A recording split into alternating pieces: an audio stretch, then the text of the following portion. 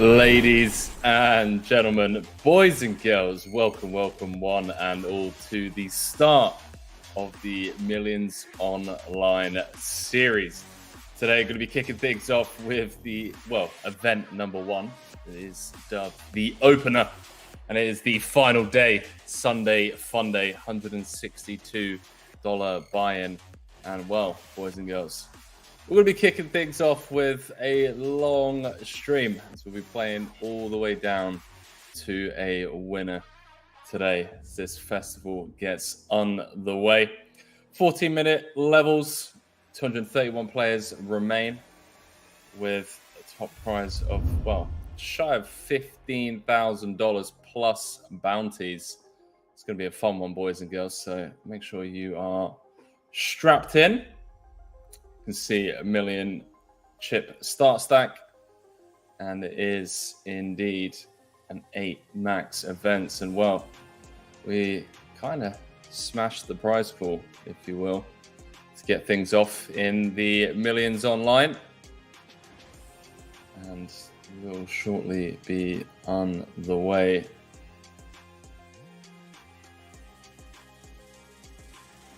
See Jakob Varka coming in as chip leader, 28 million chips, but still a long old way to go. Jim Ladd saying long stream hype. It is indeed, my man. It is indeed. It is going to be a long event for all of us. Coming in with around about 231 players. And we will be playing all the way down to a winner. See Alex Booth there from the UK, recognizable name in the chat. Snowball, how's it going? Those are the payouts again. Still a long old way to go until we can start talking about final table payouts, but give you guys an idea of what they are playing for. First 14,742 plus the bounties. It's probably looking somewhere in the realm of 25k in total. Not bad for $162 buy-in. We'll see what table we are kicking things off with. How you all doing this Sunday evening, Monday morning, Sunday afternoon, depending on which part in the world you are in. As you guys can see, blinds are 50,000, 100,000. So still very early stages. Next payout, $165. So pretty much you're buying back plus whatever booties you've earned thus far. And Lucas going to be kicking things off. A little raisy daisy from the cutoff.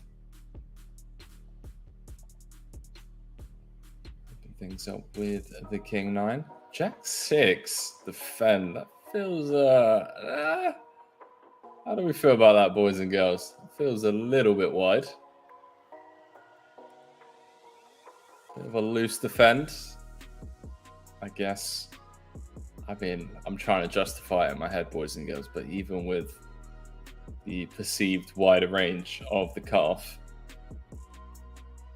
Jack 6 just doesn't really cut it for me. Lucas turning top pair king kicker. Or two pair, I should say.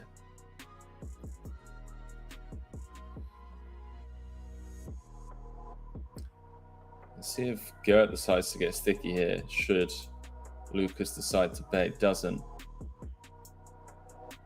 Assume this just goes check, check all the way through now. 10 of clubs on the river. John going to defend. Is he going to be willing to turn his hand into a bluff? Doesn't.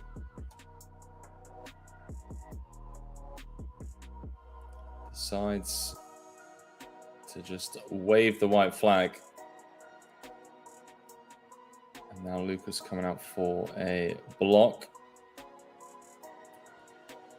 to get things started. How are we doing, boys and girls? I would love to see a couple of unknown names running deep in this. Do you know what I'm saying? That's me in the free roll, boys and girls. Jeez, Jim lad. Early exit.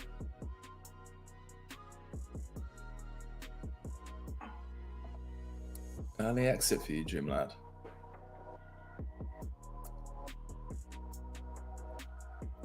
But Victor with heaps. Playing 92 bigs.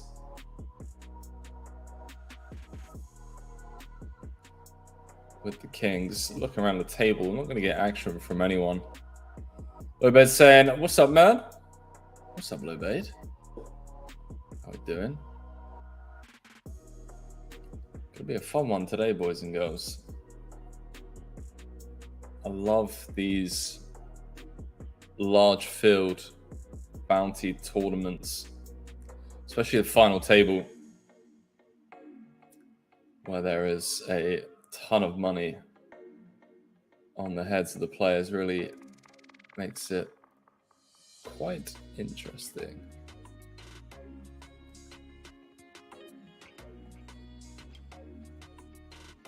Luke defending 9-7. What are you saying? Drink every time you say boys and girls? Dude, it's 3:15 a.m. If I start drinking now, by the time the sun rises, I'll be in trouble. I will be in big trouble. We'll see. We'll see. I like to address the people, you know. I like to address everyone, boys and girls, ladies and gentlemen. How are we all doing? And it's me. We're saying, okay, I'll drink. I don't know, man. I don't want to encourage that because end up getting you sent to AR. Or ER, sorry. AR? ER? ER. General said, where are you, Henry? Still in Thailand, mate. Still in Thailand.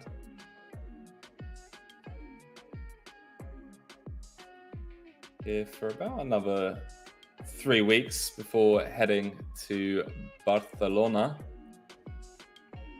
The return of the Millions Live. The return, boys and girls.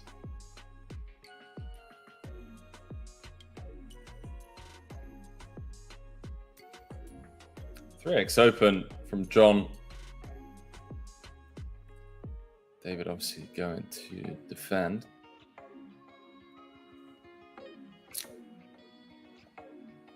Jim lad. ASMR saying, can you play pipe poker tonight? I don't believe so, mate. I don't believe so, but don't quote me on that. I would just head over to pipe poker and double check, basically, as I'm not entirely sure.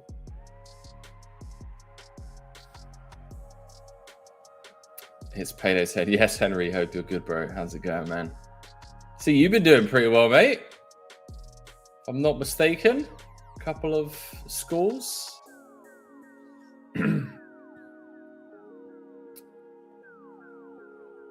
So you're gonna win it. No probe from David on the turn. Decides to just show down his queen high. What we got going on in the chat? Jibla just making me laugh. Barman saying buenas dias. Well, yeah, if that's how you say morning, that's a good day. That's a good day. Don't quote me on my Spanish either. Fun news though, I'm actually planning on relocating to Barcelona. I'm pretty excited about that. Started looking at properties.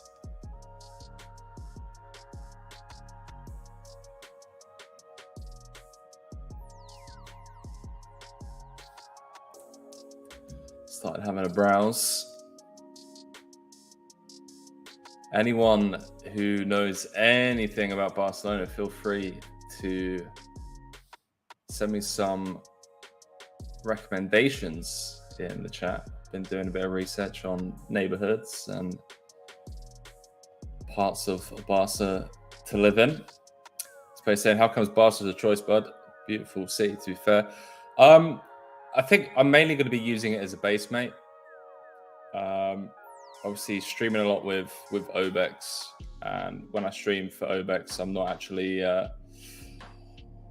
playing that much. Going to be playing a lot live, filming a lot of content, and then I think, touch wood, that the return of live poker is it's imminent. So they're all saying, I know it's in Spain. I know it's in Spain. Jesus Christ. Fair. But yeah, it seems like the return of live poker is, you know, we're there. We're back. And with that being the case, I decided that being in Europe makes more sense. It's going to allow me to travel more freely in and around Europe to live events, and I think it just really suits like my personality, basically.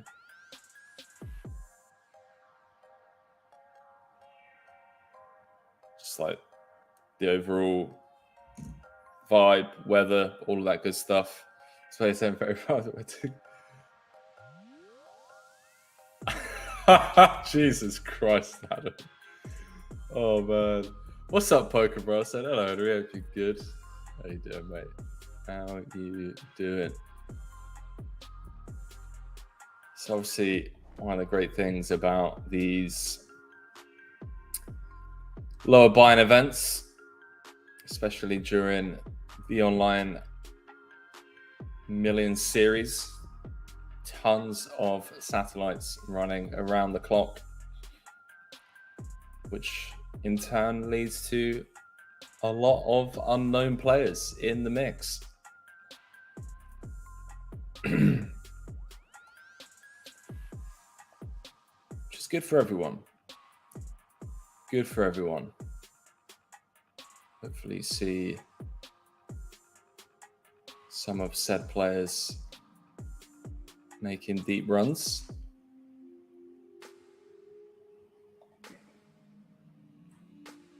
Hudson with the open. See, we're still in the very early stages of today's stream. It's on you guys to keep me company. It's just me, myself, and I.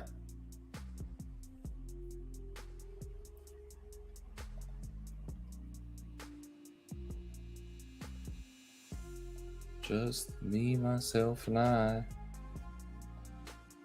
I don't know how, after years of doing commentary, my natural reaction is to still snap scan around the table and see if there's just a massive cooler coming up. I saw the pocket fives and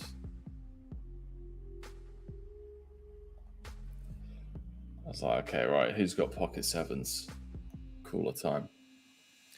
Woodgun redeeming his ticket. What up, what up, what up? Don't forget, boys and girls, you can redeem tickets. That easy. Just click that little purple button down in the left corner of your chat box. Good luck to everyone grinding today. Big old Sunday. Big old Sunday. Up the boys.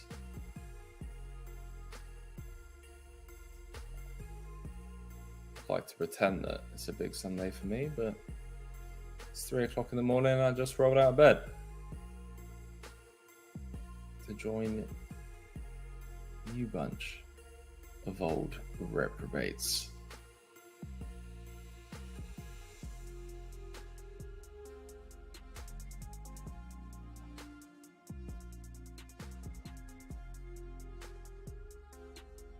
On a Tisk, impossible to answer, my friend. Gonna need a lot more context. Stack sizes of everyone, payouts, all that good stuff. How many players were left?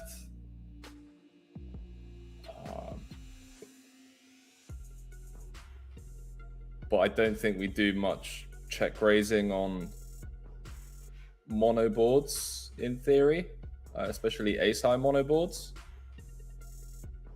But that is a very broad statement for me to make, given the short context that you gave. So when I say Matt and Jimmy Staples are playing this and still in, so good luck to the boys. Good luck to everyone, whatever it is you're playing, even if you're not in this tournament.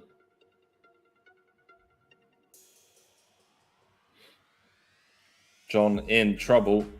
Flops top pair. Victor with bottom 2 on the flop.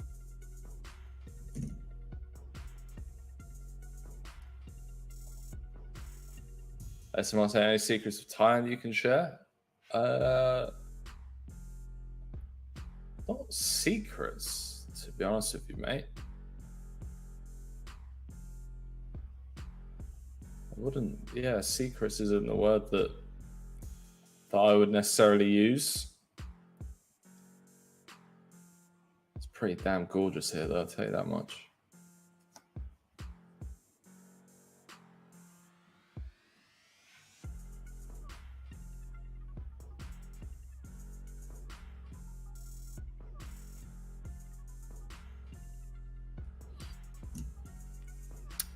I was 6 of 7, one small stack with about 5 bigs less than me. Yeah, I'm probably check calling, and there's probably a world in which solvers are actually just folding versus a large sizing. No, I don't think we're ever folding ace jack deuce because we have backdoor will draw. But yeah, probably pure folding turn versus big. So I would say, then we go to Vegas at the start of July. I'd love to grab a beer. May miles out there at the moment, cashing it out. I don't think I will be, mate. Don't think I will be. I have Barcelona Millions. Start of June 2nd, I'll be flying out. And then, as mentioned, I'm planning on relocating to Barcelona, so probably going to be pretty busy. Potentially fly out for the main. Could potentially fly out for the main like that. That is still a possibility. I'm not counting that out. Baby Gang official said real money? Question mark. Is indeed real money.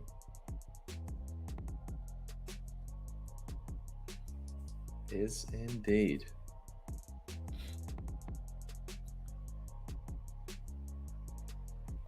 I said thanks to the man. No worries, dude. No worries.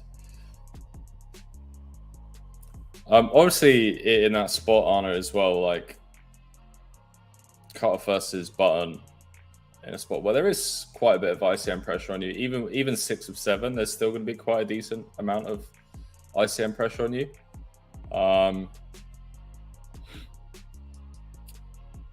So it's going to exert a ton of pressure post flop in position. I think calling 1 is kind of mandatory. But then you did also mention that he's an aggressive player, so it's kind of like, well, if we call 1, are we just like, are we putting the seatbelt on? Are we buckling up to cool down? Probably a somewhat nice combo to cool down with as well. Unblocking the king queens, king 10s, queen 10s of the world.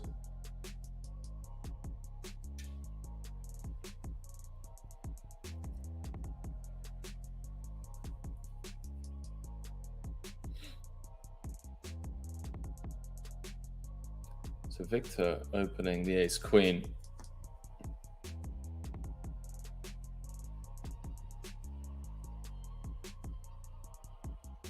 Running into the ace king suited. Sergio.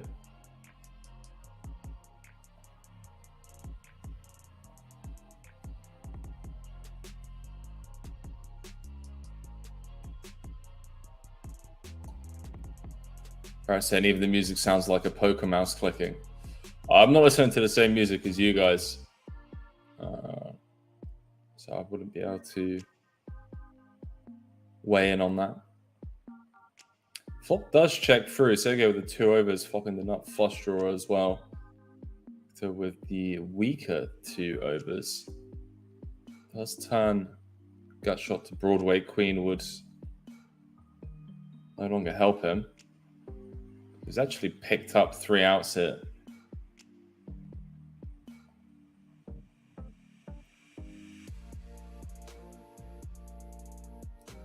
$162 buy-in.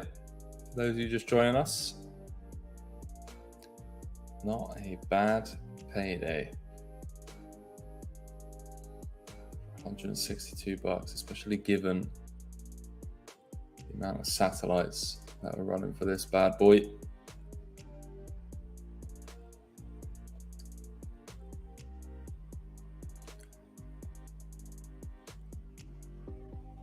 Felicity asking, how do I redeem tickets? Down in the left-hand corner of your chat box on Twitch, there's a little purple bubble. Just click on that and it will show you how.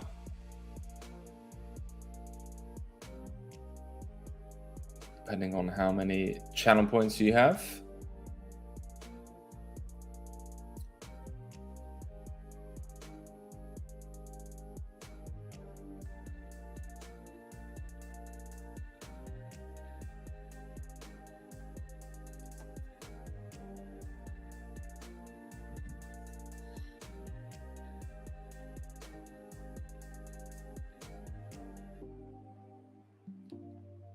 So Victor outflopping Lucas.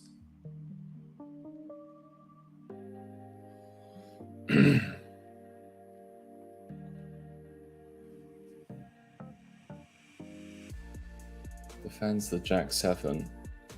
Probe's turn for small.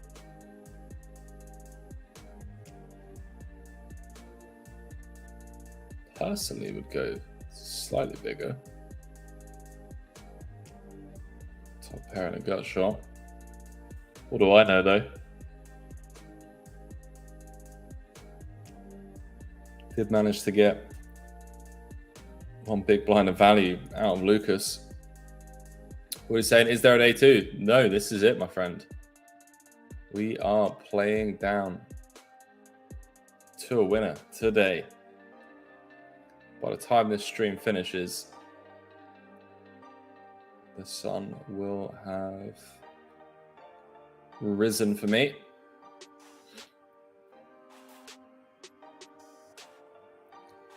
And I assume that a lot of you will be in bed.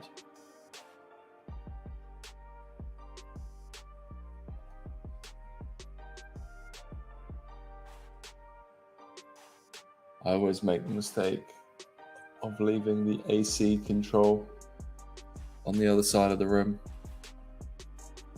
Always forget how humid it gets here. Fuck.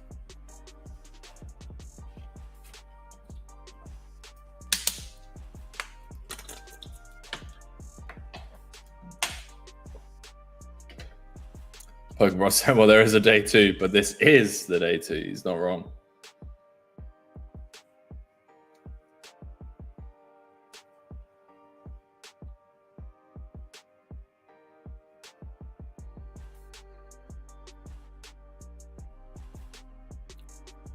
Victor completing from the small.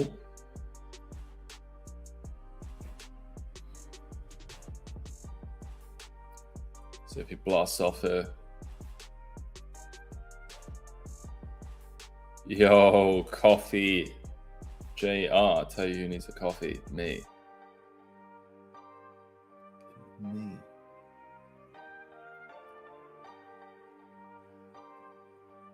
Need to start seeing more chips be put in the middle here, boys and girls, not gonna lie.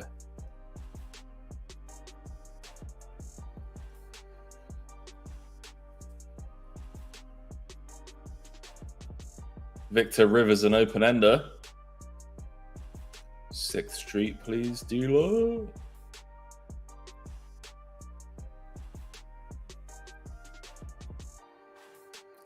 Need to see more money going in. Please. Flop middle pair, blind versus blind. Can we bet?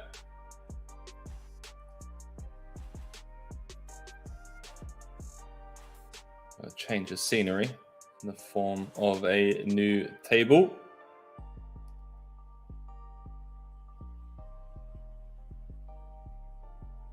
What a great name.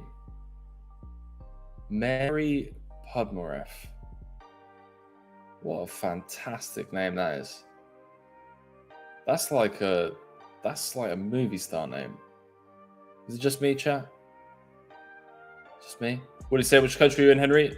I'm currently in Thailand, my man. Here for a few more weeks. Just going around the table. Sander, Pedro, Leviticus, Didier, Jonathan, Andre, all in the mix. Hollywood Game Studio saying, how did you make your community, if I ask? Oh, which one, mate?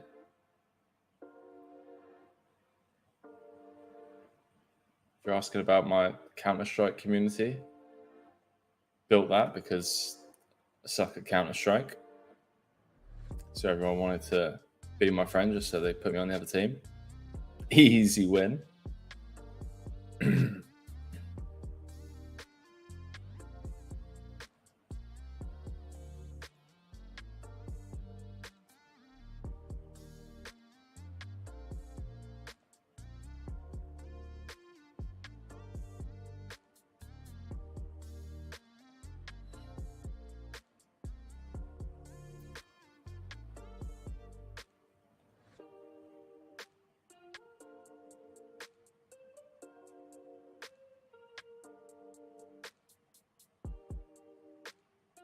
Very no nonsense, just taking it upstairs.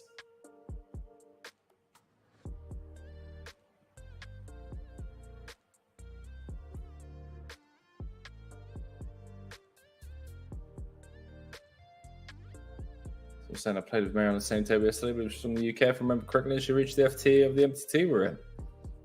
Let's go, Mary.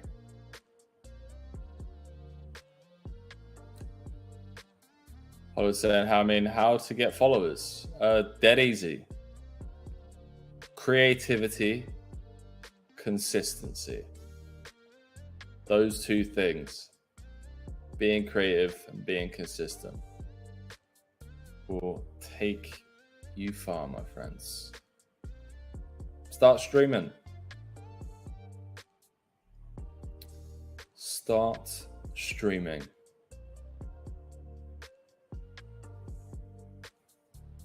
You will see what happens, what works, what doesn't work.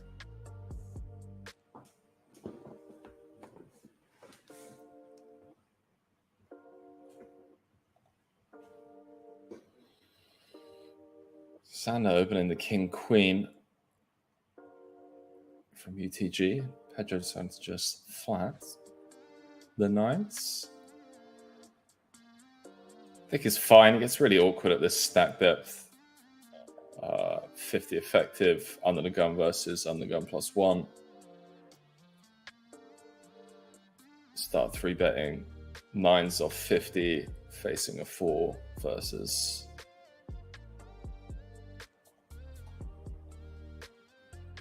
+1, and these medium strength hands, it gets pretty dicey.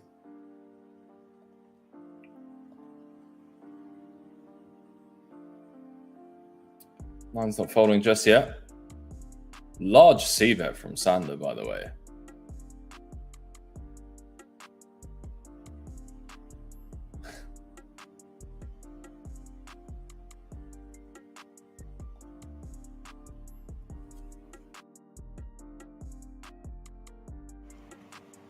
Pretty huge c-bet, 2 overs.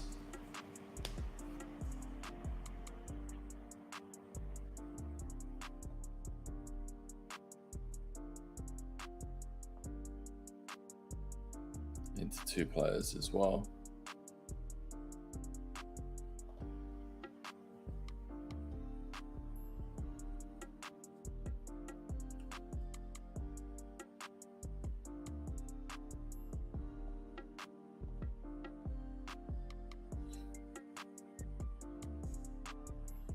Adam said, no, but this is just the Bieber one day. We've got to start somewhere, buddy. Facts. Straight up facts.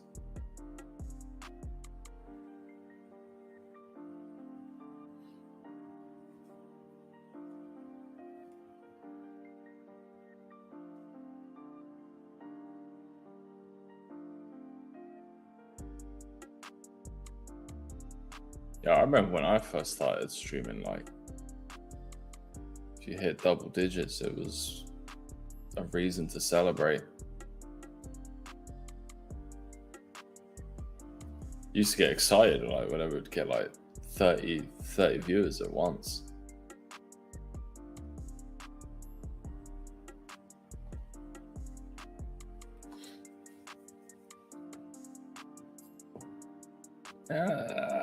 Kilbane suited. We don't cover the small blind, I guess.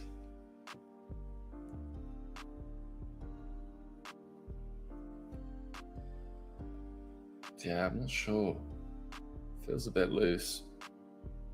I think King 10 is probably bottom of what we want to be flatting. It's hijack open. I don't know about you boys, I want to just see Mary go after it. Yeah, poker, I say consistency is definitely the key. I couldn't agree more. I think it's something that's really slept on. It's that people feel like they come for one stream once a week or whenever they feel like showing up, and sure, they put all their effort and energy into the stream itself, but consistency, especially when you stream poker, is huge. It's really huge. As with anything in life, like any consistency, anything that you do.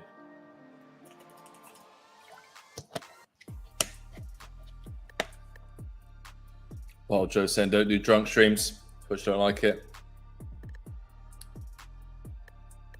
Is that a thing? You're not allowed to do that. I was saying, so do you think the ace 3 suit is a very bad mood? I wouldn't say it's very bad, mate. Not at all. I think your hand definitely wants some protection on a mono board, but I personally just check call and reevaluate turn. You can look at the solver outputs online as well, mate. I don't know how far into your career you are, but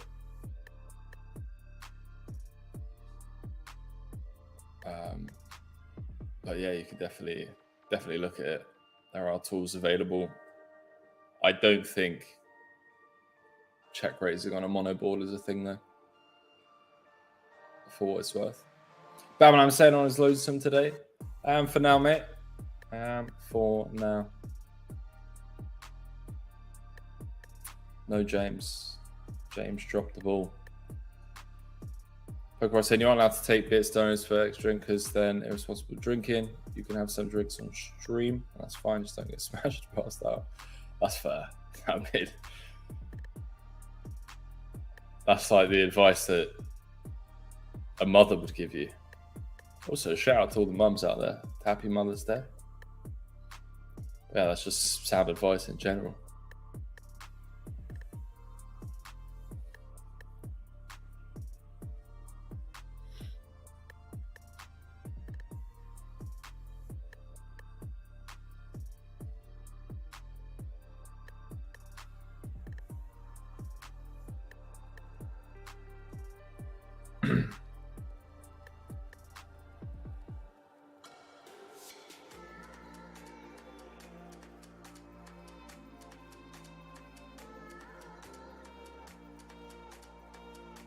Moderation, another keyword.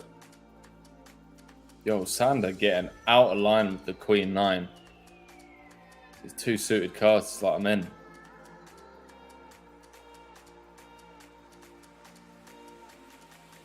I am in. Just saying, hold up, it's Mother's Day. I believe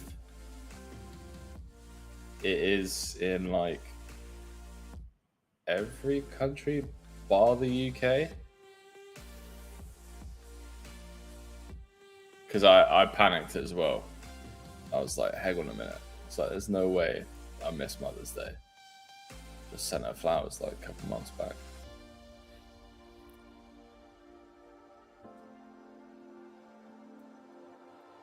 Mate, this Sander loves just betting big, doesn't he? Absolutely loves it. What a hero. Takes it down.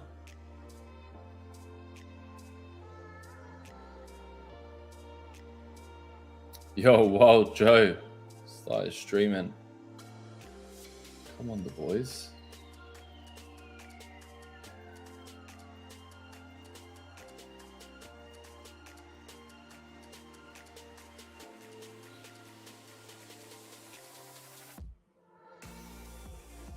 Potential car crash as it folds round to the button. I guess Vinicius may open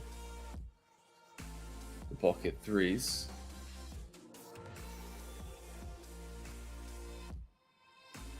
We're looking at 35 effective small blind versus button. Yeah, he does let go of the trays.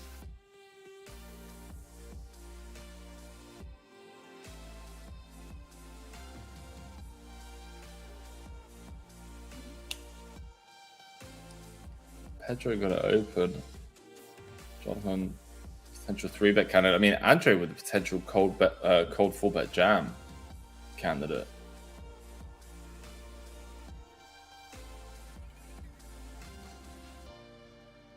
That's what I'm looking for. Just flats.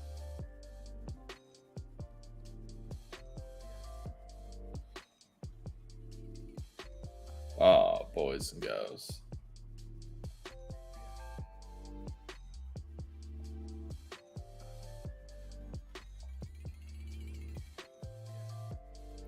Wow, Jonathan's still going to get in trouble.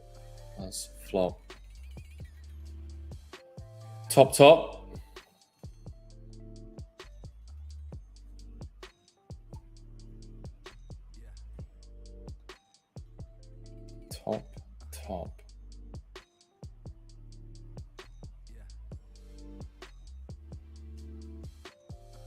Again, absolutely demolished for what it's worth, boys and girls, these last 4 weeks.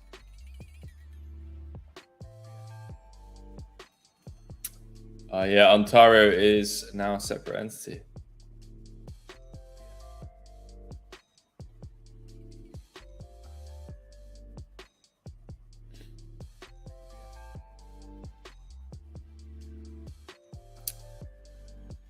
Big double barrel from Pedro.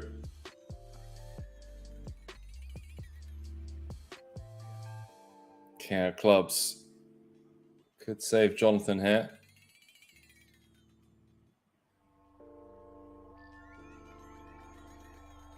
Yeah, Pedro even just slow it down.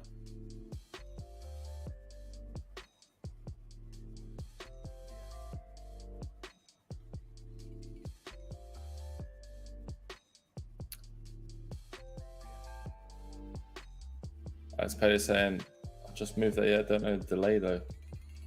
Wait, how do you know if you're on the feature table? Well, I didn't even know that was a thing. I'm really confused. So it tells you whilst you're playing. You're next to Mary. Okay. Right. Okay, that makes sense. I was super confused because I could have sworn that we have multiple tables to choose from. Supernova said Mary has a Hendon mod, by the way. She needs an IMDb profile. I can't get over how great a name that is. I wish that was my surname.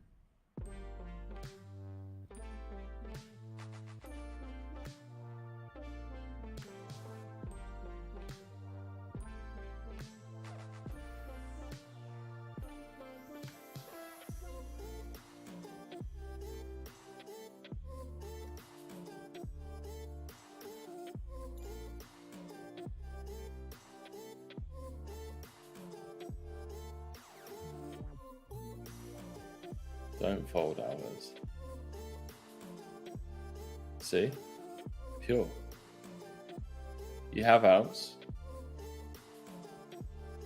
And when you don't hit, you can always win the pot by bluffing.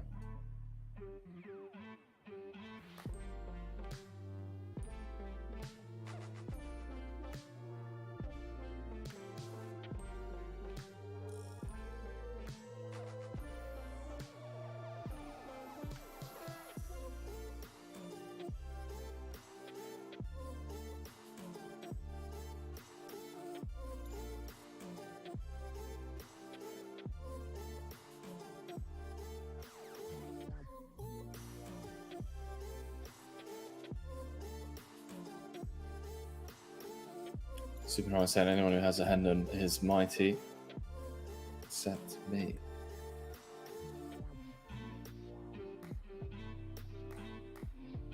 Behave. Behave.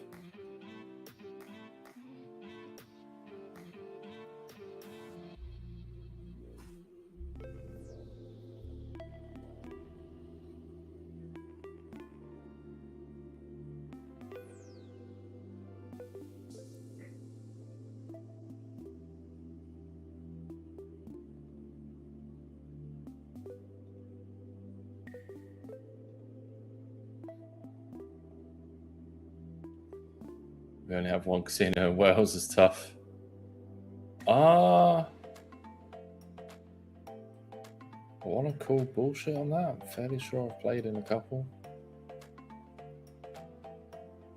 Swansea and Cardiff.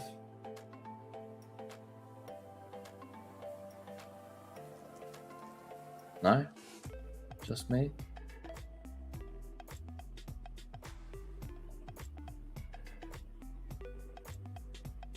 Oh, really? Did it? Swansea shot.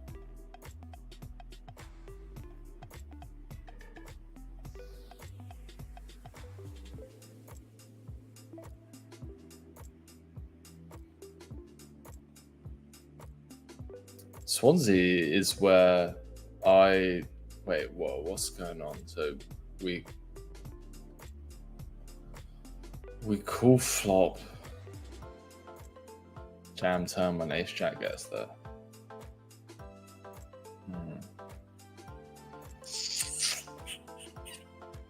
All right. All right.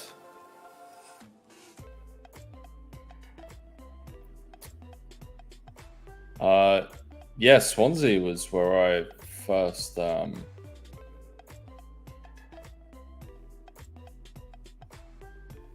one of the first places I started playing, like more seriously.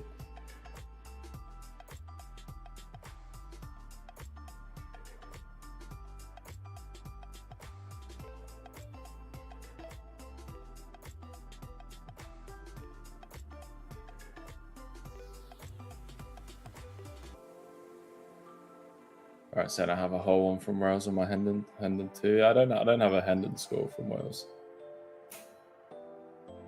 Roger said I have to travel 2 hours over to Newcastle, Blackpool, or Glasgow. Yeah, you are in the thick of it, mate.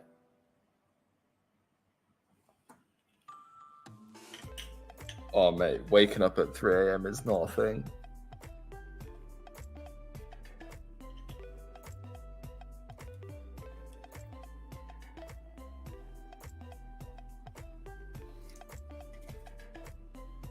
Definitely not a thing. Shouldn't be a thing anyway.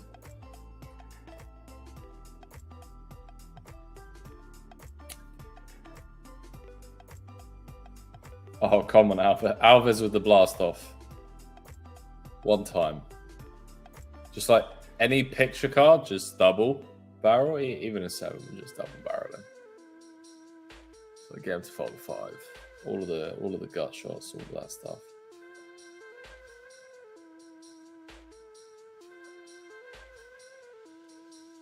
So we'll say I have to walk approximately 5 minutes down the road to the biggest casino in the country.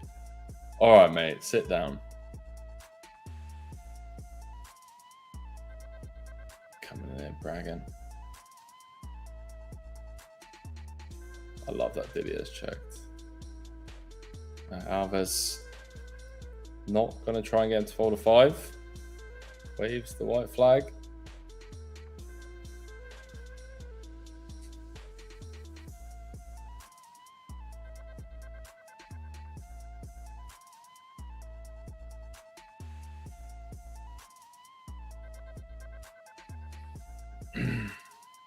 Joys of living in the city centre.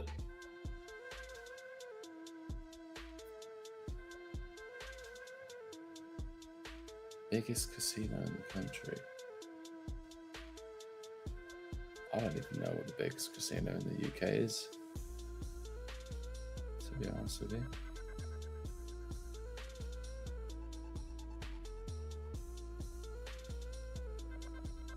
I couldn't tell you.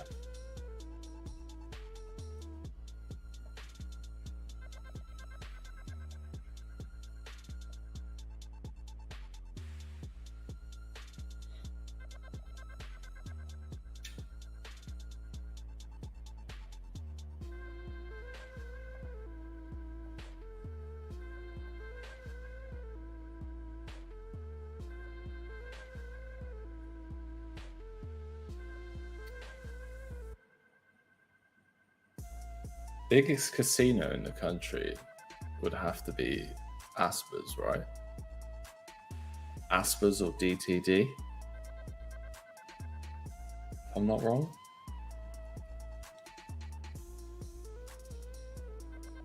Am I wrong, chat?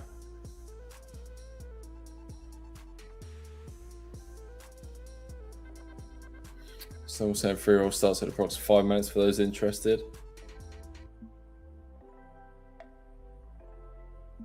Get in there, boys and girls. Get in the mix. The free roll is the only tournament you're allowed to share your bad beat stories from. So enjoy. Poker saying DTD is defo biggest poker room. Yeah, definitely biggest poker room, I think.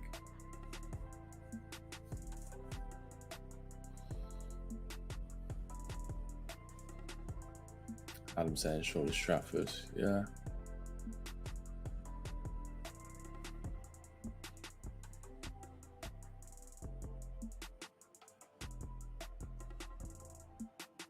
Snowball's just gonna keep us hanging, not letting us know what casino it's 5 minutes walk from.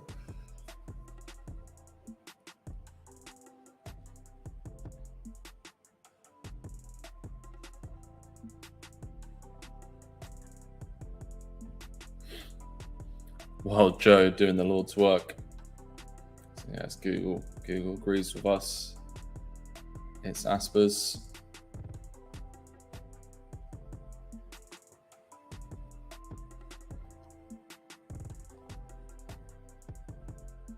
Also, what made you think I was in the UK? I don't know.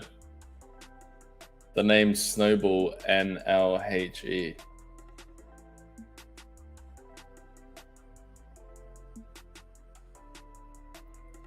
We're talking about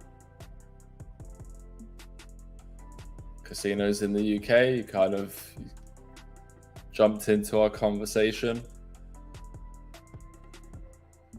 somewhat uninvited, and yeah, so you're not from the UK is what you're saying. I'm teasing, by the way. And also, your English is very good for someone that doesn't live in the UK. Unless you are English. But live abroad, like me. I'm teasing.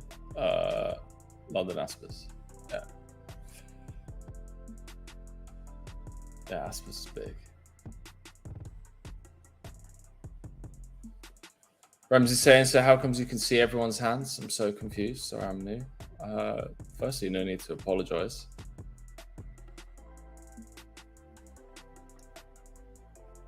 But secondly, we're on a 30-minute delay, which gives us time to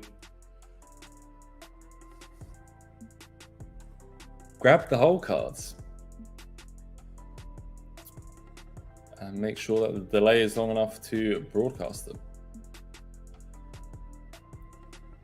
Throwing curveballs, not snowballs. Yeah, exactly. I was trying to think, because like it said city centre, and then I believe it is 30 minutes. Yeah, I believe it is 30 minutes.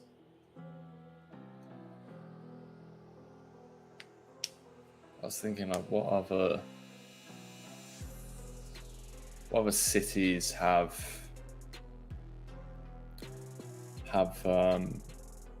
big casinos in the city centre? Barcelona's on the beach. I wouldn't call the casinos in Amsterdam big.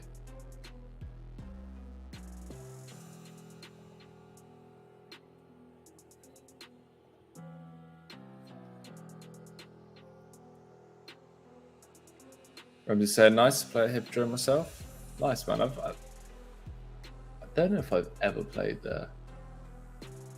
Maybe once upon a time. It's been a while.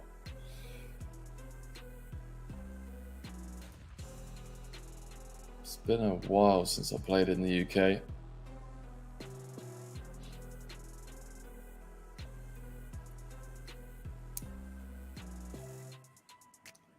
People are saying Amsterdam's casino is big. It used to be a prison.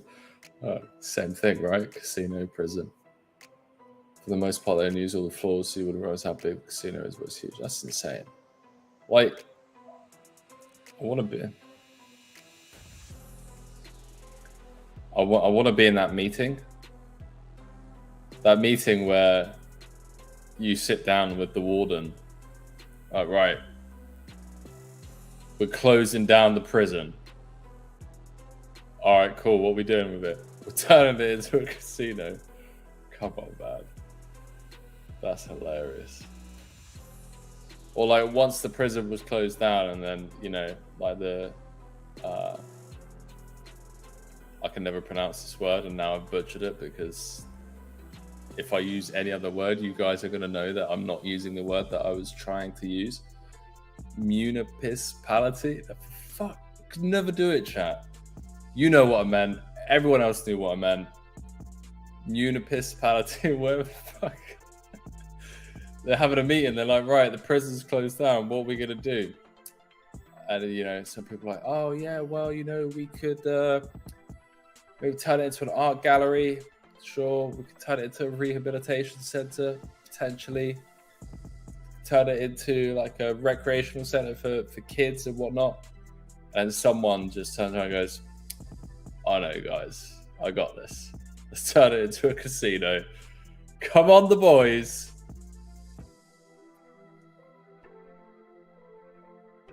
Municipality. There we go. See, when I see it spelled out, Poker Bros, it comes a lot more naturally. Thank you. Thank you. Municipality. Cool.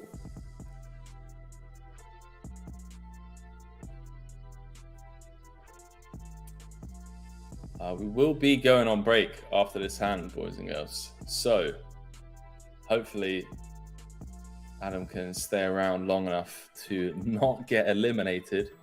And when we come back, playing all the way down to a winner today. So don't go anywhere. We'll be crowning the champion of the Millions Online opener. See you guys in 5.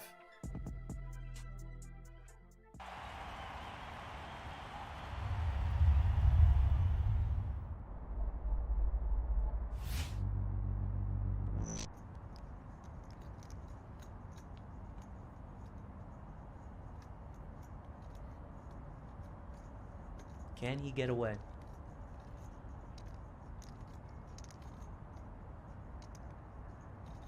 All of you watching at home, ask yourself the question. Could you get away? I don't think I could. We do get a call. We are going to see a river here. 4 outs remain for Vadim L to stay alive in this tournament. He needs a queen and only a queen, or we will see Vadim S double through. Oh my god, it's a queen!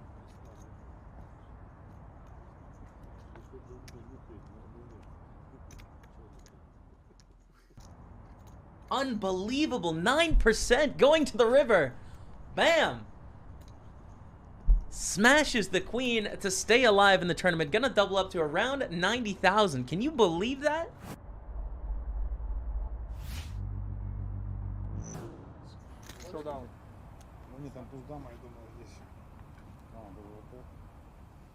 Here we go.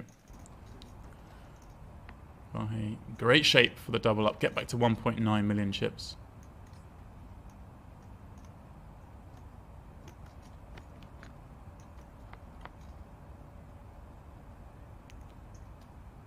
Jack 8-5. Vahe, well, not hanging around to watch. He is going for a smoke. Well, that's a new one on me. Vahe runs out to the balcony area, I assume for a cigarette. And Vahe gets the double when he's not even in the room. That is a new one. He's up to 1.9 million in chips. It looks like already that was our final hand of the first 2 hours. Interesting. We saw him out of nowhere with 7-3. Wow, is Maxim going to take the bait? That's exactly what's happening. He's laid the trap. Totally snapping, and Maxim needs to find a 4. Well, he will be eliminated here at the WPT Russia.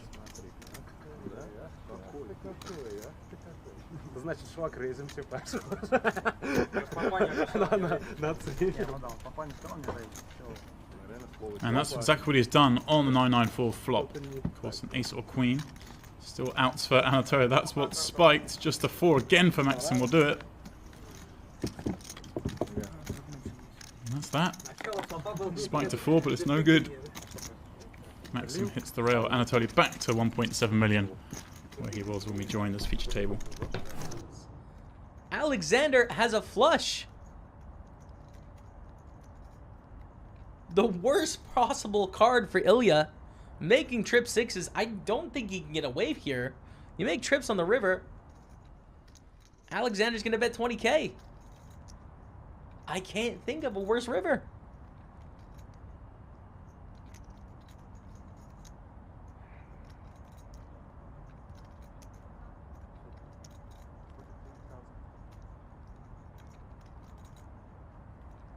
Did Ilya just raise? To 43,000. Alexander calls.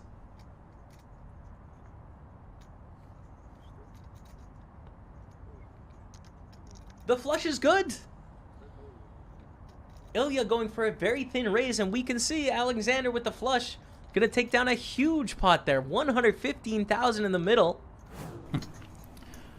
Don't see Matas folding.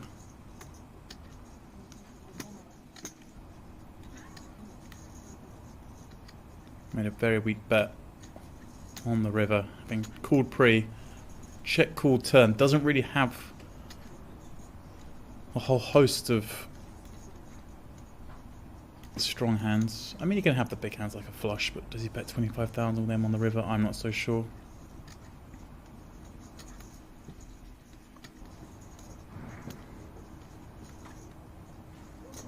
I think if you weak lead the river, you've just got a call here with a hand as strong as a set.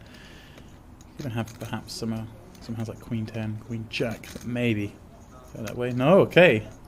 Matas does give it up. Nice play, Dimitri. Using that 10, running a big bluff.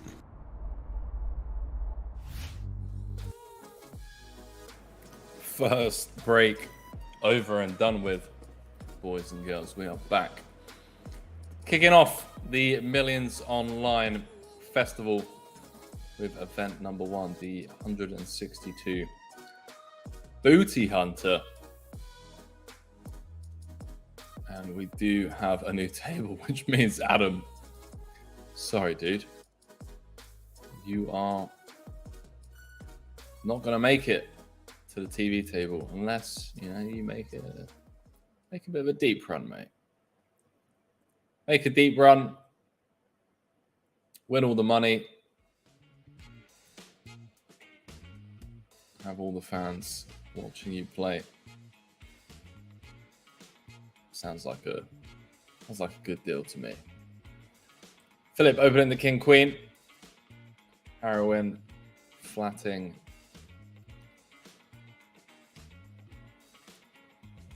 The ace jack O.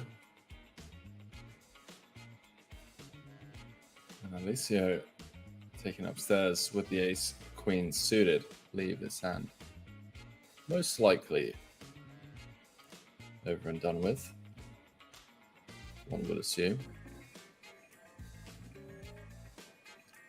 Ross and new table, no. Rip. Rip.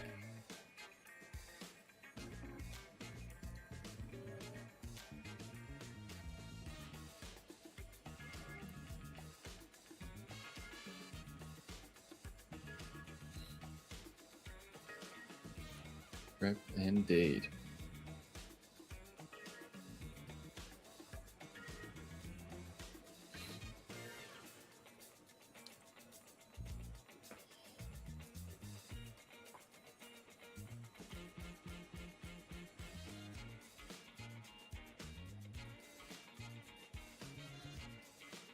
We will be having a guest joining at some point. We'll introduce them when they arrive. Pokeball saying, without cheating, searching, tell me where in the world has the largest casino, and I've never got this correct. Largest casino in the world. Oh, I wouldn't even know where to begin. It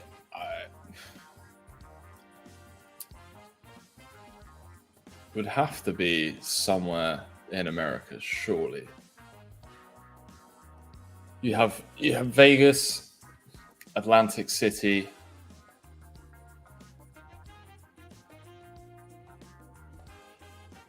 would LA? I assume LA has a large casino, but largest in terms of like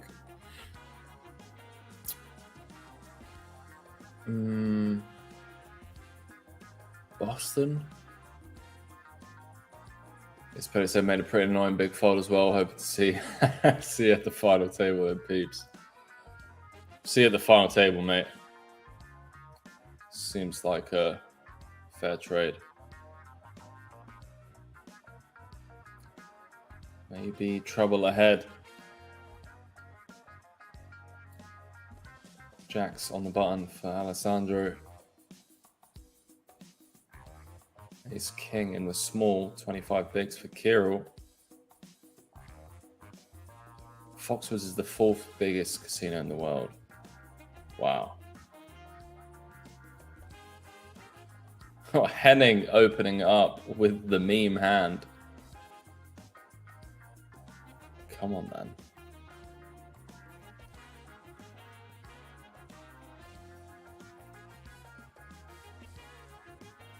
With the meme hand. And Alessandro just flatting the button with the jacks. Alright. So it is going to go in eventually. We see the flat from the jacks rather than the 3-bet button versus cutoff. I'll just get to click call for a bounty. 150 left, 191 locked up. Plus the booties. We are off to the races.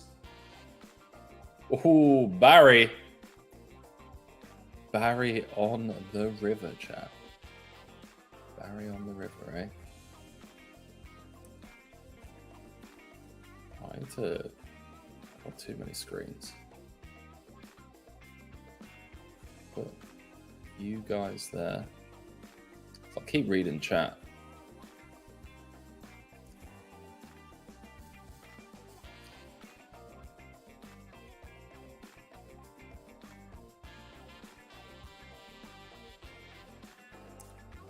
They lost like 50 tables apparently, Foxwood. Isn't Foxwood the one of the casinos that is referenced in Rounders? Am I thinking of the same place? I feel like I am.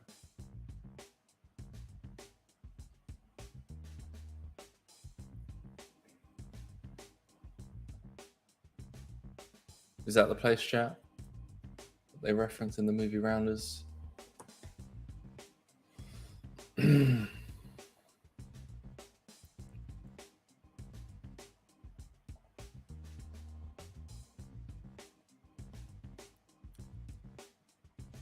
Supernova saying DTD got rid of all their roulette gaming tables, just poker now. Oh, is it really? Wow. Is there any particular reason for that, Supernova?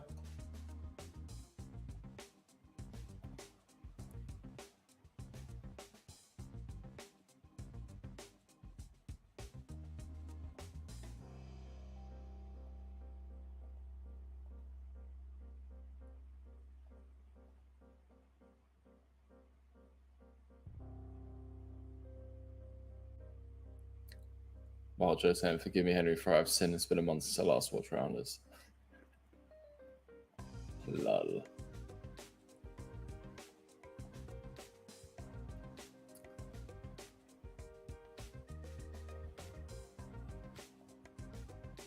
Been a while since I've watched it as well, to be fair.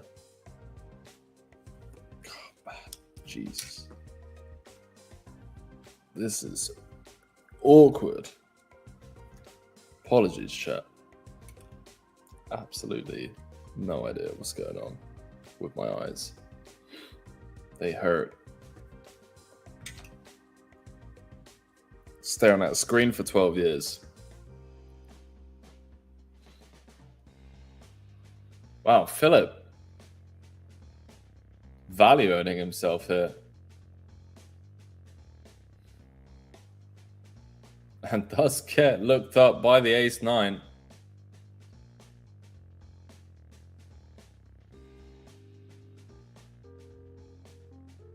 Showers. Poker saying, I still can't believe no Rounders 2. I talked about it for so long. Honestly, I don't even know how I feel about the releasing Rounders 2. Because whatever it is that they release, no matter what it is they release, they're going to... People are just going to be disappointed, you know? We're going to have expectations in our mind of what we want it to be. And I feel like that's a movie that you just don't need to touch.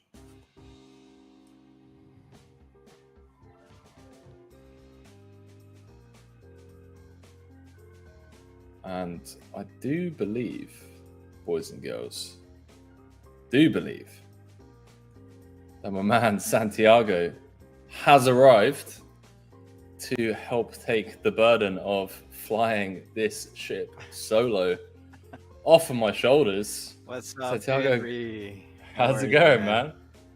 I'm doing well. How are you? Great, Whereabouts man. in the Nice world to are meet you. Nice to meet you too, bud. Thank you for having me. First of all, I'm here in Mexico City. Oh wow! And where are you? I'm in Thailand, so we've really got Thailand. Really? Yeah, we got a show going on. Yeah. Nice. And what you're doing in Thailand? You just travel for vacation or something, work, or you live there, or? Yeah, just basically came out here about 5 months ago with some poker friends and got a grindhouse together, or at least we did at the time. Had a grindhouse together. And yeah, just it just made sense to come out here and enjoy the good weather whilst it was cold in Europe. Great, so great. We've got we got you on, well, yeah, the far west, and me in the far east. Yeah, that's right. And thank you for having me. I know that this solo Twitch, it's hard, man. It can be I know tough. what you're dealing with. Yeah, it definitely Yeah, can but- be tough. Yeah, and so I'm gonna be with you a couple hours. My internet connection it's weak. I don't know what's happening, but we are gonna try to do our best. I know that we're gonna try that. No, you and me both, mate. We've it's monsoon season here in Phuket, Thailand. So yeah, every time we go live, I'm always just worried about there being an internet collapse across the board. Yeah. So. It's part of the job, man. And I want to thank you, all the people in the chat, to be patient with me, because English is not my first language, so I'm doing my best. It's not my first experience in English. I work sometimes with the people of Party Poker, but it's not the same thing, I need to be translating all my thoughts, and especially in poker, sometimes it's kind of hard. But thank you for having me, Henry. No, I appreciate it, man. I know exactly how that feels. I grew up in Bulgaria, and it was always the same. Like trying to speak Bulgarian, but still thinking in English and having to process, every word. But yeah, no. While Joe said it's okay, Henry isn't the best at English either. Yeah, so there you go. My English isn't great. Great, man. So this tournament, this is the opener, right? Of the Millions KO. You start the day, I saw, like with 250 players, kind of. Thereabouts, yeah. Came back with 250. Okay. Wow. Started First the day place. off with 250. $14,000 plus bounties, maybe like 29, 30K. Yeah, I think in the larger fields in general, the bounty isn't like the same as the first prize. Okay. It's normally around like half what first prize is, 2/3. So yeah, around 25, 30K would make a lot of sense in my mind. Nice. Good price for a Sunday. Not bad for a 162 either, especially given how many satellites run for the Million Online series. Like it's insane. So you're going to have a lot of people that have qualified for, much less than the initial buy-in of 162.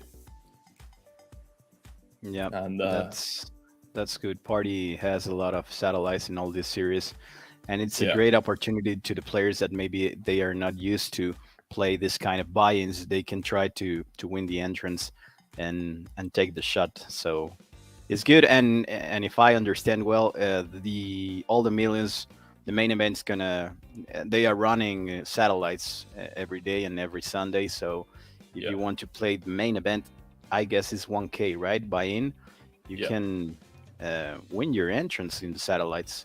It's a good opportunity, a good choice. Yeah, it really is, man. It really is. Like when I think of the way I approached building my bankroll, I don't think I had the smartest approach in life. Whereas now, you look at all the options and just grinding it out, grinding satellites, and just trying to get that big score makes a ton of sense in my opinion. And it's definitely available on a much wider scale. I mean, it always was. Just I never really wanted to grind the lower stakes, so I just was pretty reckless with my bankroll. But hey, here we are 10 years later. We're still here. So that's right, man. I want to say hi to the people in the chat. I saw Supernova right there and Giuliano, a lot of amazing guys that follow us in the Party Poker Latam channel. Thank you guys for being here in the US or UK channel in English. So thanks, guys. They follow us in every channel, and I always said that it's like a big family around the world. These guys are amazing. So thank you, guys. It is. It really is, man. Yeah, get the same old faces, if you will, showing up week in, week out. It's great. Yeah. It really is. Hey, listen, Santiago, I'm actually moving to Barcelona, so I need to brush up on my Spanish. So, Okay, you want to practice? Yeah. I don't know if I want to practice on stream, but if you want to, casually drop some Spanish poker terms, feel free, man, because I'm gonna need some help. Perfect. So, well, we use all the poker terms in English. We always say call, fold, and all this stuff. Spanish guys, in Mexico, Spanish guys sometimes they use the terms in Spanish, because they translate everything. If they read a word in English, they say it like in Spanish. I don't have any example, but they are so romantic with the Spanish. We in Mexico, we are close to the United States, so we learn to keep some words in English. We don't have this translate thing everything. So for me, it's like common to say raise, fold, 3-bet, push, all the poker terms. But I can show you some words, even not of poker words for go to a store in Barcelona and ask for coffee. ¿Me puedes dar un café, por favor? And that's it. Right. Far away from there. While Joe's saying dos cerveza, mi amigo, is all I need to know, apparently. Yeah, dos cervezas, por favor. There we go. Yeah, of course. I'm here for anything that you need, brother. I appreciate it, man. I'm looking forward to learning a new language again. It's been a long time, so having to kind of challenge myself is going to be fun. Yeah, you're from UK, right? Originally from the UK. Okay. Yeah. So, but I spent a lot of time in Spain as a kid. But yeah, don't remember much Spanish. So I'm definitely going to be in a bit of trouble when it comes to moving there initially. And where are you moving this new time? Where you go? When? Sorry. When? I'm going to be going. So basically, we have the Barcelona Millions start of June. Yeah, of course. Yeah, and then I'm just going to be staying there. Great. Yeah, I'm going to be moving. You need to go to the Camp Nou, so the Barcelona team. Definitely. Yeah, definitely. Yeah, that needs to happen. That needs to happen at least. I love that you are from UK, so I can speak about football and not with the American guys that I say football and they start talking about the Dallas Cowboys, and it's like, no, man, that's not football. Football in Mexico and in UK is like, there's only one football, man. Come on. Yeah. No, it's definitely got a lot going on at the moment. That's for sure. Liverpool just drew with Tottenham, so kind of out of the title race unless Man City lose. Real Madrid against Liverpool in the Champions League, game, man. Game. That's gonna be a fun game. Yeah, I think Real Madrid are gonna win. I think Real Madrid have got it in them. Yeah, I don't like Real Madrid. Actually, I'm pushing for Liverpool in this final. I hope they win. Oh yeah, so am I. I'm definitely rooting for Liverpool, but I don't know, man. There's something about Benzema, man. It's like magic in the air. You can't explain it. It's like the history and the shirt. Yeah, it's special. I don't like them, but I have to recognize that they are awesome in those qualities. Definitely. While Joe's saying Everton get demoted, are they really? Do you think so, Joe? Yeah, it's not been best season. So, and you're gonna travel to Vegas after Barcelona? I don't think so, mate. No, I was speaking with the chat earlier on. I think there is still a chance that I go out for the main, but with Barcelona wrapping up on the 12th, and then going to be moving into a new apartment, all of that stuff. I don't really want to like move in and then fly straight away to Vegas for like 4 weeks of an intense grind. So Yeah. we'll see. We will see. I haven't decided yet. It's part of the poker player life. We will see. We take decisions every week. Yeah, Depends sometimes on the grind, on the family, on the travel plans. So definitely. Yeah, I know what definitely. you mean. Thank you guys. Thank you for there's Snowball saying that it's good to be back. And yeah, actually I won. I just been with Maximus Black in the tournament program from Party Poker, and I won. I made 3 final tables of 6 tournaments, and I won 2 tournaments of those 6. So What? it was an awesome stream because it's all live, and it's one of that days that you're like, what is happening? I'm running like a god, you know. Yeah. I Oh, took good decisions, of course. I don't take my own credit, but sometimes you run hot, and that's it, you know. days like that, man. Those are the days that we live for, where you can just do nothing wrong because it just all Yeah. falls into place. So yeah, I don't know. I don't know how that feels personally. So if you wanna teach I don't believe you, man. if you wanna teach me how to do it, then feel free. I don't believe you, but it's a good answer. So how's the table, man? It's like 20 minutes talking about shit, but it's part of this streams. How is the table? You know any player? The people is recognize someone of the players of this table? I didn't recognize anyone from the previous table. We just moved to this table like 5 minutes before you actually joined us. But I did recognize a couple of the names in the overall leaderboard when we had 250 left. Mm-hmm. But obviously, still a long way to go to see if those players hold out and manage to duck and dive their way down towards the final few tables. Mm-hmm. But yeah, haven't recognized any thus far, and I guess that's kind of like the beautiful thing about this Millions Online series is, again, you just have a lot of unknown players qualifying through satellites, people that don't play, a high volume compared to some of the regs. So you do get a lot of. I recognize Daniel Weiss, by the way, bottom left, Okay. C2, but that is the only player I recognize. Yeah. Another thing that is important is that we don't have nicknames in these tournaments, so that's special too. It's good because sometimes there's a lot of regular players that have a lot of notes with the nicknames that they recognize from other tournaments. So I think it's special, and it's a good opportunity, like you were saying, that there's unknown players.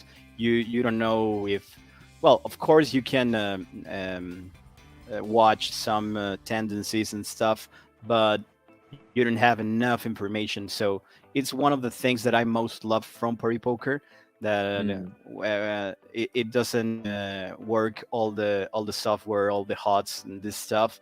It's like the pure game, and when the players are using the real name, you can search in internet, but I don't know, maybe it's gonna be a lot of A Smith, I don't know the name, but or Henning K. There's a lot of guys just like that, and if they are new players, it's good for them too.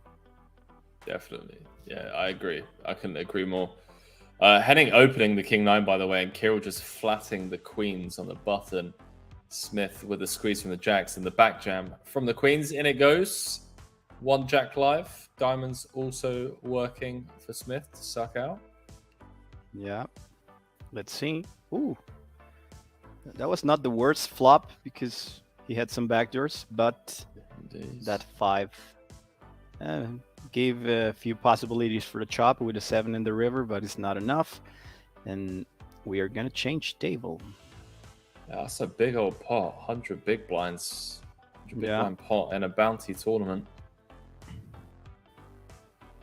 And right here we left. have Joao Pedro. I guess that guy is from Brazil. There's a lot of or maybe Portugal living in another place. Man, the Brazilians have been absolutely And crushing it. yeah, yeah. We spoke a lot of that thing in the Party Poker Latham. I work with a lot of Argentinians, Peru, Costa Rica, a lot of guys, and I interview poker players from different parts of the world, and all they agree that the Brazilians have this. Of course, there's something cultural, that the aggression, I don't know how to explain it, but they work together a lot. They have a lot of teams, they have a lot of poker schools, and they understand that is like a lot of value in poker, and they start working. That doesn't happen in a lot of countries in Latin America. In Mexico, well, Argentina is like the best country with Brazil from South America, but in Mexico it's like hard to have good schools of poker or good groups of study. Sometimes all my Mexican friends, the best players, they end playing and sharing time with foreigners, with Spanish guys, with American guys, because there's no like a strong community. I don't know if I'm No, explaining 100%. well. Yeah, 100%. It makes a lot of sense as well, and I think it's something that we've seen a lot recently, especially in like the last 2-3 years, where, like you said, having that community, having people that you can share hands with, you can discuss tough spots with, you can review stuff with. It helps. Like if you look at, if you take Mr. Beast, for example, right, and the way that he built his YouTube platform to grow to the success that it is now, he talked about how early on in his career, him and his team of like 10 other YouTube content creators would all delegate tasks to each other, so that in a year's time they would get 10 years worth of knowledge. Thumbnails, algorithm, the type of content, the demographics they're targeting, and you can transfer a lot of those skill sets from different industries over into poker as well. If you have 10 people working on different parts of the game that you can then all share with each other, you're going to grow 10 times faster. And I think the Brazilians have really got that community kind of pulled together. It's great to see. Yeah, I'm totally agree. I always say that I had a lot of lucky, because I meet great players here in Mexico. They are like my teachers and also my friends. But not every player in my country has this opportunity to be constantly talking about spots, talking about life, because it's part of the same thing, But these Brazilians understand perfectly what they have to do to be one of the most important country right now, I guess, because you don't only have like 3 great players. You have like 15 or 20, and that's great. Yeah, I mean, Joe in the chat saying year of Romania last year, and this year is the year of Brazil. Yeah, it really is. The Brazilians are fierce competitors, especially in no limit MTTs. That's for sure. Absolutely, killing it. That's right. It almost feels like every big every big FT has like 2 Brazilians. It's crazy.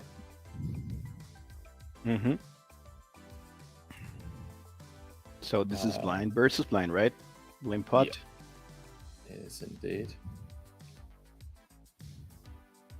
And King High is going to take it. Miranda saying, so this is not live. Henry was talking about the game. No, we were talking about the finals between Real Madrid and Liverpool, which has not happened yet, as far as I'm aware. If I've somehow missed the Champions League final, then I'm pretty upset. I'm not going to lie. Me too. No, we weren't talking about. We weren't talking about the Man City Madrid game. We're talking about the Man City Madrid Liverpool game. It's 28 May in Paris, France.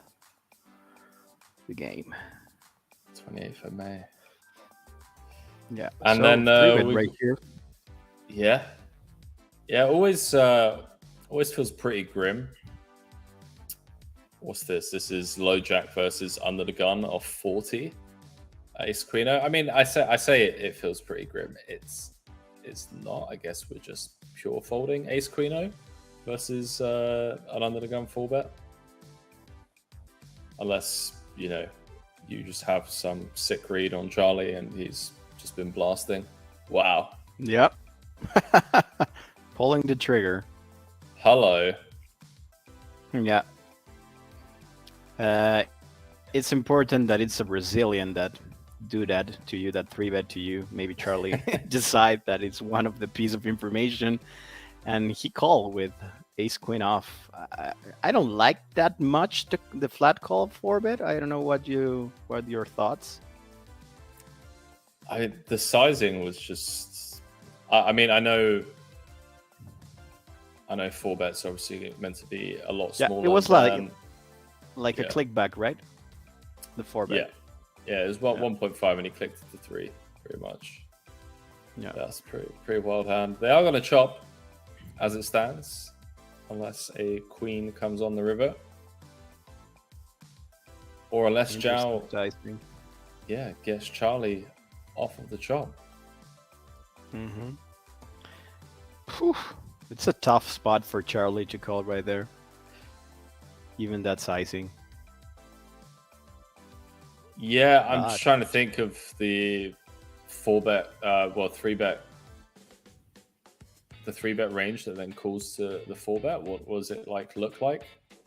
I guess you can have queens. It's really the only queens and ace queen suited,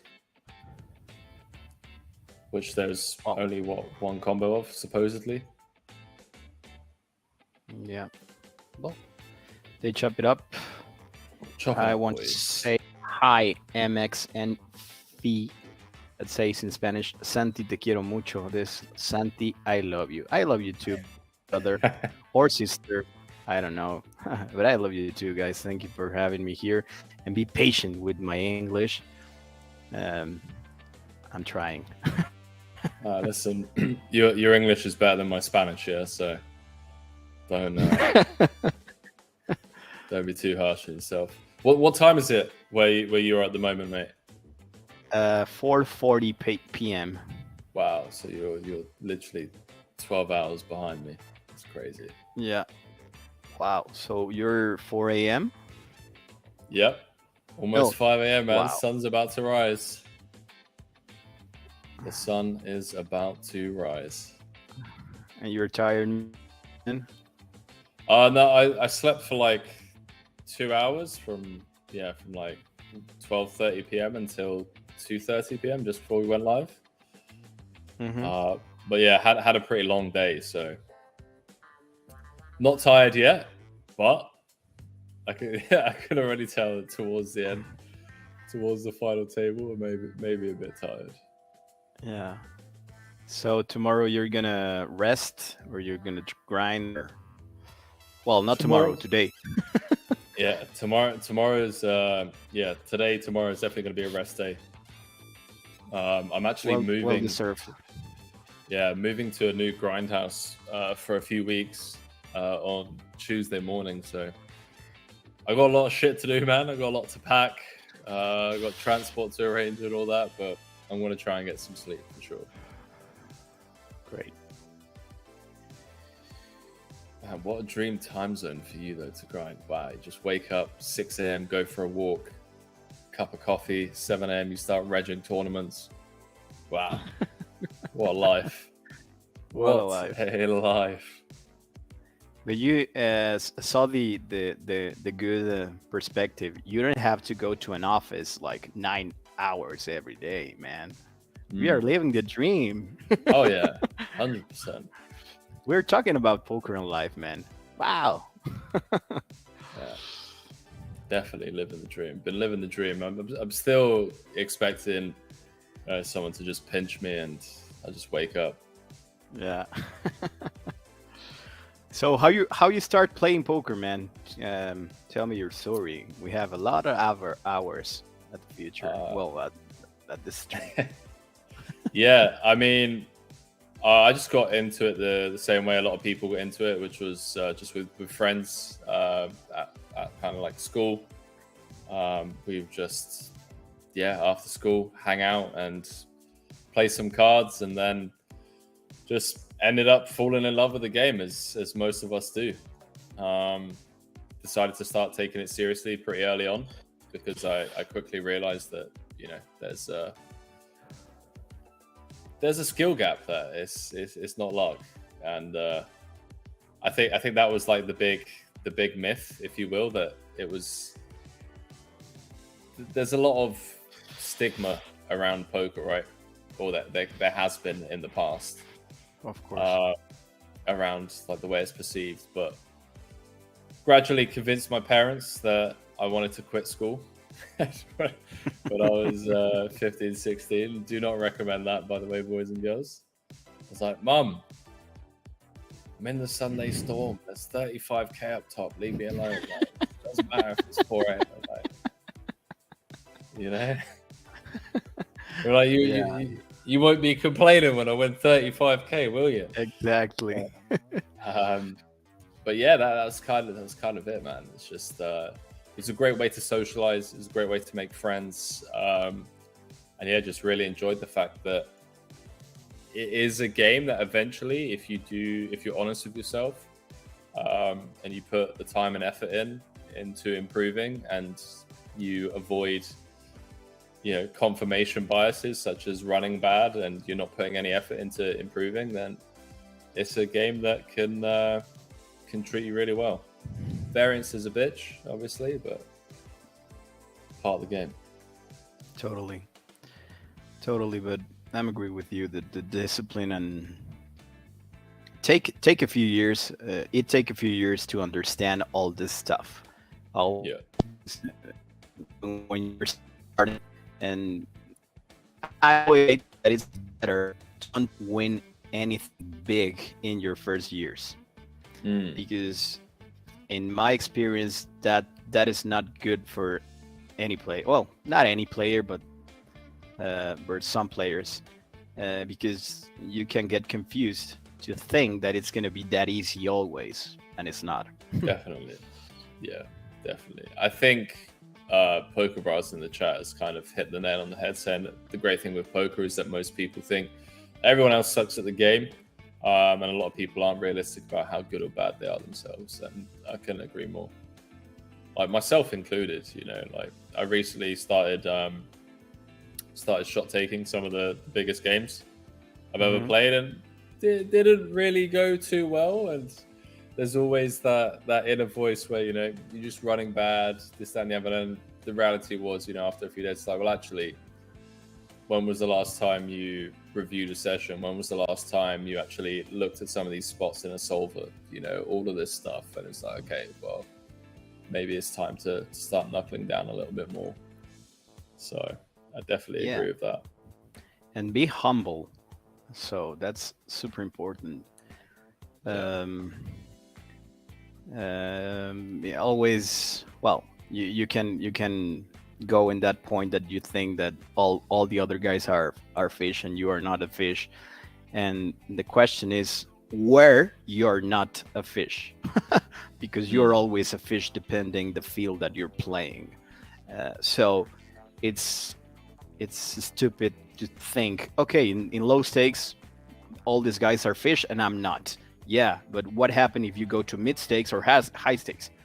Or even you're a fish too in the low stakes because you're still playing in the low stakes, Yeah. So I always say that it's like I'm a fish trying to not be and doing my best. When I had the opportunity to interview all these great minds in poker in the streamings of Party Poker Latham, for me it's like 4 hours talking about poker and trying to understand how these guys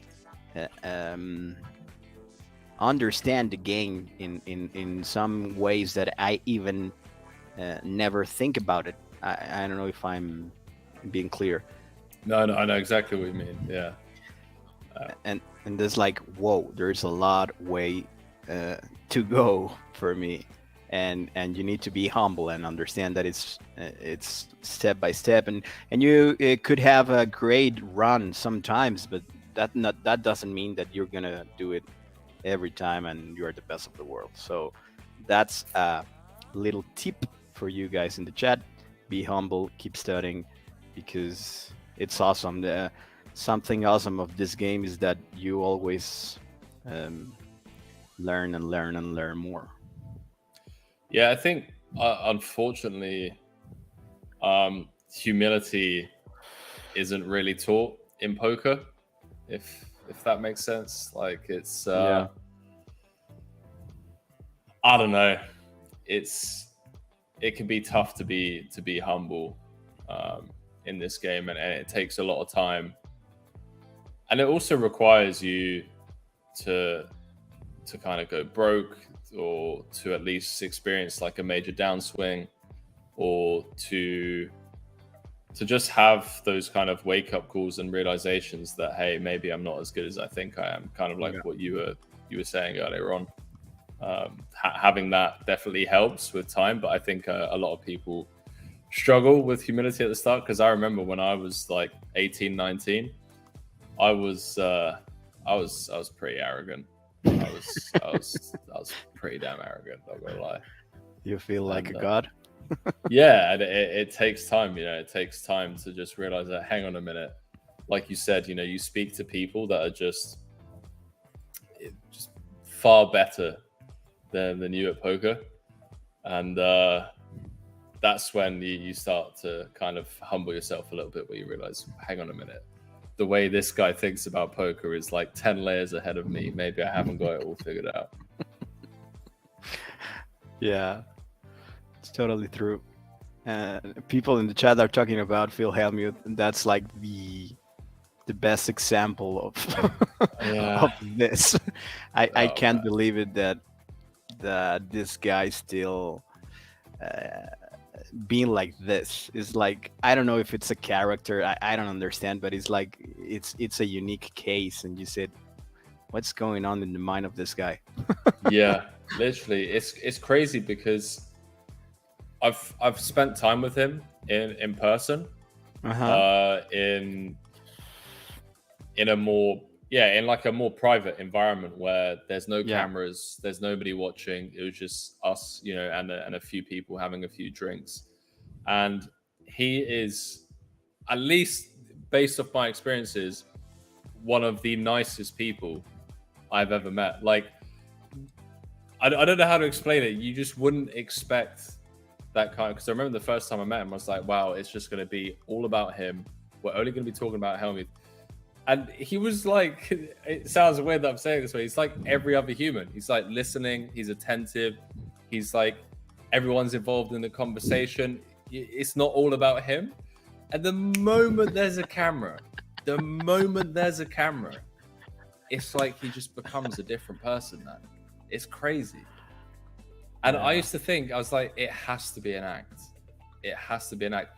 But I don't think it is, Santiago. I think he has become his identity through poker, if that makes sense. So growing up, he's dubbed the poker brat, and he's had that confirmation. It says that I'm the poker brat. He's growing up, and he's growing through poker and going through life.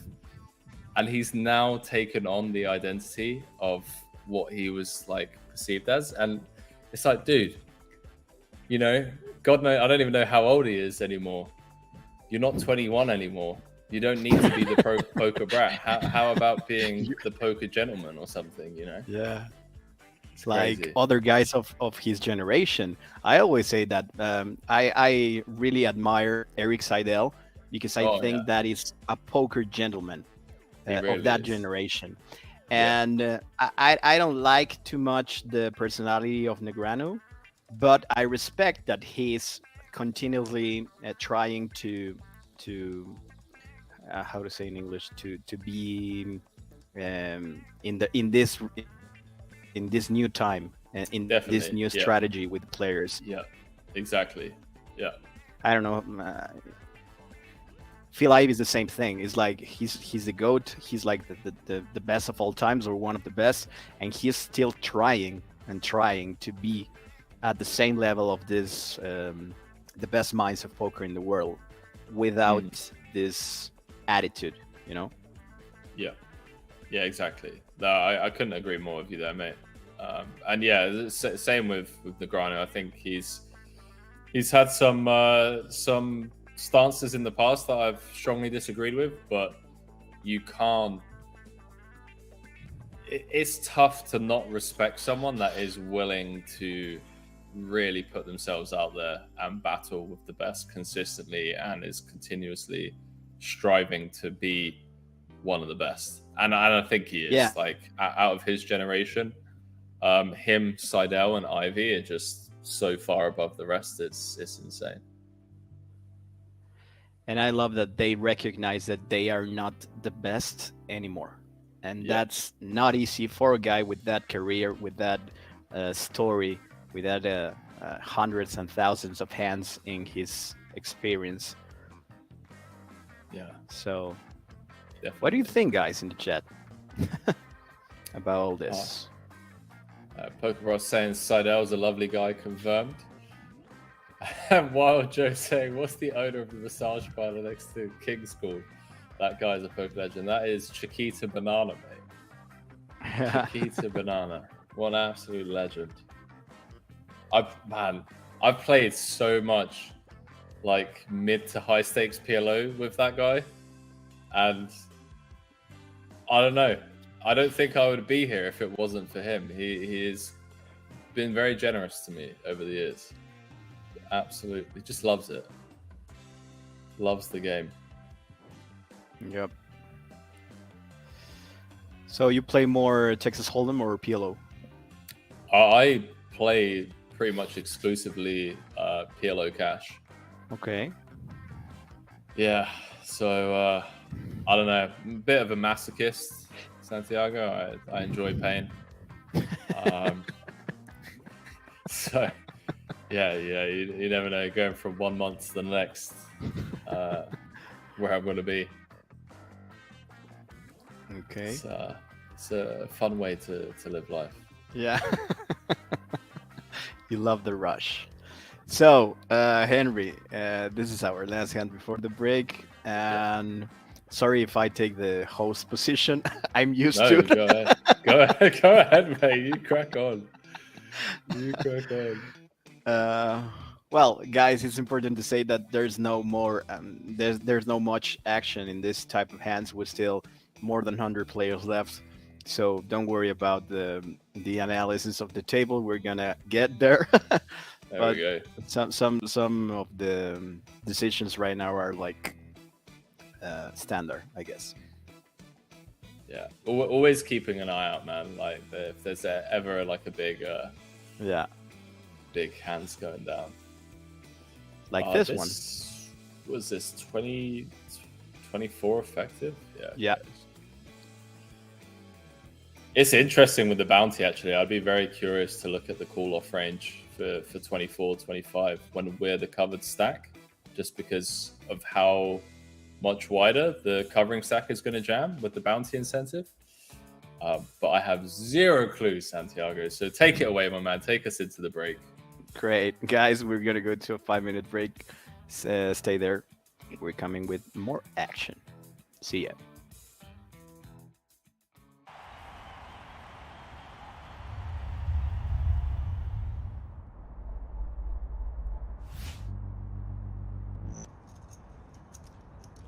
Wow, well, this is going to be curtains unless he finds a spade. He flops the nut flush draw. Anton trip tens. Anton won't be able to believe his luck. All in, snap call. Well, Anton's been pretty sick to see he's not got Carl dead. Nice flop. But he's in great shape for this 1.25 million chip pot. Nice flop, that was, wasn't it? Oh, with the 8 outs, needs a spade. 7. Oh, wow.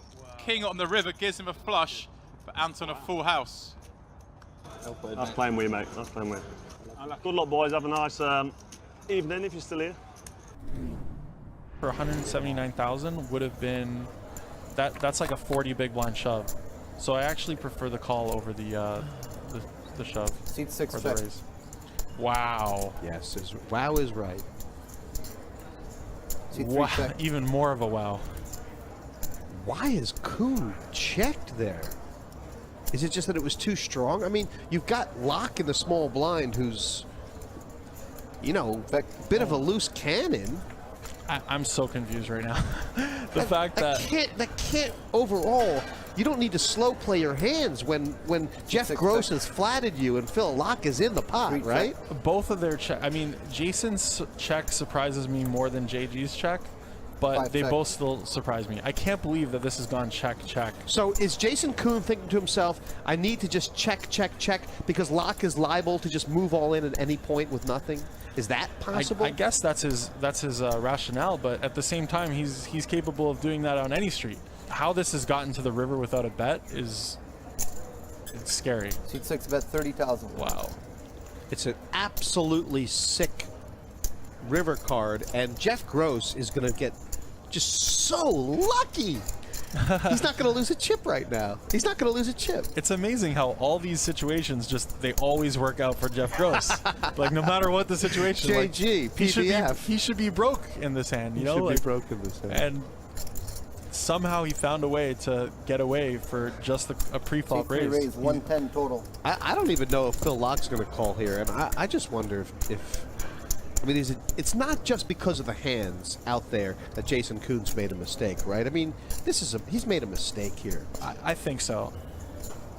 I can never see that Jason is taking this line as a bluff against someone like Phil Locke, who's just proven to be so reckless.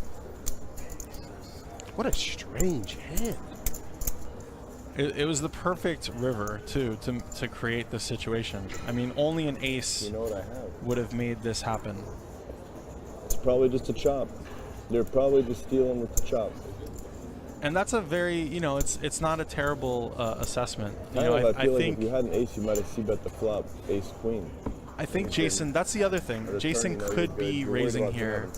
He could be raising here with a weak ace, knowing that Phil does not have a 4 and does not have ace king. You might just have ace queen. You could have like ace 9. No, maybe. Doubtful. Oh my god, kid. At this point, I think that Phil is calling for a chop if he's calling. Yeah. That's a good bluff. Kid, I pulled a good hand. I found a way to lose that hand. I don't know how. Could be the one. Ace 9 3 2. And it just goes check. How's that? What's going on here? Sam checks back aces here. Oh, he checked it back, huh? Okay. Yeah, pool bets. Now does Sam raise? I would be inclined to raise here. I guess Sam's hoping to boat up on the river and... He's hoping for the 5 of spades. Oh my god. Oh, there it is. How have I just said that?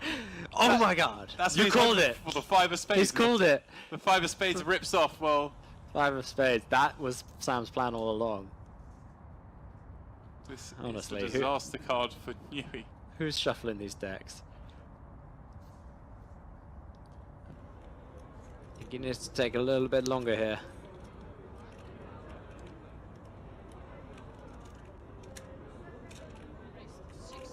$16,000 the bet. I can't see full forward in this, especially as he's losing. There's time. What more time it took against Michael when he was crazy Mike? He folds. Wow. What a getaway there. That is quite the fold.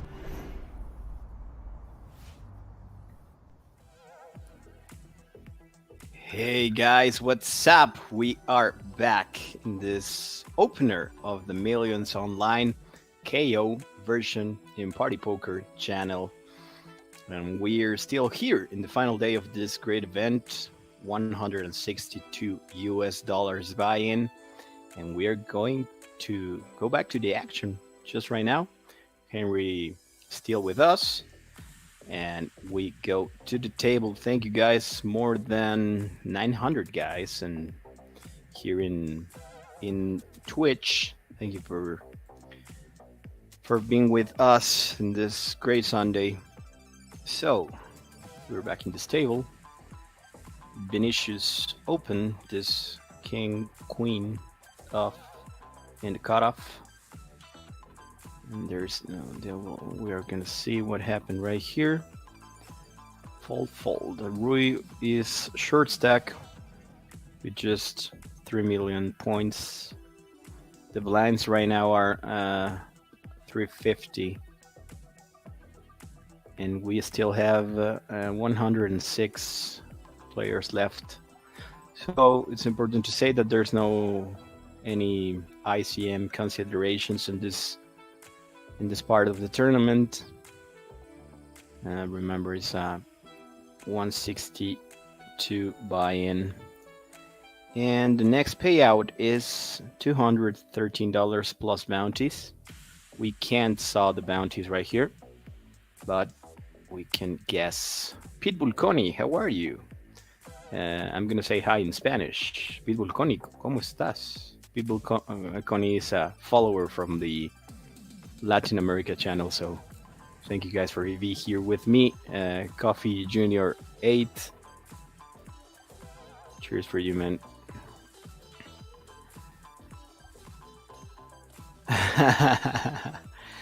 Alvaro in the chat ask, where is my bottom to I start speaking Spanish and not English?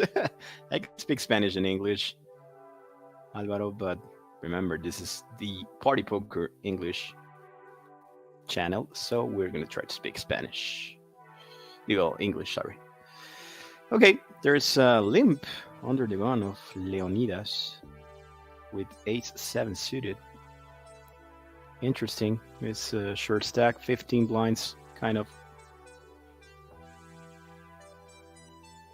Let's see what's going on. Kamal over limp right there with like 100 blinds with 5 deuce suited. There's another over limp. We're going to see a lot of action right here.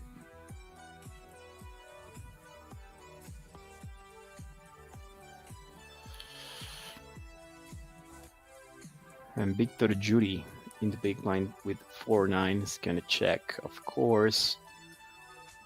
5-way flop right here with the king 8-3.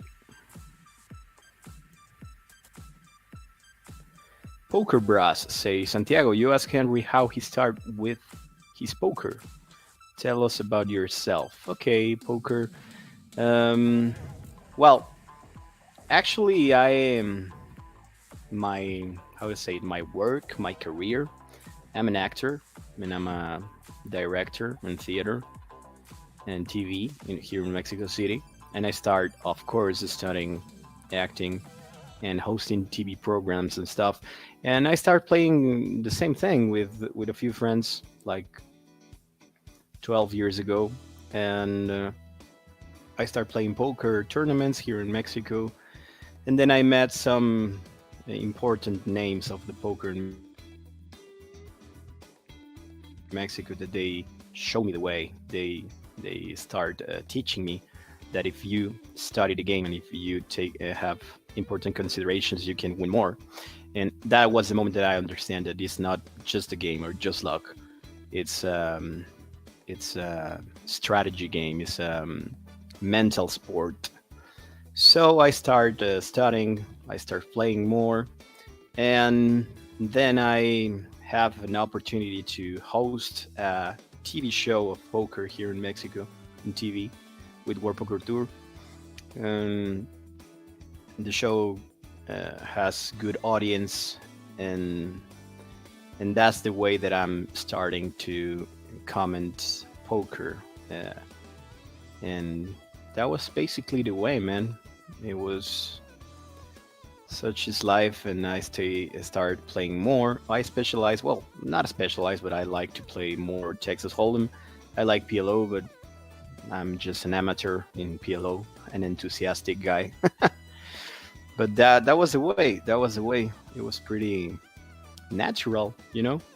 It was the things start coming, and here we are, brother.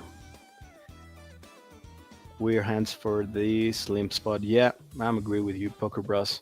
I don't understand actually, Leonidas. I don't know if he want to represent strong range right there with some limps. I don't know if he limps with strong hands, and for his surprise, anyone has a pair in that board. And he won with ace-7. So that was interesting, definitely. Giuliano, how are you? What is next? Oh, there's the schedule for us. 15th of May, we're gonna have the event 25, the 7 Max Weekender.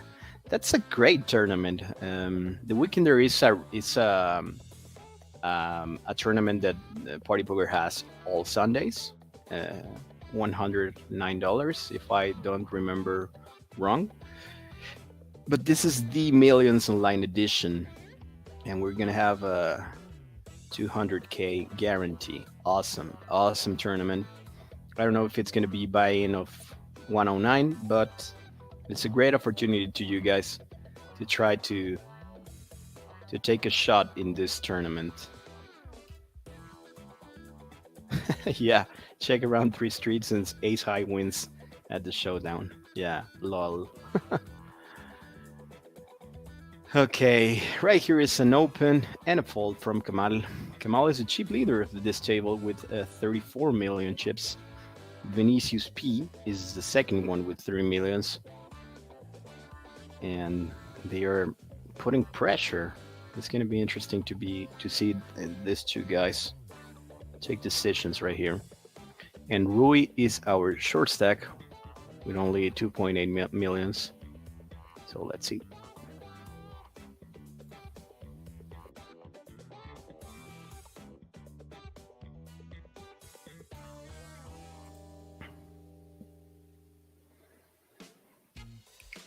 Ooh, Kamal. Keep barreling. He opens this King Deuce. I like it because he's the chip leader. He's putting a lot of pressure. He's opening the big blind of Vinicius, that is the second in chips. He understands that Vinicius is not gonna confront himself like too much. So it's interesting to put pressure in this moment. Victor Jury flat calls with Queen 7 of diamonds. I don't like this play at all. And I think that you're buying travel with the chip leader. Doesn't have any sense. And Leonidas has a great price in small blind. It's a good flat call even with that sack. And Vinicius obviously is going to defend the pocket deuces because there's a lot of value in getting a set in that flop. But I don't like the Victor Jury flat call right there in position. Doesn't make any sense.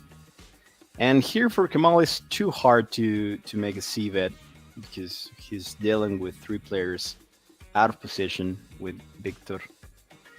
Possibly Victor is going to check back right here. The 8 of hearts. And Leonidas. It's in a kind of tough spot. He bet 350. I don't like the sizing. It doesn't have any sense. They're going to flat call you with a lot of draws, straight draws, hard draws. You have to protect your ace. Even if Kamal has some value hands, I don't like the sizing. If you're gonna attack that board, you should do it with 40%, 50%, even 60%. I understand that he's the short stack, but I don't like the sizing. But he take the hand with an ace. Kamal, let's see if he opened this ace-5. Yep, he do that. And Victor Jury, he should 3-bet, but he just flat call a Queen 7. That gave us some information that maybe he's playing out of the box. You know what I mean? So let's see what he chooses to do. Yeah, he just flat call. So I have a good read. This guy's playing weird. I don't like the flat call, even if he's facing the chip leader. You have to protect your hand. You have to start 3-betting the chip leader. That is going to open a big range of hands.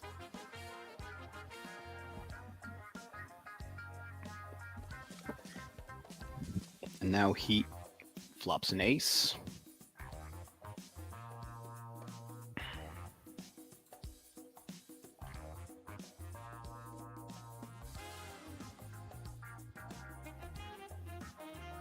Okay, guys, I guess Henry is back. He's going to be back with us in any second.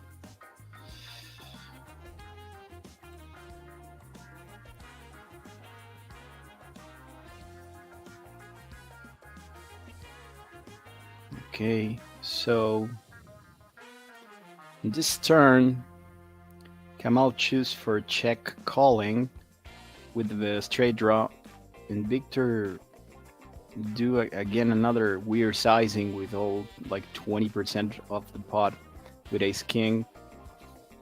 And I guess Victor is going to check back right here in this river. It's not the best river for him. Complete a lot of projects, and he's going to take the hand with the bird kicker. An 8 in the river is going to be a fun card. Okay, guys, Henry's back. Henry's back with us. Thank you so much, man, for holding down the fort. It was break time. I went to make coffee. No coffee. It's 5 o'clock in the morning, and there's no coffee. And normally I'd be fine, but seeing as we're going to be here for, well, at least I'm going to be here for another 5-6 hours. Like, okay, well, Santiago, his capable hands can look after the chat. Of course, man. I got your back. Thank you, man. I jumped on the motorbike. And then I realized as soon as I got out of the garage that it's raining. It's absolutely pouring it down. And I didn't have my motorbike jacket with me, so I just went out in my fucking t-shirt. And man, how is the coffee in that part of the world? It's better than in Europe and in America, or what do you have to say about that? Oof, I do like my coffee, you know. I do like coffee. I think best coffee I've ever had is either Latin America or Italy. Yeah, and Spain. Italy, of course. Spain has good coffee. Italy has the best coffee in Europe. It's not even close. Coffee in Costa Rica was amazing. It was just amazing. Could just drink this for days. But yeah, you know. But I'm honestly, I'm trying to cut down, and these streams don't help me with cutting down because I drink too much coffee. Drink too much coffee. Okay, guys. So if you saw Henry like doing like something like this, now he's in trouble. Yeah, the Colombian coffee is amazing. It's amazing. We here in Mexico we had good coffee, but not at the same level of Colombia. But yeah, definitely in Europe, I agree with you. Italian coffee is maybe the best. There's a question for you. Whereabouts in Europe have you traveled? Okay, I know Berlin.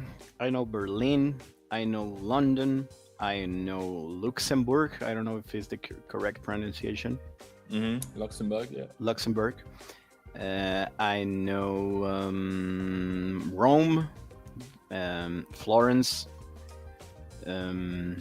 Madrid, Barcelona, Vienna. My brother lives in Vienna. Oh, wow, okay. Yeah, I just visited him last year. It's amazing, that city. I really love it.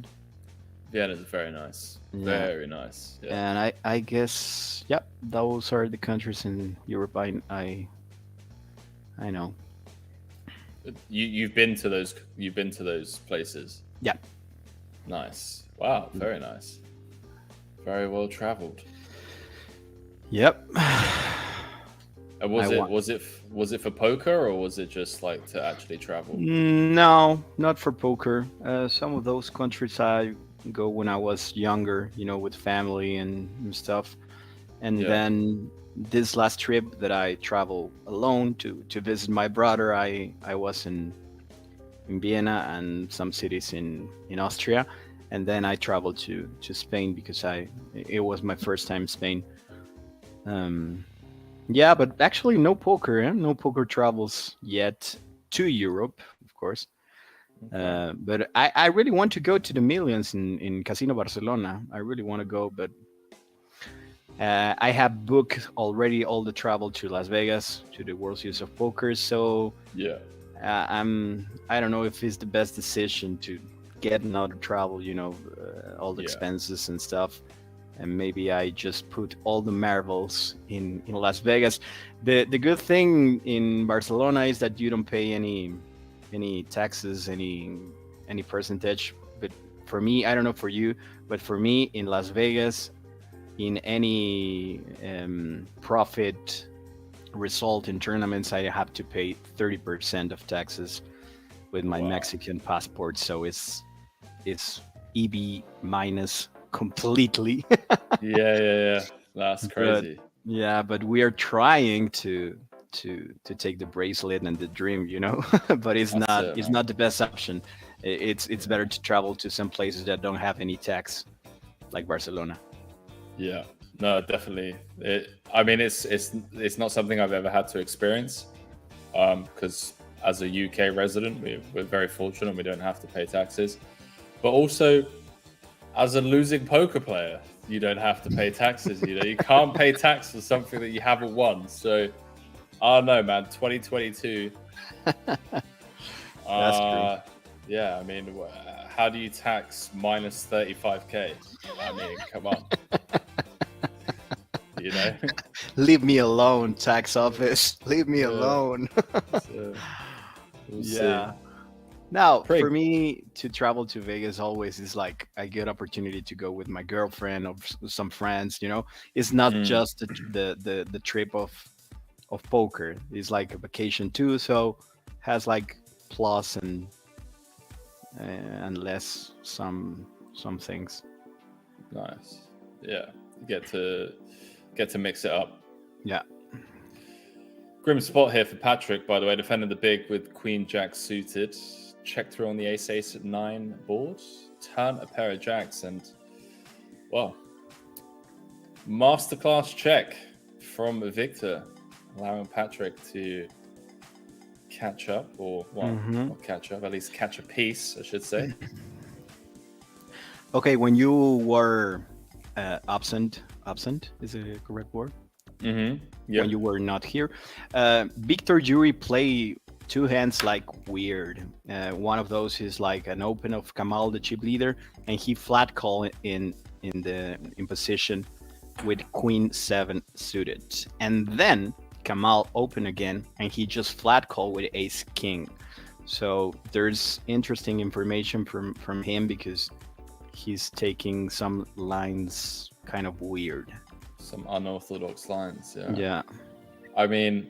He sounds incredibly balanced. Flatting Queen 7 and Ace King, Good luck trying to figure out the flatting range. So totally agree. Fair play to the guy. Yeah.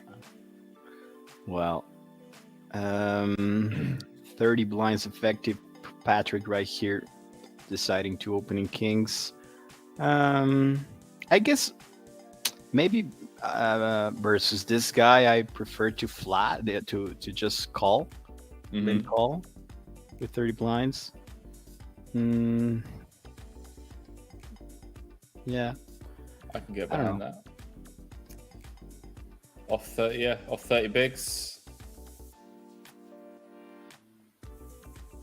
Allow Victor to 3.5x with all of his trashy hands, and of course, and just flat again the raise and play. It doesn't matter out of position with kings. You have a strong hand, and you can take more value post flop, I guess. And especially if you notice that it's a weird guy that maybe is going to raise to lose versus blind. For me, it's a better strategy, but he maybe understand that Victor is going to defend more to that raise and from small blind. It's not the case, but it is what it is. This is a bounty tournament. The Jack 10 for 5 bigs, not going for rupees all in. Wow, that is very rare that you see a 5 big blind jam get through in a bounty tournament. Yeah, I'm agree. We don't know the bounties amounts. That maybe is one of the reasons he fold, but yeah. I mean, we're down to the last 90 players now, so obviously min bounties.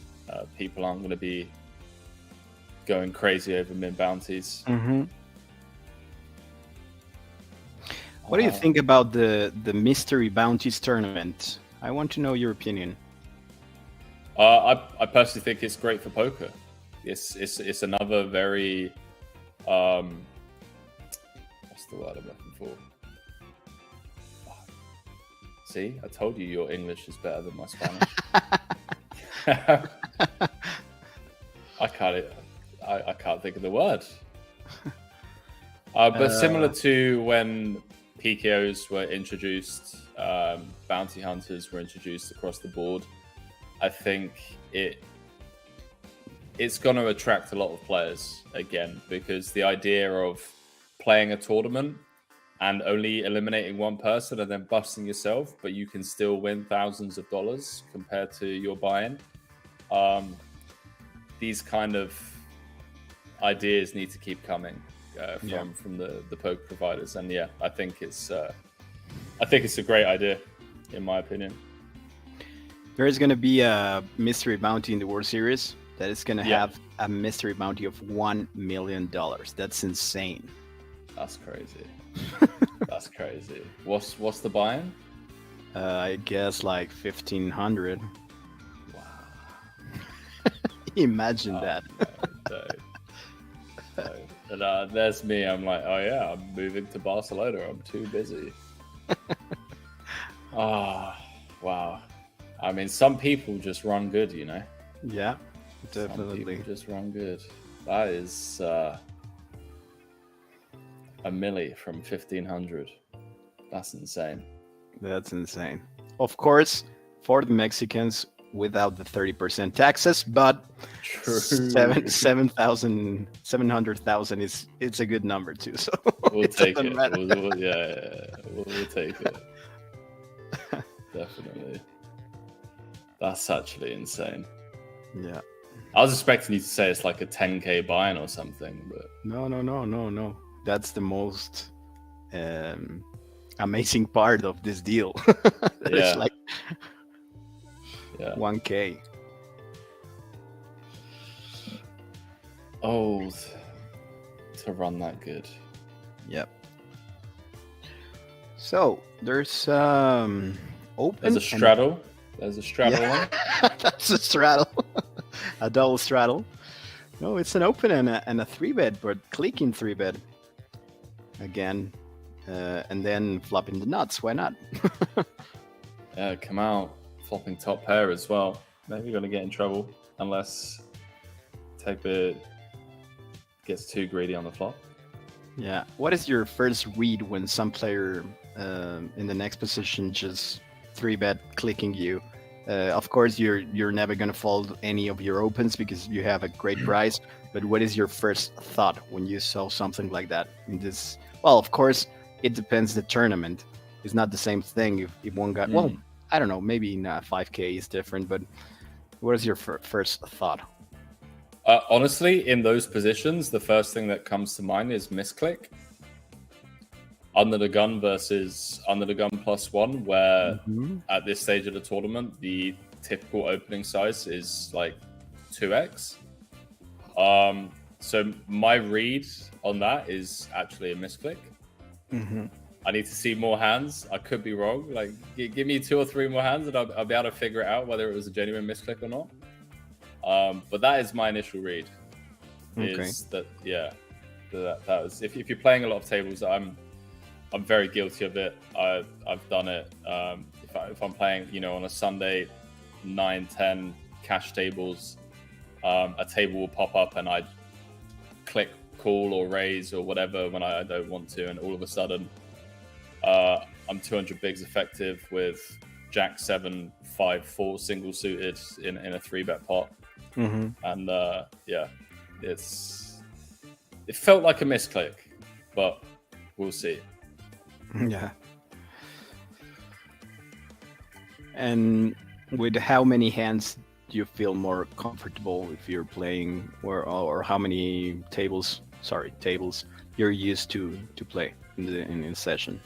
Your A game is like how many tables? Yeah, A game is between 2 and 6. If I'm playing anything higher than like PLO 1K, so if I'm playing 510 or 1020, I will solely focus on 510 and 1020. So I'll have like 2 tables open. Yeah. Sometimes even 1. Like if the 1020 game is insane, then it is just laser focus. Like, yeah. But if I'm playing anything between like PLO 100 to PLO 500, I'm multi-tabling just because there aren't any bigger games.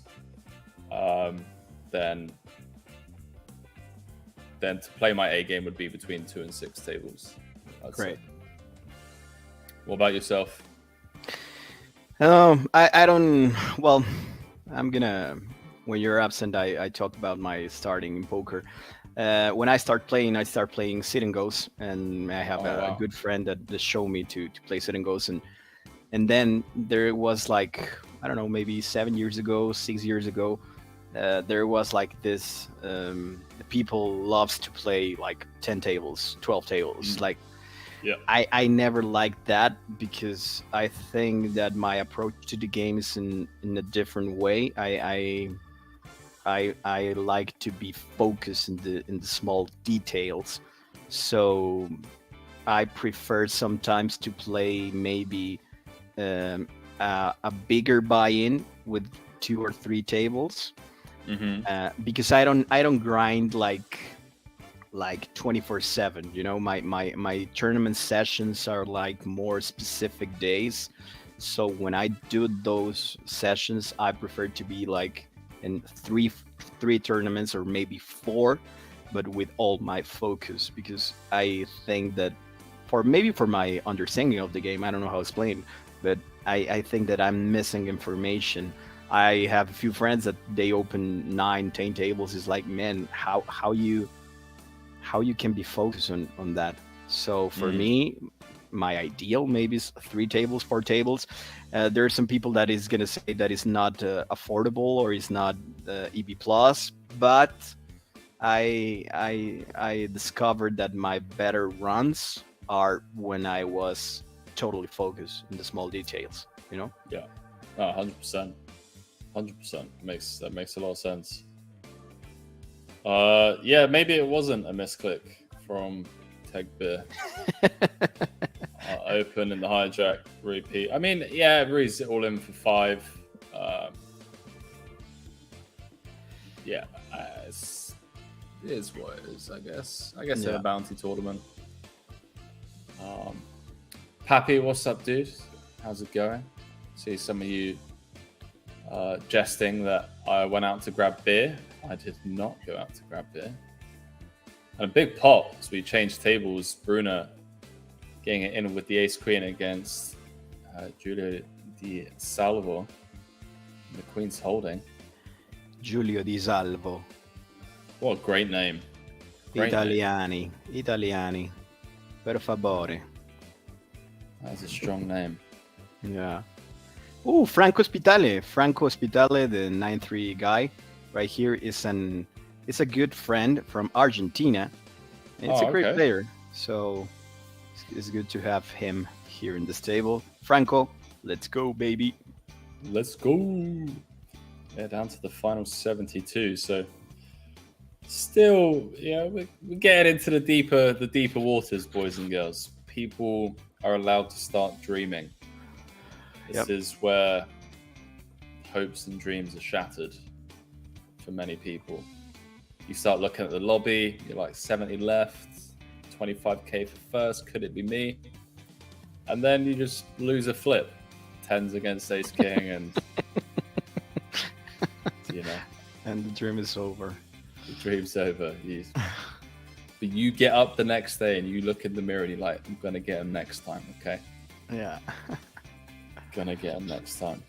What's your routine like then, Santiago? Because you mentioned that your sessions, your schedule is pretty fixed when it comes to tournaments. So I'm curious to kind of hear your days off. Is that mainly to focus on fitness and family and studying, or like how do your days off look? Yeah, for answer that question, I have to give some context. So my main work was, well, I'm an actor and I'm a director and I'm a host in TV and poker, but different stuff. So my days and my months change a lot depending the jobs or the work that I had. The last maybe 2 years that I'm starting working more with Party Poker Latham and other channels, that changed because my main work was this, Twitch and being in a lot of the streamings of different things. But I don't know if I have a routine, but maybe, yeah, when I decide to play a Sunday and I say like, okay, I'm gonna have a session, I'm trying to wake up early, take my coffee and make some exercise, but nothing rude, nothing hard, just like breathing and meditating before the session.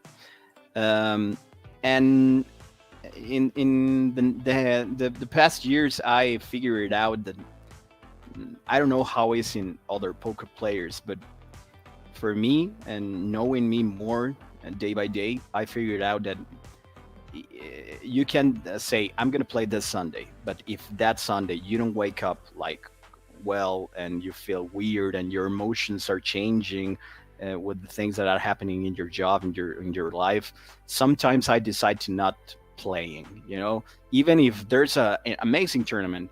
That was one of the most valuable things that I discovered. I need to feel, I don't know, my emotions, maybe because that's what I'm working to in acting and directing. I'm trying to listen to myself if it's the best moment. I feel that I'm different to another poker players because I sometimes I choose, or I start session and I play 2 tournaments and I make some mistakes, and I know that there's more tournaments interesting in the long of the day, but I say like maybe tomorrow, maybe I'm gonna quit the session. It doesn't matter if I just play 2 tournaments, I just busted, because I learned that when you force the machine like the human being, things doesn't result in the best way. I don't know if it's gonna work for all people, but it works for me like the past years, 100%, man. That makes so much sense. I think a lot of people could learn a lot from that as well. I think we get so stuck in our ways that like, hey, I'm gonna grind today, and I think the mind and like the mind-body connection is just so powerful, where most times when after a bad session that, hey, maybe I shouldn't have played today. Like I wasn't really feeling it, woke up a bit groggy, or overslept, or I didn't get enough sleep, haven't been necessarily eating well or working out or whatever it is. But we're so stuck in our ways of, oh, I identify as a poker player, I have to play today. One of the biggest lessons that I ever learned, which again came from like just listening to people that are much better than me, was just listen to yourself. Like you said, like that inner voice, just knowing that, hey, I was going to play today, but you know what? I'm actually going to take the day off because I'm not feeling it. And that's absolutely okay. Like no one's going to judge you. And you're going to learn to, your relationship with yourself is going to be a lot better as well, because then the quality of poker that you end up playing is going to be much better in the long run. And you're just going to, enjoy the game a lot more and love it a lot more. Yeah, I'm agree. That's some solid advice, man. Thank you, man. Yeah, sometimes it's like, okay, Sunday, I'm not feeling well. Maybe it's a better plan to watch a movie with my girlfriend. You know, why not? It's like you change the plans in the last second, but it's fair. Yeah. I've like two of my biggest upswings in my career. Mm-hmm.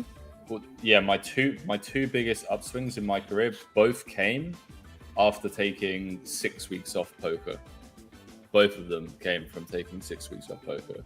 Okay. There's one summer, I want to say summer of 2019, where I was just completely burnt out, and then took like almost 2 months off, started playing again towards mid-October, and then just won like 250, 300k in like 2-3 months. Just like absolutely primed and ready to get back into it. Mm-hmm. It's funny because one of my worst years, it's 2019 too. Oh, really? Yeah. I traveled to the World Series like month and a half, and well, it was a great learning for me because I don't know, the first 2 weeks I just lost all the tournaments. I lost a lot of cash sessions, and my mind in that moment, it was like, you're here and you still have money and you still have tournaments. Keep playing, keep playing. And of course, now I remember some of those decisions in of course I run bad, but that's not the main responsibility, because you could have a bad run, but if you're taking good decisions, you can change the percentage of your losses. And for me in that time, it was just keep losing because my mind was broke, absolutely broke. I remember that when I came back to Mexico City, the first thing I did was to call my therapist, because I really need her help, you know. Yeah. Because my mind was stuck completely, and takes me like 2 months to be back again. And when I figured it out and I saw that experience cost me things the next months here in Mexico, I said, man, I can't live this again. I can't have this kind of troubles when I came back home, if the grind is over. And it was a great lesson for me, man, to came back here and said, okay, we need to start again from zero. Okay, back to the basics. And I tell this to the people, maybe because sometimes they maybe feel like this. Listen to your body, listen to your mind. You need to remember that finally, this is a work, this is a profession, but you're still being a human being, and you have to be in balance in all kind of stuffs in your life, your family, your relationships, your work, because it could be dangerous, actually. Yeah, I couldn't agree more, man. Yeah, some very solid advice. Taking time off is just super underrated, in my opinion. Pappy in the chat saying, if I took a day off because I was a bit groggy, I'd never get to play. I know how you feel, man. I know how you feel. So I put you an example about what we were talking about my sessions. Today, my internet was failing like the past hours. And I'm like, okay, I'm going to start the show with Henry. I'm going to open one tournament. And I open one tournament and I'm 25 left. Okay. And I'm in position 11 right now. And I don't know if I have to say this because I'm working, but I have a tournament. No. And I'm enjoying it, you know. I just have one tournament and I'm just watching this and enjoying it. It's part of the thing. So I tell you if I won this one. All right, man. How much up top? Let me see. 5K plus bounties. Oof. No, 6K. Sorry, 6K. Plus bounties. Come on, 25 boys. Yeah. Love I that. I hope the production of Party Poker doesn't tell me. Mind, man. I've had sessions where I'm doing commentary and I've got like 4 tables of PLO 500 up on the side. Like, it's but this stream that you did for the Saturday streams where you won 2 tournaments, right? Yeah. How much did you win there? It was like 1 month ago. Okay, I have pocket queens. 1 month ago with Maximus Black. I can't remember the name of the show. It was like tournament session, something like that. I don't know if you saw the Cash Game Club, the show of the Friday or Saturday night. This is one similar, but with tournaments. We play 6 tournaments, turbo tournaments. I play with I can't remember the name of the guy. Well, it's like a challenge, him versus me, and Maximus Black is the host, and we play 6 tournaments. I made 3 final tables and won 2 tournaments.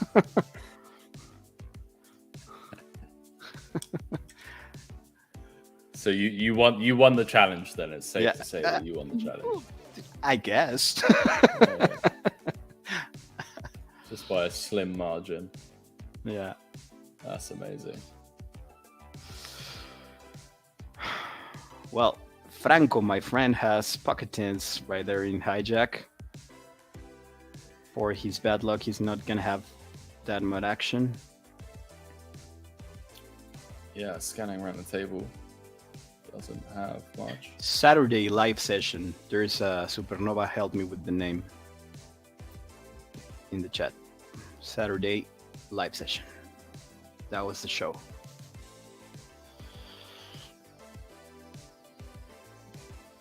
I'm gonna tell Maximus Black that invite us Henry versus Santi in the challenge. What do you think?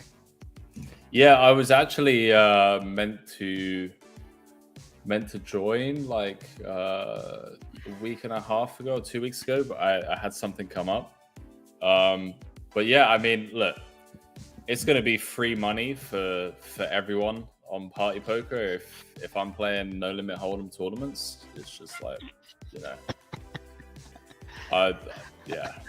I'm pretty humble. lost. So humble, Harry. Come on, man.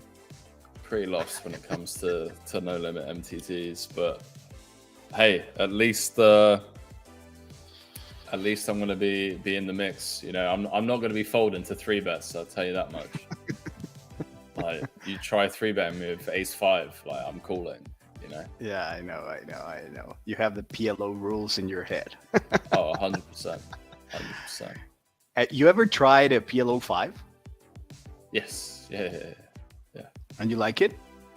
Yeah, I think it's the future of PLO. And you think? Oh well, no, I correct the question.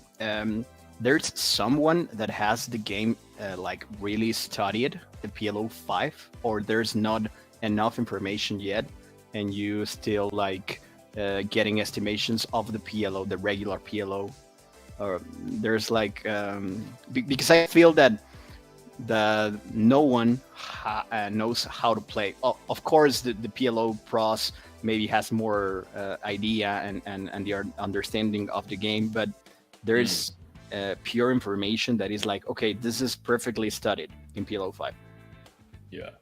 So I think the game is still insanely unstudied. Like even battling against regs, you then like input some of the hand histories into like, for example, the Jay Nandez Mastermind, I believe, is like the only 5-card PLO course that's available at the moment.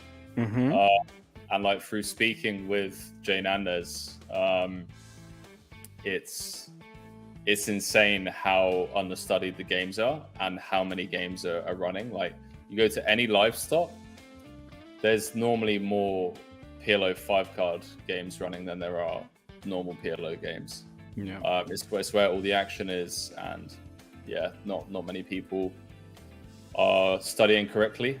at the moment. So in my opinion, people that are playing PLO, I don't know how good this is for my own bottom line, but from a community point of view, I would definitely invest a couple of hours each week into studying. You don't have to start playing straight away. Just looking at like some pre-flop solves and ranges and whatnot, and just understanding how like the equities shift from PLO 4 card to PLO 5 card would make a lot of sense, because the game is going to be soft for a very long time.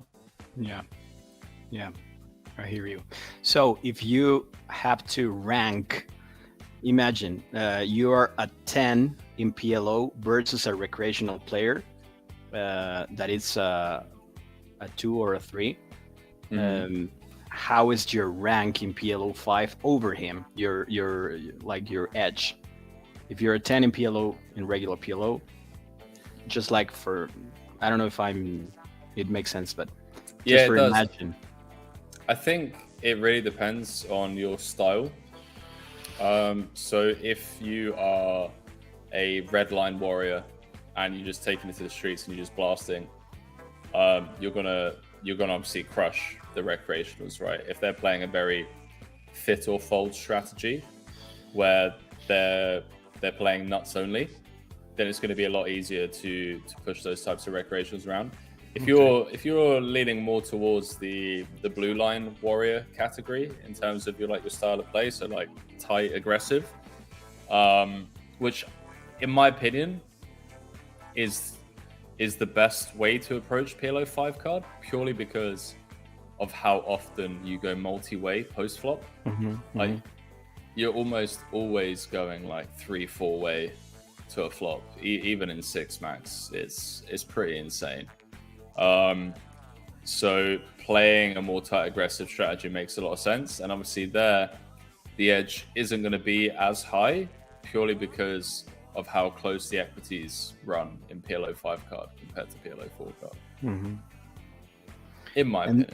And that's the main reason all these recreational players love that game. And finally, it's a good news for us, because we need more players, and especially that they feel that they can win, because there's like maybe like a segment or a kind of players that already understand that it's impossible to win in specific tables, and maybe this game gave them the opportunity to think that they can, and that's good for the poker community. Of course, we want to win money, if we dedicate a lot of hours and a lot of study, but you need to see out of the box, like in long term, I guess. That's my opinion. No, I couldn't agree more with you. I think like if you're a recreational and you sit down to play 5-10 no limit hold'em online, you're just going to get absolutely destroyed. Absolutely annihilated. Whereas if you're a recreational, you sit down to play 5-10 PLO, like you're gonna have 35%. You're all in. You're gonna have 40%. It's just how the equities just run a lot closer in PLO, and I think that's what makes it so attractive. You go to any live stop and see any live PLO game, and it's the same story. 8 players at the table, 4 ways to a flop, money's going in left, right, and center. Like there's a lot of gamble in it, and I think that's what attracts a lot of people. And there are sometimes that the players say like, "Hey, bump pot," and this kind of things, and that's especially, we're coming back to Phil Hellmuth, the thing that I do not understand about his mindset in the last live session. It was like, really, man, really, you're not getting, you should be the fucking ambassador. You should be this guy that have like $500,000 and giving a lot of action. You have to give them a great time, because that's the key to them to want to play with you again, man. You can't just only think, I'm gonna grind my 50 blinds or 100 blinds in this game. that's like the best opportunity for you. You need to play deep. You need to play aggressive. You have more experience than them. You have to even lose some hands, because that is gonna help them. Or sorry, help them. Yeah. Sorry, Santi. Don't worry. Come on, Franco. Got a big hand to carry. It's Franco with the rejam. Ooh, well, Franco is not out, but he just have 2.8 million behind. I don't see the action. I think it was an open 3-bet call. Yeah, just open from +1. Franco with the 3-bet jam for 30.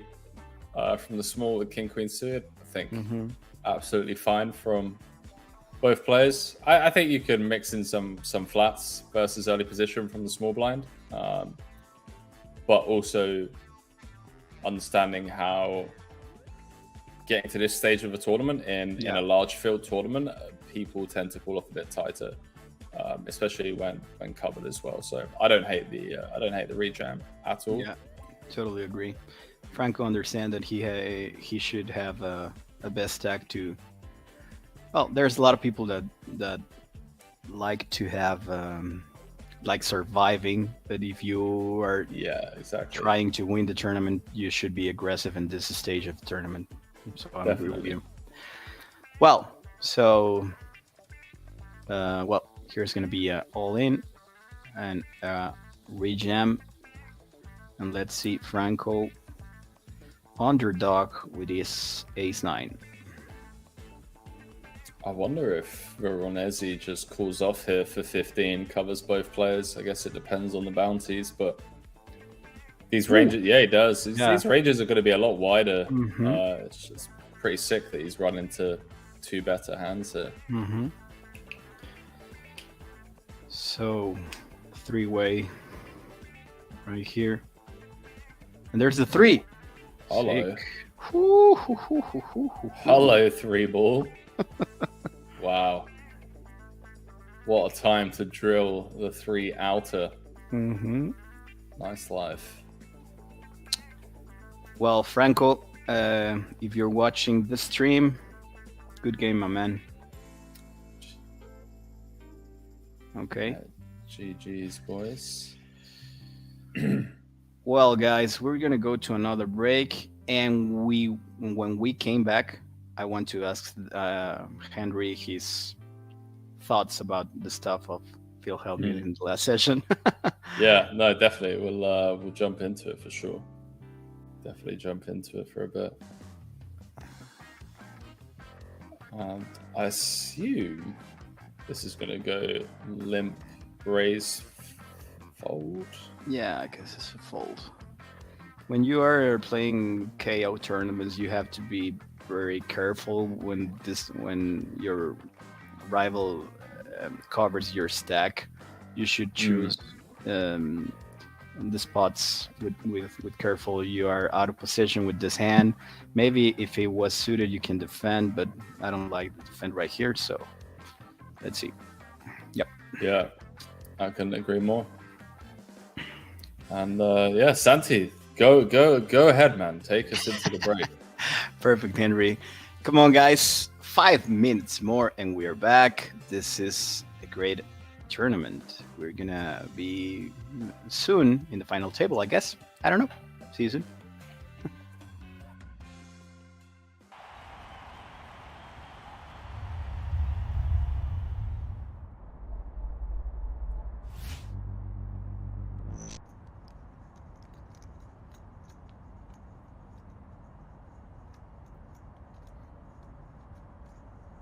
Can he get away?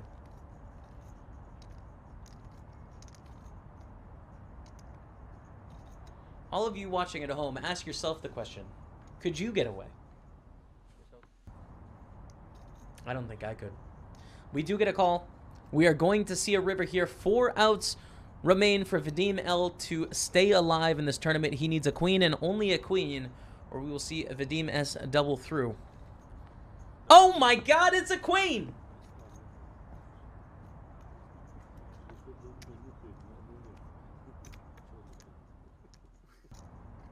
Unbelievable. 9% going to the river. Bam.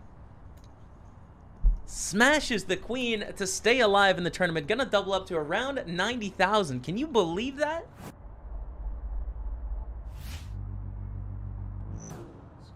Here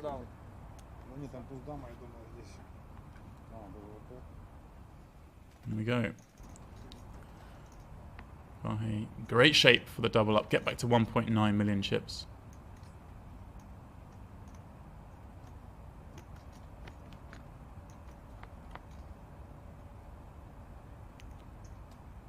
Jack 8-5. Vahe, well, not hanging around to watch. He is going for a smoke. Well, that's a new one on me. Vahe runs out to the balcony area, I assume for a cigarette. And Vahe gets the double when he's not even in the room. That is a new one. He's up to 1.9 million in chips. And it looks like already that was our final hand of the first 2 hours. Interesting. Saw him just out of nowhere. With 7-3. Well, is Maxim going to take the bait? That's exactly what's happening. He's laid the trap. Totally snapping, and Maxim needs to find a 4. Well, he will be eliminated here at the WPT Russia.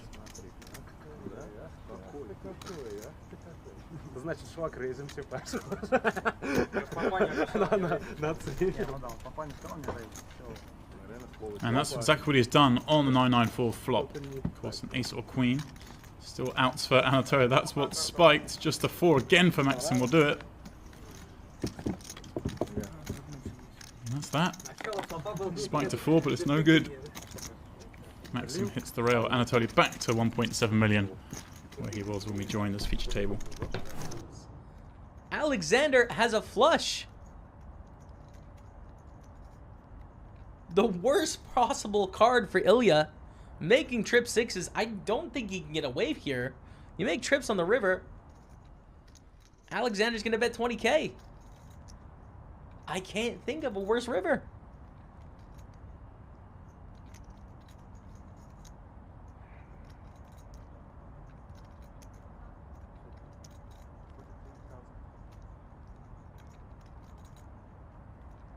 Did Ilya just raise? To 43,000. Alexander calls.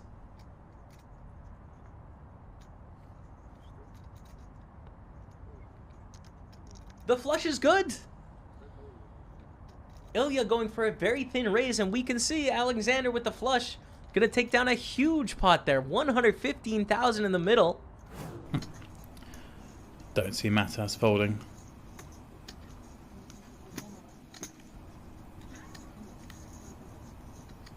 Made a very weak bet on the river, having called pre, check call turn. Doesn't really have a whole host of strong hands. I mean, you can have the big hands like a flush, but does he bet 25,000 on them on the river? I'm not so sure.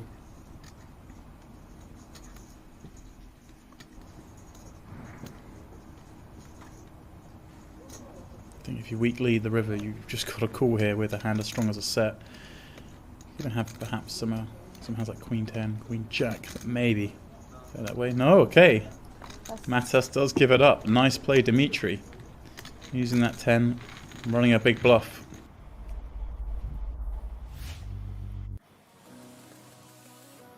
Ladies and gentlemen, boys and girls, we are back. It is the Millions Online opener. I'm joined by Santi, Gonzalez. Call the action for a couple more hours or an hour. I don't know how long you're staying for, Santi. But whatever time you give us, we'll be happy to take. I don't know yet. I hope more time. The first thing that the production told me is always just 3 hours, but I'm gonna try to make it more. So, especially because I know that you're dying slowly, Henry. I feel you. So you've been there. You've been there. Yeah, I'm gonna try to be here with you more time. I appreciate that, man. I appreciate that. And yeah, we're down to we're getting towards the nitty gritty stage. 54 left. Yeah. $340 locked up plus bounties. And yeah, sweet first prize of around about 25k in this $160 buy-in. So a lot of money to play for. Yeah. And here, Joao Pedro is gonna he's gonna have a double up. Maybe. I recognize that name. I recognize Andrew John Headley. Wow. In the mix. Chinese fold ace queen. Solid laydown. Yeah.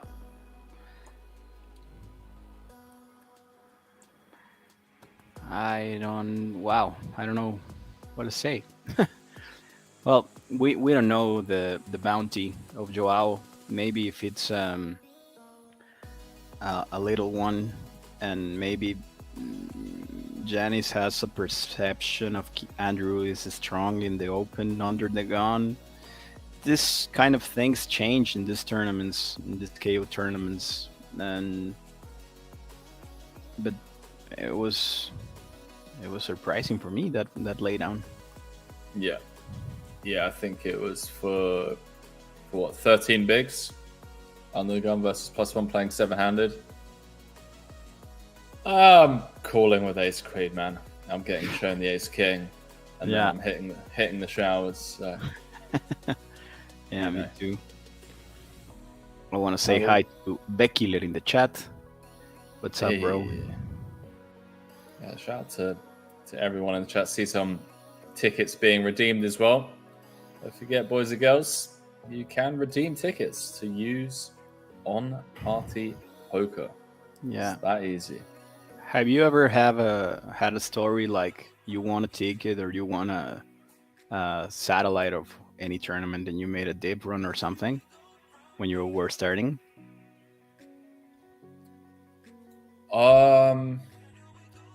No, but my two biggest scores both happened by complete chance.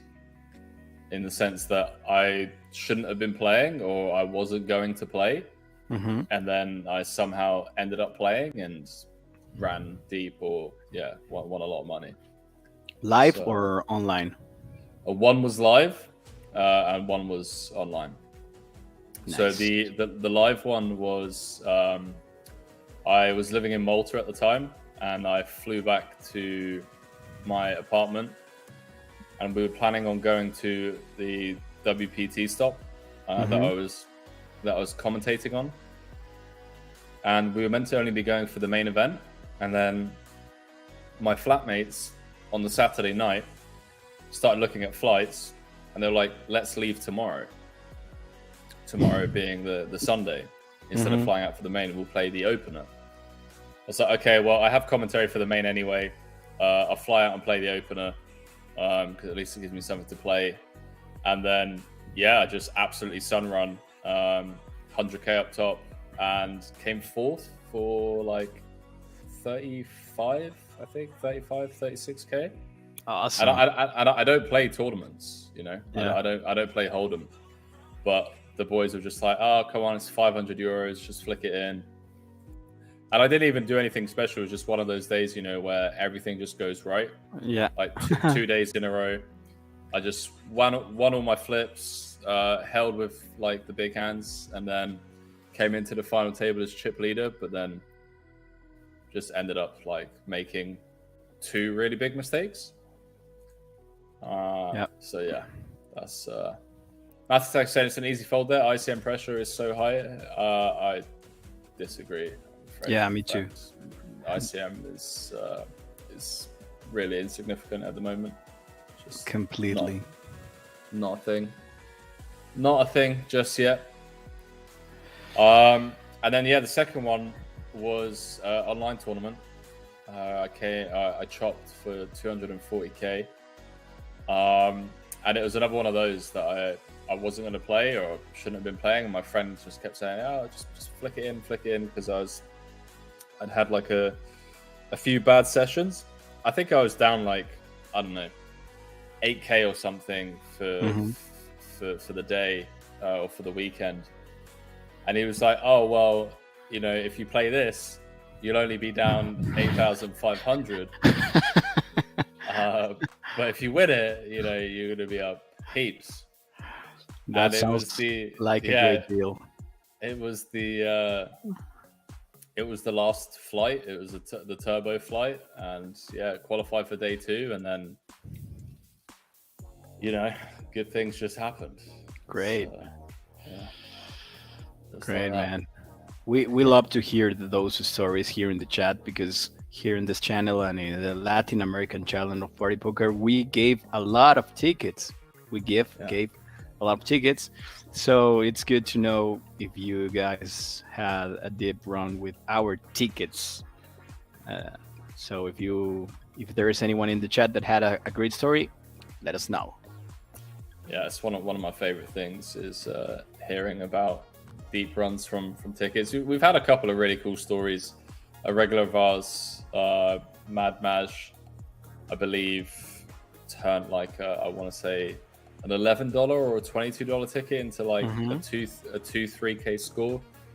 And we've also had some like some pretty cool like free roll stories as well, where people have won tickets from the free roll and then gone on to like win, you know, 1, 2, 3K.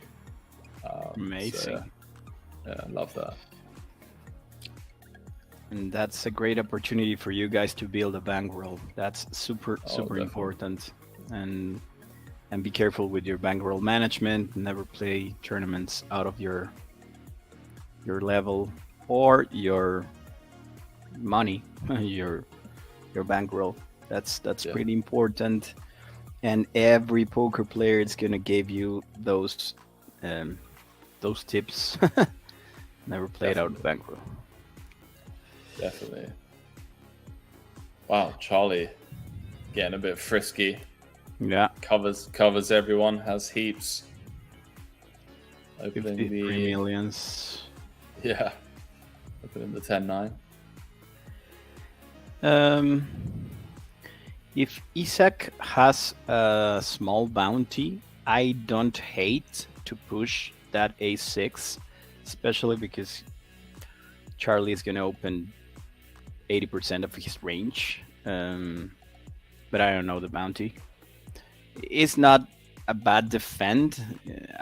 I know it's kind of loose, but you have to be open to see the frequency of the opens of the chip leaders to maybe take these loose lines. Yeah. I don't know what you think. No, I agree. Like, say for example, Dino, say Isaac was in the big blind and Christopher opened from under the gun or from early position. I'm just folding the ace-6 off myself personally.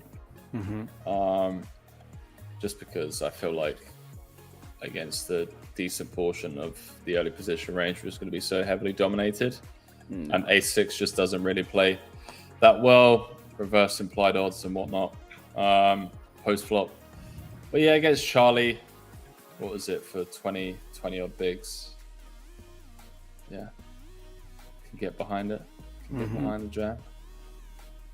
And here's an open shove of Isaac with ace-9.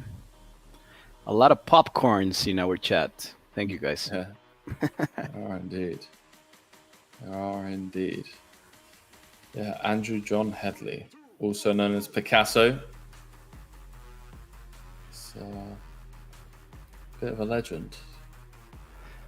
I don't know what's going on with my Twitch, but it's frozen. Your Twitch is frozen? Yeah. What, the stream or the chat? The stream in Twitch.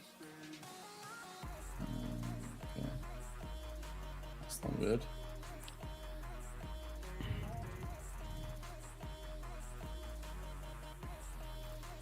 Yeah. Rip. Now is on. Yeah.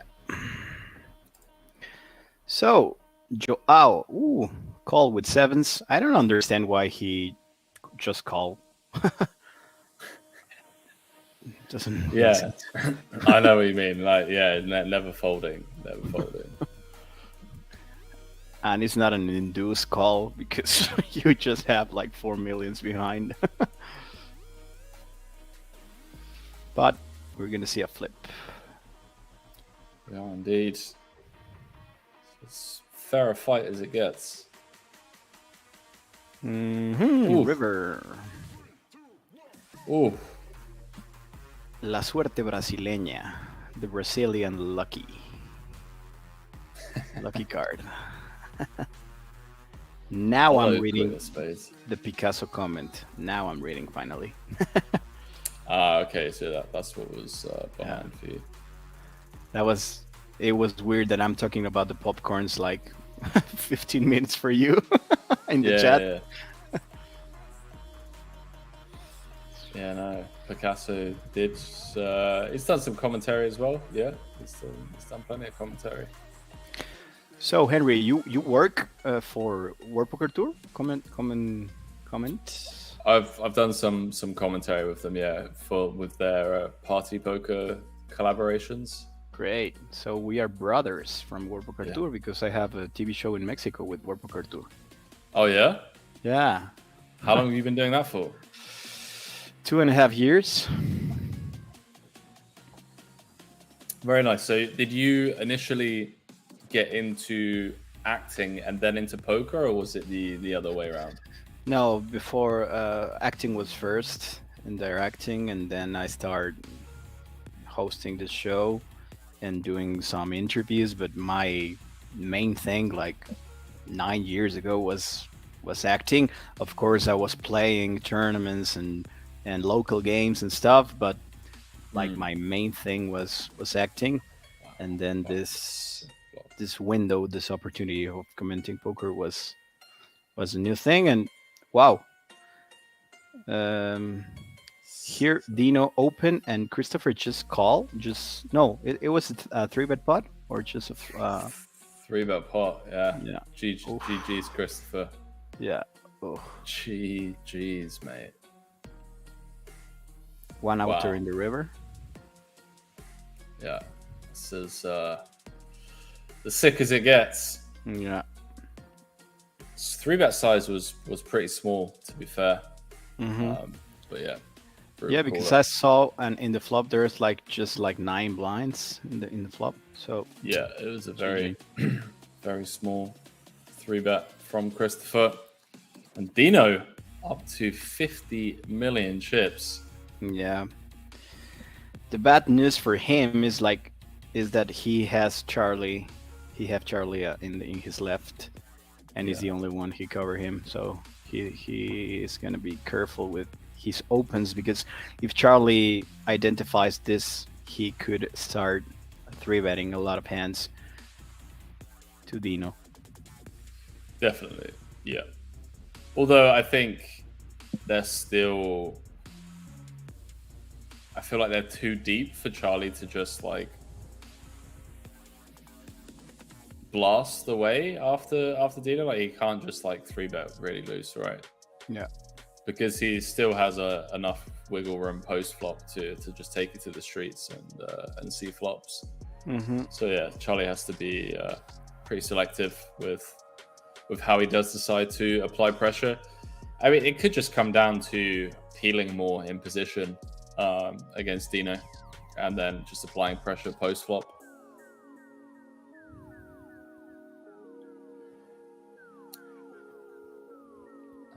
But yeah, go back to your acting career, if you will. Yeah, no, that's it. This opportunity in World Poker Tour presents, and I just take it, and then I start working with Party, and it was just like that. So how did you even get into acting in the first place? I studied the career of the college acting. Actually, 12 years ago, my intention or my dream, it was to be a singer. I was a musician and a singer, and then life showed me that maybe I don't have enough talent to sing, but I discovered acting, and it was awesome because I understand that was my main thing. And then I start directing in Televisa. Televisa is the enterprise, the corporation here in Mexico, one of the most important. They have a acting school, and then I start teaching in that acting school, and then I start directing.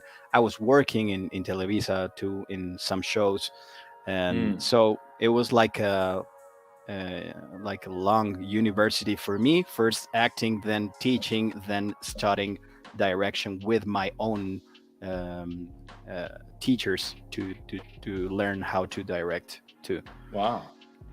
So that was the road, and then I start commenting poker, and I enjoy that I have the those different things,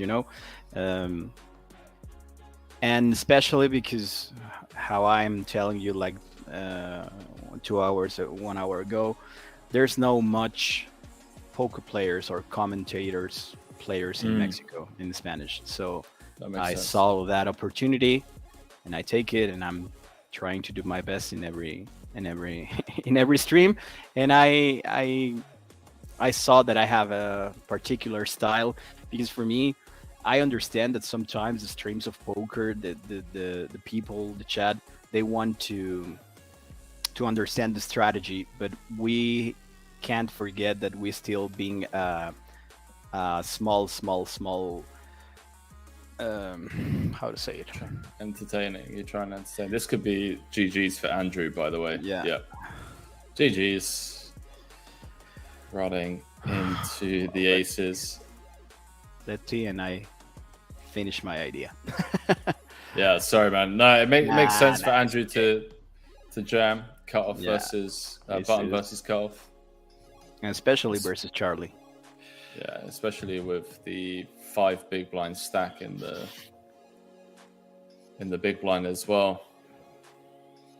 And sometimes, Santi, it's just your tournament, Yeah. 5 cards to come. Any club? Let's see. Ooh. Oh, close, but not enough. Well, Andrew, good game. So just to end the story, well, I still defend that poker should be fun and not always should be technical stuff, because here in this type of channels, there's a lot of different level players that saw us, the public. There's professional players, recreational players. So we need to be able to present the ideas for all of them. I don't know if that makes sense. No, it does. So I basically did the exact same when I started commentating. It sounds like we have a very similar style, where my main focus was to just make it as entertaining as possible, because the biggest demographic of viewers is, people who just want to have fun, that they're not too interested in, of course, all the nitty-gritty stuff. And another rejam spot here, Santi. Yeah. Zhao. Aces again. Now Dino. Yeah, dropping like flies. Let's see if the Brazilian luck appears again. I need a lot of help. I feel like King Queen in the flop. I feel it. No, forget it. Dead on the turn. A lot of aces in the last 10 minutes. Yeah, I mean, at this rate, the tournament will be over within an hour. Yeah, but I think it's the main thing, to entertain, to teach the different kind of players that saw us. Yeah. And that's it. Yeah, no, I couldn't agree more, mate. That's exactly what I did when I first started doing commentary. And I think it fits pretty much everyone. A lot of the viewers just enjoy being part of a community, having a chat, an engaging conversation and whatnot. And obviously, paying attention to the poker when it matters, but also just having a good balance makes a lot of sense. Yeah, and especially when we have streams of 8 hours, you know? Yeah, exactly. We have a lot of time to talk about anything. Yeah. No. So, 3-bet from Charlie with the pocket nines. 6 max table. Isaac letting go of the ace jack. How you get on your tournament, Santi? How it's going right now? Yeah. 17 left. I'm in the 11th position. Come on, the boys. Yeah.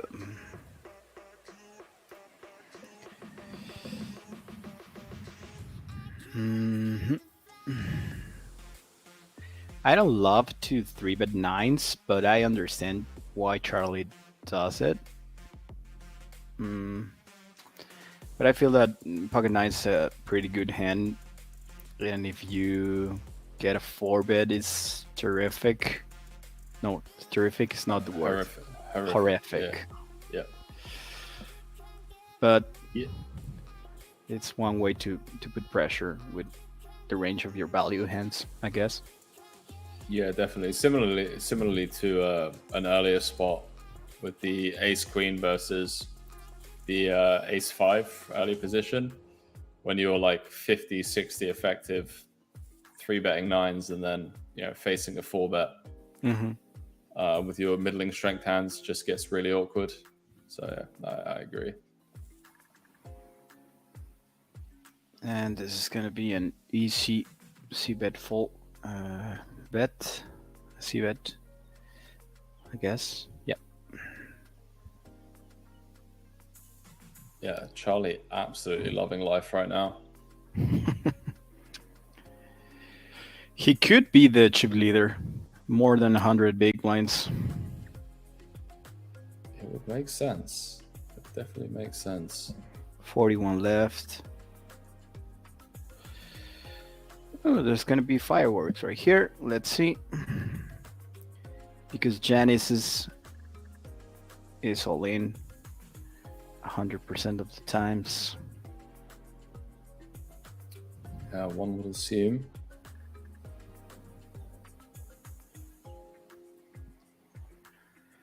And remember, guys, there's bounties. So let's see. Kirill has a hard decision here, because in this kind of spots, when you flat call, you open the door to Charlie to push with a lot of with a big range of hands.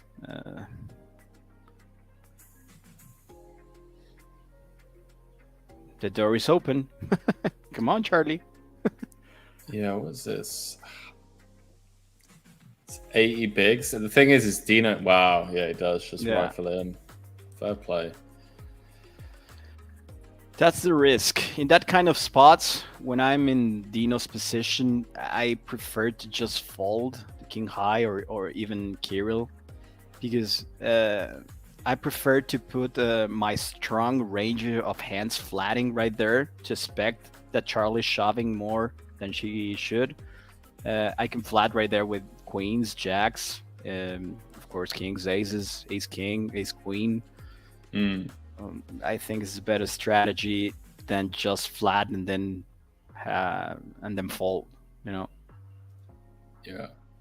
I think Dino's well protected, or he should be in theory, because he is going to have traps, I would assume. Yeah. I don't know. I don't know if especially with a blocker. With the king is maybe a good balance of traps to just flat right there. But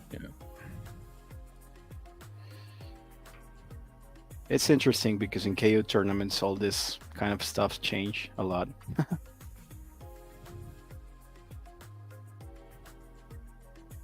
Yeah, the more information that comes out, the more you realize how many spots you've been butchering in previous years. Oh, it's going to be a tough one today, boys. This coffee is not working. Oh, 6:30 a.m. The sun's up. This is normally when I wake up to go for my run. And definitely you're going to skip that run today. Oh, that run has happened in my head, and that's where it's going to stay.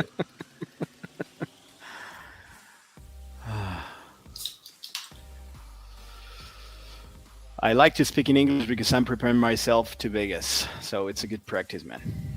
Nice. We should start with Spanish. It's time, man. It's time. Definitely. No, once I get to the new house, I'm gonna start. I think I'm gonna start with Duolingo, just to learn some very basic phrases. And then once obviously I get to Barca, that's gonna obviously allow me to start practicing a lot of it in real time. You have any friend in Barcelona that can help you with your Spanish? Any Spanish player? I don't think so. No. I can introduce you to someone. Yeah? The Spanish guys, yeah, of course. I'd definitely be keen to obviously meet other poker players. People. I'm going to be obviously at the Party Poker Millions, so I assume I'm going to meet plenty of people that I can like just befriend and kind of tell them that I'm moving to Barcelona and hopefully meet some people. Yeah.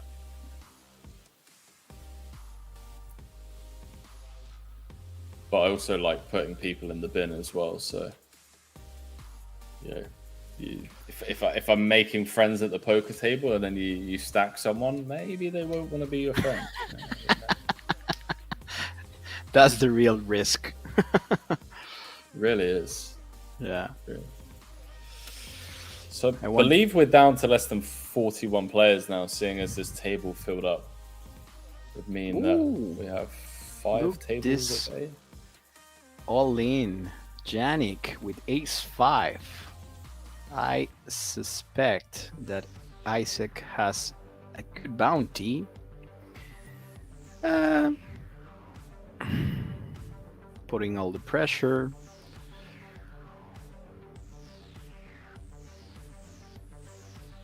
Yeah, I'm not too sure of this stack depth in Isaac's shoes, especially given that we are deep in the tournament with bounties, how much min raising we want to be doing at this stack depth. I think in a vanilla tournament it makes a lot more sense because we do want to have some raise folds off of 15. But just also given how often you're going to end up playing a marginal hand like Queen Jack offsuit out of position just because you have got a bounty on your head. And people are going to be more inclined to flat and see a flop against you. It gets really dicey.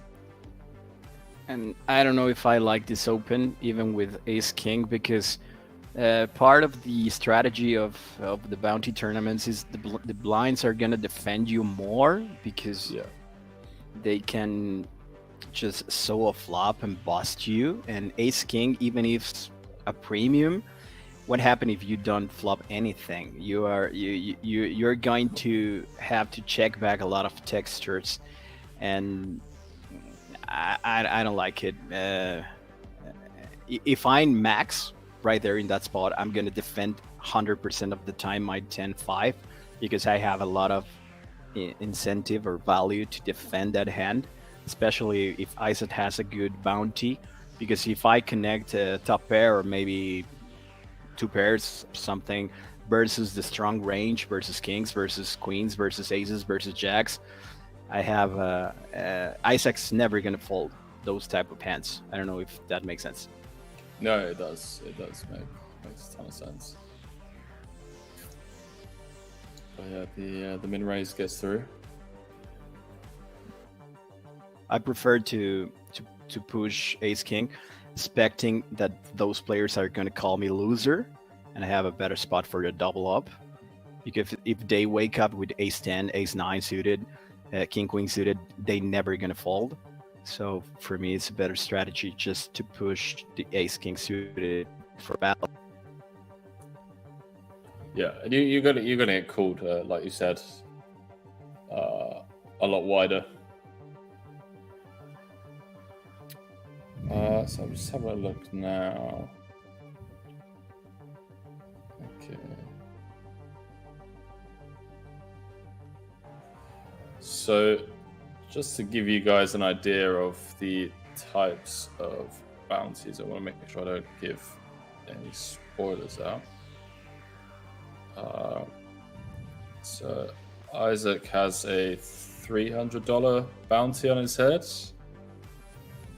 We're changing tables.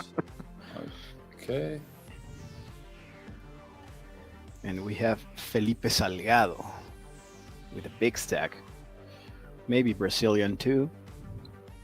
Yeah, we have Alex Kulev as well, who has been absolutely destroying everyone recently. This kid is on an absolute insane heater. In this tournament or in general? In general, like he's... I want to say... but he must be on like a 500-600k upswing over the last 4 or 5 months, from what I've seen. Really solid player, and a really nice guy as well. Where is he from? I believe he resides in Ireland, but he is Bulgarian. Okay. I'm not mistaken. Thank you guys for the good comments in the chat. Dieso. It says Santi Genio, and Raje says Santi de otro mundo, Santi from another world. Thank you guys. I really appreciate the love, because the love is mutual. The love is from here to there too. Snowball saying, hanging out for the day when we could see bounties displayed for all of the tables would be a stream game changer. I reckon. I couldn't agree more with you, Snowball. It's something that James and I, and I'm sure a lot of other people from the commentary teams have voiced as well. So I'm hoping with the next revamp that is the case. Yeah. So, Alex, see bets, it's gonna end. I really hope to go to the Millions in Barcelona, but I need to have 2 good weeks of grind to make that travel. Yeah. So I'm gonna let you know, man. I'm gonna let you know if that happened. So do you think you will grind like a full World Series, or? No, for my last experiences, play a lot of tournaments. It's so exhausting. Yeah. And there's a lot of tournaments that it looks like they had some value, but they don't have that much value, you know. Yeah, there's a lot of people that's gonna say yeah, it's a soft tournament. Yeah, but you have to survive 4 days in a soft field. It's exhausting. So my plan for this time is gonna be just choose a few tournaments and then play more cash games, because in the cash games you have you can decide when to end your session. Yeah. and have some rest. Let me close my window because the sun is in my face. No worries, man. Curious to see. Yeah, Felipe does just rip over the top. 20. Yeah, we're done. Yeah, I think we do. That's my idea for this year. I'm gonna try the main event and maybe a few tournaments. And other thing that in my experience I noticed, all the people target the main event, the World Series of Poker, but there's a lot of great tournaments in other casinos that maybe doesn't have this great reflector of the main event or the World Series or the bracelet. Yeah, and you can find great tournaments in other casinos. So that's going to be the strategy this year. Definitely. Yeah, that's kind of why I'm looking forward to Party Poker Millions in Barcelona, because I think it's going to be one of the softest Party Poker Millions events in a long time. A lot of crushers are going to be out in Vegas, and I don't think there's going to be as many tough regs. So I'm looking forward to jumping into some of the games there. Mm-hmm. And another great thing of playing cash games in Vegas is that they don't took you the tax, the 30% tax. And there's a lot of tourists that play any stakes. So there's a lot of value in playing cash in the World Series. Yeah, there really is. I enjoy more the tournaments, I have to be honest, because I love the competition, but you have to be smart to took some tournaments, but the daily money is in the cash game. Yeah, no, definitely. Wow, Angelo with the 4-bet rip under the gun versus +1, and Alexander Reed. Yeah. One of best in the world at the moment as well. And there's no ace. Wow, what a spot for Alexander. Huge pickup. Yeah. Now the blinds are 1 million. That's important, guys. This is the first time we don't have to make a lot of mathematics in the stacks right now. 61 blinds, 24, 41, 33. That's easier for us too, especially for Henry that is like 7 a.m. in Asia. I'm starting to feel it. Yeah, starting to feel it, definitely. And I'm not sure whether coffee is the answer, to be honest with you. Because I think, if anything, coffee will make me crash. Because I'll just have like a caffeine collapse. Yeah, that could happen. We don't want that, man. Yeah, so I'm just gonna drink some H2O, stay hydrated, maybe start doing yoga on stream. Who knows? There's one time when I was commentating the millions of, I guess it was Chipre in Spanish. I don't know, Chipre. I don't know how to say Cyprus. it. Yeah, Cyprus. Yeah. And I was starting my stream at 4 a.m. and the record of the stream was like 14 hours commenting. Yeah. It was crazy, man. Yeah, crazy. That is brutal.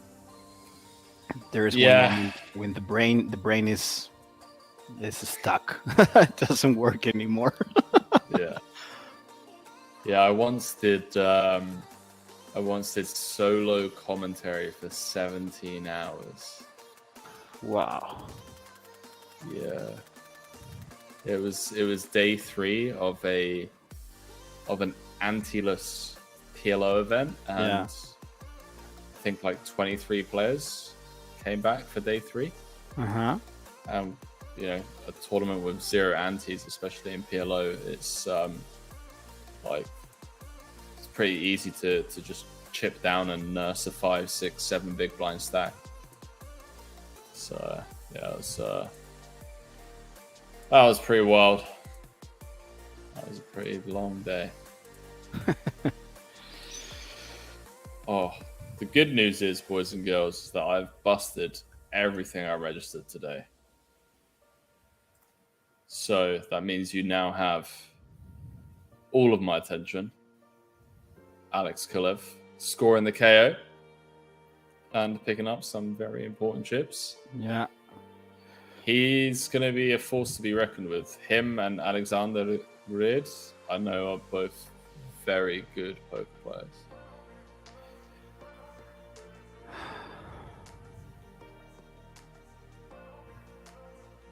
You GGs as well? What? I said, are you GGs as well? My tournament? Yeah. No yet. Oh, okay. 'Cause you 12. let out a big sigh. I was like, fuck. No. 12 left, and I'm short stack, but I'm there. 17 blinds. It's a KO tournament too, so it's the same thing that this one. Very nice. Yeah, I have 2.3 big blinds left in my last table of the Sunday, boys and girls. And which one is? The tournament? Yeah. I can't say it on stream. Perfect. Don't worry. You can say the buy-in, right? There's like 8k up top, and to be honest with you, there's 1,000 players left. I have 2.3 bigs. Not really. Nothing exciting. I tell you what, if I win this tournament, I'll do a $1,000 free roll for the viewers on partypoker. Perfect. So let's rail Henry, guys. Come on. That's what I'm prepared to give away. So it's funny, man. Here in Mexico, the sun is hiding, and for you is rising. That's amazing. Yeah. Just think about that. We are in different parts of the world, having this moment with the sun. I'm a romantic, sorry, man. No. Listen, I've been traveling around the world chasing the sun for the last 7 years. That's why I never stay in Europe during the winter. Yeah, how do you? It's I don't know. It's hard to be in the dark a lot of time. Imagine if we live I don't know exactly which countries, but I know that in some parts of Alaska or Greenland, they just have a few days of sun per year. That's insane. Yeah, it's there's some places in I want to say in the Nordic countries as well, right? Mm-hmm. Where there are literally days where there's like 15 minutes of sun. Let's have a little Google. That's what Google's for. That's the reason why you guys from Europe love when you came to Cancun and the beach in Mexico. We are so lucky, I have to say it, because we have great weather. We have great paradise sites in America, especially in Mexico. And for me, maybe that's normal, you know? When I was a kid, it was pretty obvious or normal to go to the vacation to the beach and maybe 4 hours ago and great weather. But for a lot of people around the world, it's not that easy or that common. Yeah, definitely. Yeah, so Torshavn in the Faroe Islands have 840 hours of sun each year. That's like what, 30 days? Yeah, kind of total. Like if it was all together, you spread that out over 365 days. That's right. Yeah, that's great. But ranked at the lowest amount of sun is Totoro in Colombia. That's really interesting. In Colombia? Yeah. Colombia or Colombia? Colombia. The country. I mean, I assume. Yeah. Wow. Well, have you ever been in Mexico? No. Really? No. Come on, Henry. You have a best friend right here, man. Take the shot. No, never been to Mexico. There have definitely been times where we've looked at like grind houses, but it's just never materialized into anything, because a lot of Europeans go to Mexico to grind like the big series or whatnot. especially Makes a lot to of sense. Los Cabos, Cabo, and Playa del Carmen and Cancun and all this. Yeah. La Riviera Maya. Hmm. Well, man, Wow. when you want to came to Mexico, you have a good friend right here. I appreciate it, man. Whereabouts in Mexico are you? Mexico City is at the center. I'm the closest beach is Acapulco Beach. Sorry, Okay. that word confused me. It's like 4 hours ago from here in Right. driving, but we are in the capital, Mexico City. Huge. It's huge, right? city. Yeah. Mexico City. It's got to be one of the biggest in the world, right? Yeah, it's just like 22 million people here in Mexico City. In one city. Very good weather as well, like 31 degrees. Yeah. 27. Yeah, right now it's too hot.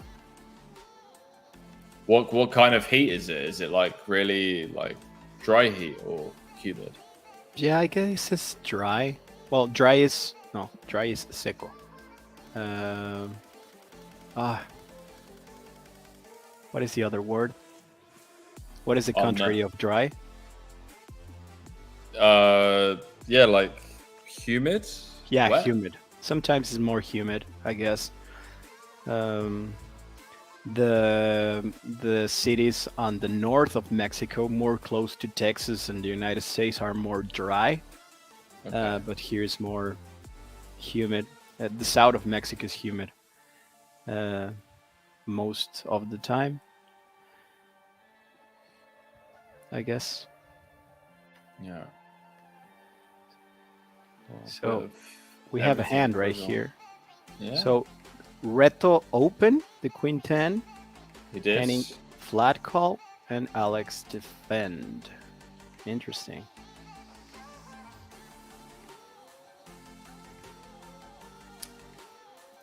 Keitang beats saying because of the clouds, that would make a lot of sense. That city in Colombia.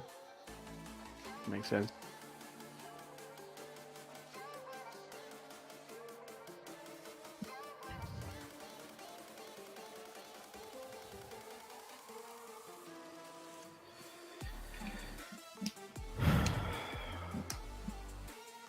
Second barrel right here from Reto, using his pair straight draw and flush draw, and the river is the 9 to chop the hand. Ooh, and bet again. Wow. Going for it. It's a tough spot for Henning. He should call, yeah, because he has the blocker with the queen of spades. So I think it's standard call. You don't like it, obviously, but you can fold. Yeah, it's interesting when we're obviously high up in our range in terms of hand strength, but we're in a spot where we don't typically ever have ace queen here, whereas our opponent does. But we do still have our fair share of nut flushes and slowly play flushes. Like we can still have ace 10 of spades, ace 5 of spades. Interesting from Reto to blast off there. Yep. Chop it up, boys. Although Henning wouldn't have wanted to chop that one up.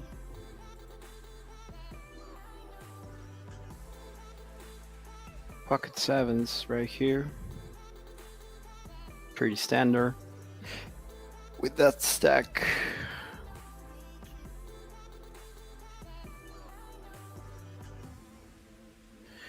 I guess the most brutal things about tournaments is that the difference of money that you win when you are like top 3 against top 15 or top 13. That's that's so sick.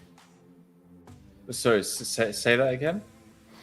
That the most brutal things about tournaments, it's the difference between being a top 3 Oh yeah. versus top 15 or top 13. Yeah.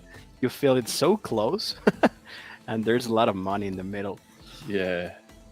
Oh, definitely. Definitely. Yeah, it's nothing quite as heartbreaking. It's a long session to bust in like 13th or 14th.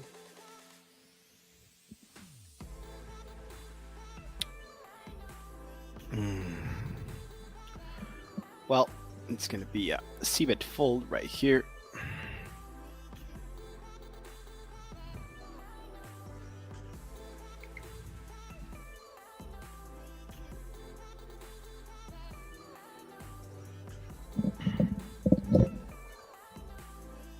Okay, it's for Henning, scanning around the table. Felipe could get involved. Yeah, it's gonna be interesting, this one. Because Reto has the stack to perfectly flat call in small blind if there's no 3-bets or something. Being Felipe right here, I prefer to just flat the ace-10 suited in position.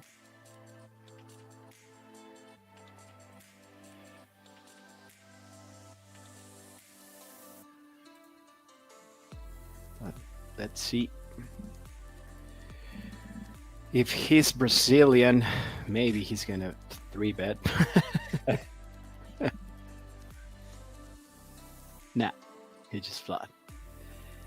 And Alexander is gonna have great odds to call with that ace-5 suited.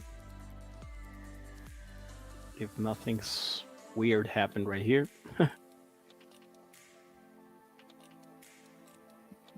Yeah, I'd be very surprised to see.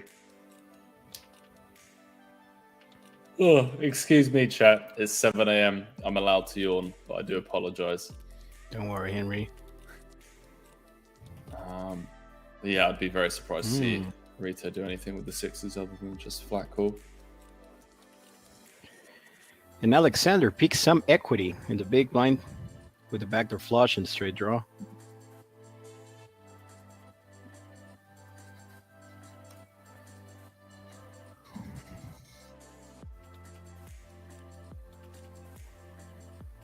Okie dokie.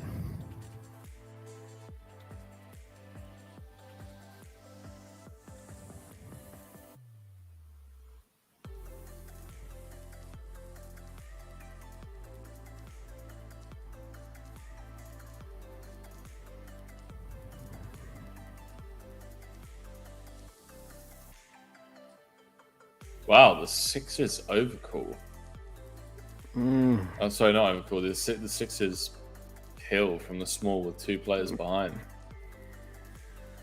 That's wild. Yeah.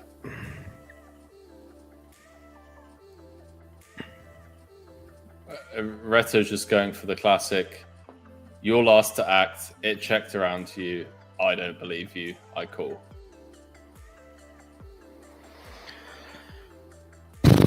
But I don't like it because there's gonna be a lot of turns that are brutal for you.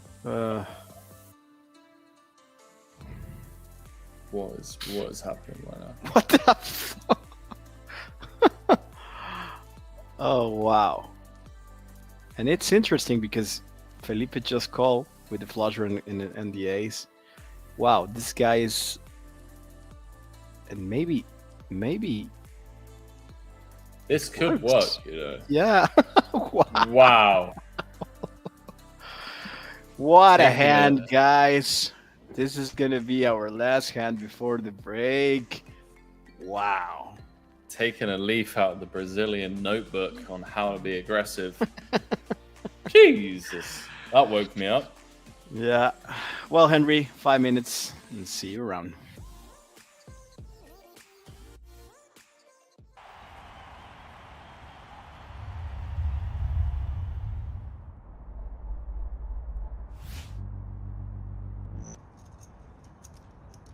Wow, well, this is going to be curtains unless he finds a spade.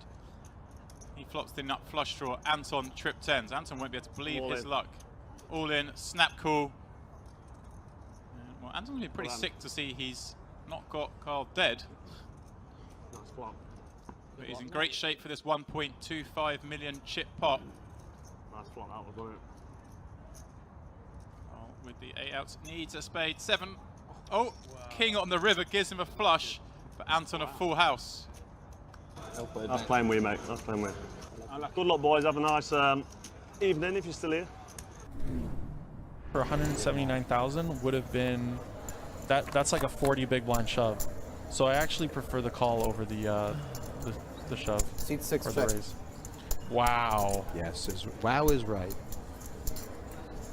Seat 3 Wow. check. Even more of a wow. Why is Kuhn checked there? Is it just that it was too strong? I mean, you've got Locke in the small blind who's, you know, a bit of a loose cannon. I'm so confused right now. The fact that can't overall.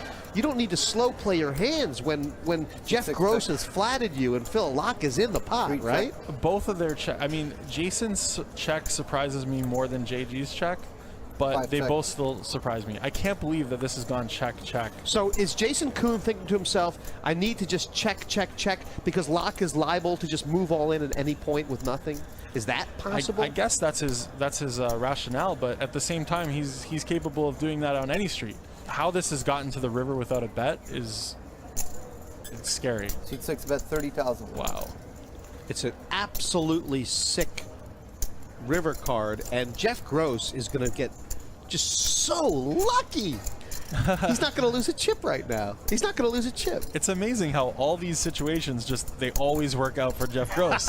Like no matter what the situation. JG, like, he should be broke in this hand. You know, should be broke in this hand. And somehow he found a way to get away for just a pre-flop Seat 3 raise. raise 110 total. I don't even know if Phil Locke's going to call here, and I just wonder if I mean, it's not just because of the hands out there that Jason Kuhn's made a mistake, right? I mean, he's made a mistake here.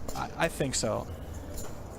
I can never see that Jason is taking this line as a bluff against someone like Phil Locke, who's just proven to be so reckless. What a strange hand. It was the perfect river too to create this situation. I mean, only an ace would have made this happen. It's probably just a chop. They're probably just stealing with the chop. And that's a very, it's not a terrible assessment. I feel like if you had an ace, you might have c-bet the flop, ace queen. I think Jason, that's the other thing. Jason could be raising here. He could be raising here with a weak ace, knowing that Phil does not have a 4 and does not have ace king. You might just have ace queen. You could have like ace 9. No, maybe. Doubtful. Oh my god, kid. At this point, I think that Phil is calling for a chop if he's calling. Yeah. That's a good bluff. Kid, I pulled a good hand. I found a way to lose that hand. I don't know how. Could be the one. Ace 9 3 2. And it just goes check. How's that? What's going on here? Sam checks back aces here. Oh, he checked it back, huh? Okay. Yeah, pool bets. Now does Sam raise? I would be inclined to raise here. I guess Sam's hoping to boat up on the river and... He's hoping for the 5 of spades. Oh my god. Oh, there it is. How have I just said that? Oh my god. You called it. For the 5 of spades. He's called it. The 5 of spades rips off. Well, 5 of spades. That was Sam's plan all along. This honestly is a disaster card for Newey. Who's shuffling these decks? I think he needs to take a little bit longer here.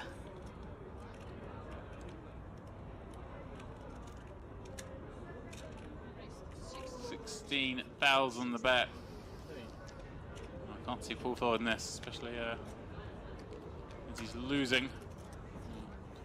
There's time. What more time it took against Michael when he was crazy Mike? He folds. Wow. What a getaway there. That is quite the fold.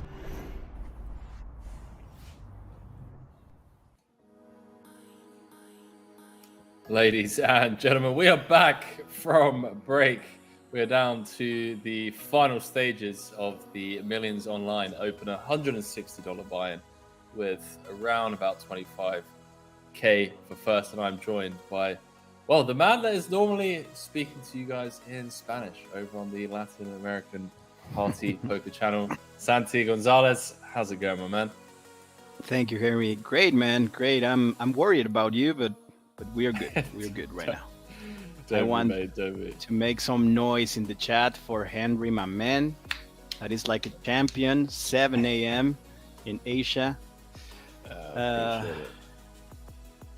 I just splashed some water on the face, and I was going to get a coffee, but then I was like, no, I've got some. I don't know, like the actual term for the supplement, but it's like I think it's like an amino acid that you use for like running and working out. It's a lot healthier. It's a much healthier replacement than like I don't know, drinking coffee. Who knows? It's got caffeine in it still. I don't know, man. Yeah. Maybe you're gonna be ready for your run of the morning after that. Maybe, man. Maybe we'll see. We will see. But, actually, when I was training with a coach, when I was working out, he told me that I replaced those kind of products for coffee because he told me that really? It's better, the coffee, because it's natural. But we hope everything's okay with your amino acid right there. Mate, listen, at this point, I'm just doing anything to stay alive. Yeah. There was one time I remember when I was in Madrid. I had a stream with Party Poker, and I was in the same spot like you, 5 a.m., 6 a.m., and I'm just like, really, come on. That time I was, I can't remember. Maybe I was with a Spanish player, Vicente Delgado. With Codelsa. Codelsa is the nickname. I don't know if you know him. I don't know. But it was the same thing. It's insane the change of the schedules. Yeah. In the world. Yeah, sometimes you just crash, man. But I feel like splashing cold water on the face really helped me a bit. And I'm ready to go for another 5 hours. There was one time, I just remember this one. I was commentating in the Latin American channel, and the guys of the production told me, hey man, we need your help because the guy that it's in the other channel passed out is like he really literally fell out from the table after like 9 hours of stream. So this guy, there was a moment that this channel was without the commentator, and I came to the channel in English to save his life. And then when he was absent like hour and a half, I guess, and I came back to my channel to keep the stream. I can't remember his name. Is who's this guy? Well, I don't know, but literally he was dying. He fell from the chair. That's crazy. Yeah. That's absolutely insane. I had one party poker event where what happened? So we'd basically had like it was a live event, and we'd had a really long day the previous day. Mm-hmm. And I was really sick. Like I think I'd caught like a mild case of pneumonia. Wow. And yeah, it was pretty bad. And I was doing solo commentary. Yeah, see, Wild Joe remembers. Wild Joe was there. And yeah, I just texted production crew. I was like, listen, like I just need to close my eyes for an hour and a half. And they were like, look, do what you need to do, like take a nap for an hour. So I took a nap in the commentary booth. I set my alarm for like an hour, and then when I woke up, I was just like, oh, like everyone in the chat's gonna be like, what's going on? Where's the commentator? But everyone was super supportive. All of the moderators were like, hey, Henry's feeling really bad. He's gonna be back in like an hour. And everyone was just like, oh, get well soon, Henry. It was amazing. It was actually really cool. Supernova was there as well. Yeah, she said that she remembers. And that's something I love about this family, these guys, because they perfectly understand what is, and we don't have like hate comments. One of my first time when I was commentating in English, my first worried was these guys are gonna bully me because my English is not good. They are gonna say, what is doing this guy right here? And no, the people really have the best energy for me, and I really appreciate that, guys. Really. And this, the Henry story, these are the kind of stuff that we really said, okay. And that's one of the reasons I love what I do, because a lot of that is because of you guys. So thanks. Definitely, yeah, definitely. Interesting spot here, by the way. I mean, it's still a relatively small pot, but Daniel limped the aces into one of the table chip leaders, and Vinicus flopping a gut shot, gonna barrel twice. Daniel obviously so high up in his range here that he's not really going anywhere just yet.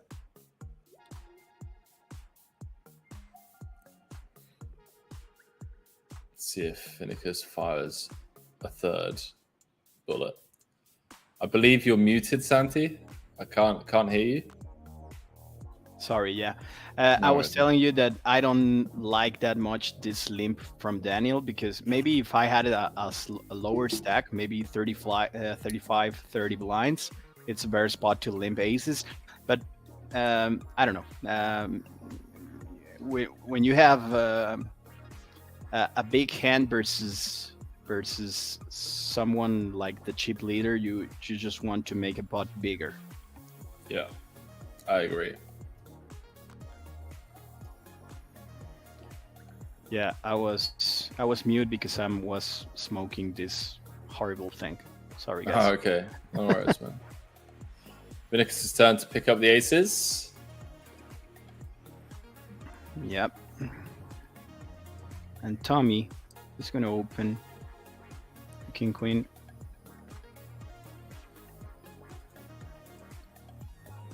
Well, just saying, your mate did a great standing job. I forgot his name, but he wore a bad hoodie. Oh, so I wasn't on my own. Okay. Why do maybe I did it twice then. So Henry, I'm in the final table, but let's go. The bad news is I have 9 blinds, 9 big blinds. 9 big blinds in a dream. Yeah. That's all you need. There's 2 guys with 7 blinds, so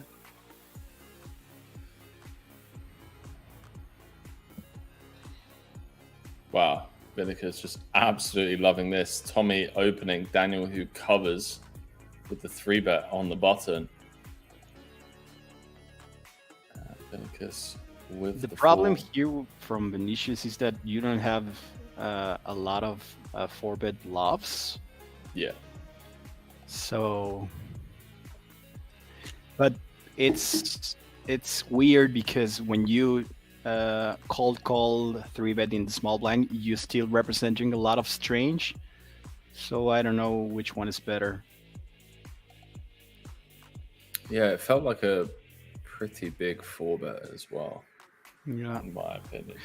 Well, maybe if you're Vinicius right there, you can flat call hands like 10s plus, 10s, jacks, queens.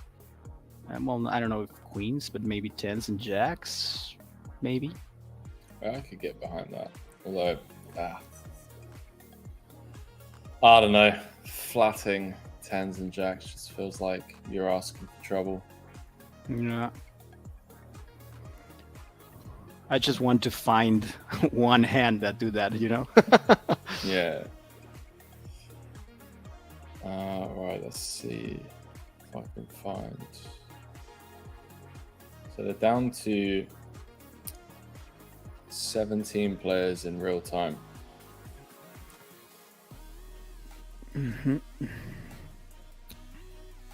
I don't really want to give anything away, so Vinicius has a $1,800 bounty. Who else we got? Daniel has an $1,800 bounty as well.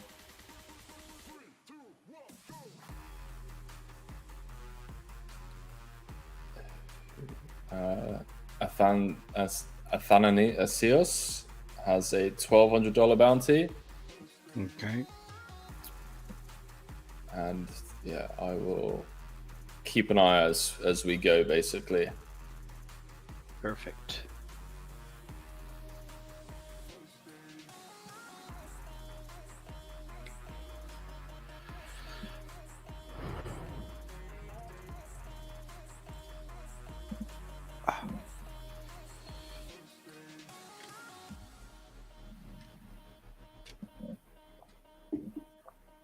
So Tommy kicking things off here.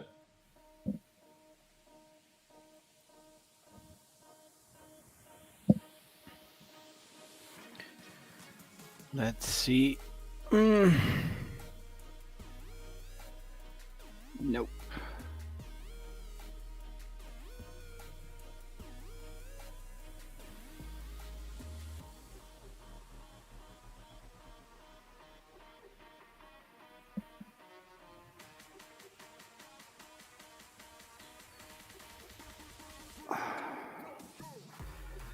So he defend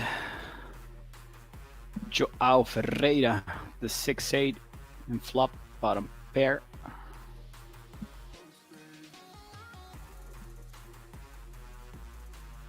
Yeah, I get behind it. We're short stacked. Need to pick up some chips. Need to see some flops. What do you think about the sizing? That sizing from Tommy?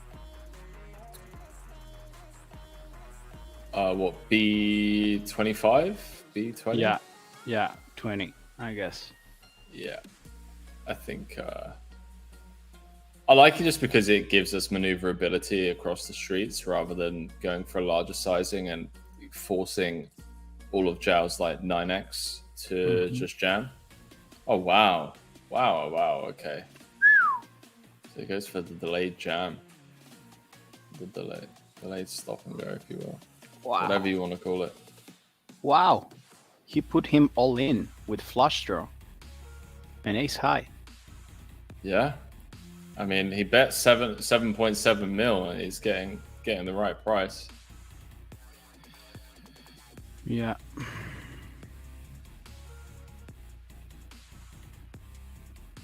No dice. Look at that. How about that for a double up? Yeah. How about that for a double up?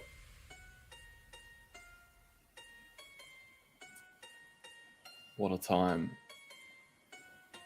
to just decide to go with it.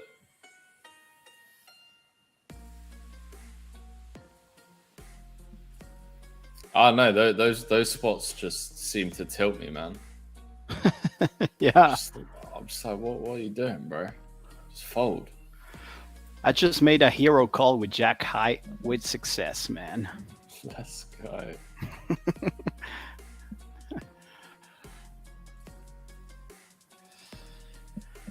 I don't think I've ever correctly hero called with Jack high.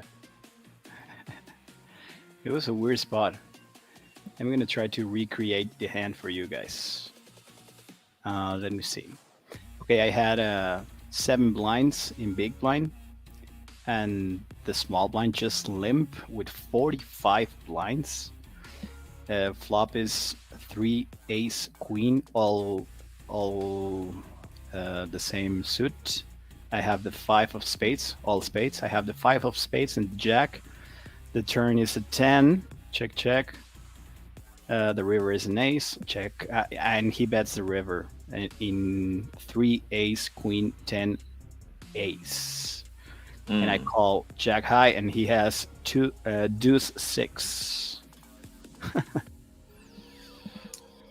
There we go. 9 big blinds is all you need, my man. Yeah. What is happening at this table? I don't know, man. Thiago with the out of line 3-bet pre. The 3-bet squeeze. Just taking it upstairs with the king 8. Gets punished. Wow. He should have a specific read right there, Athanasios, to make that move. Yeah, Thiago's from Brazil. That's the only read that you need. Just like you're on the button and you're 3-betting me. I don't believe you. Poker is simple, man. The information is just right there for you. Take it. Yeah, I mean, flag reads are a thing. Like flag reads are definitely a thing. Yeah, you remember when Russians, they're like the old Brazilians. Yeah. Oh, not anymore. Not anymore, right? No. Or what do you think? No, it's like in PLO. Like if a Swedish or a Finnish or a Danish poker player triple into me, and I have like the third nut flush, like, I'm not folding. Just take my money. Like if you have the nuts, then so be it. But like you're from Finland. The first words that came out of your mouth when you were born were Munkasolder. You know, like I call. Nice hand. Yeah. Nice hand. Yeah, that's so funny because it's so real. It really is. They put you in the cage, you know. And do you enjoy more playing online or live poker? Oh, live poker. Yeah, me too. Poker. Definitely. It's a different source taste. Yeah, definitely. Yeah, live poker. There's just a certain element to it that I just really enjoy. I think there's a lot of ways you can create an edge for yourself. I think by being chatty and being friendly and just picking up on the fact that you can get reads off of a lot of people in ways that they don't typically understand. Oh wow! So Zhao just going to click it back, running trips. Tommy with the nut flush on a paired board. This guy doesn't afraid anything. Makes sense though. I mean, all of Zhao's 2 pairs, King 10, Ace King, maybe bar King 8, most likely to double there, double barrel button versus big blind. So I think it's a spot where we can safely value jam our nut flush. Yeah, but you think that they are gonna call you with worse flushes or trips? I think you're targeting a very thin range here, a very thin range that's going to call you off. But I also just think that Zhao's extremely capped and just never has a better hand. Yeah. And also the flush that he had is a really nice flush to have, right? Like we have Queen 3, where we're unblocking like Jack high and 10 high flushes.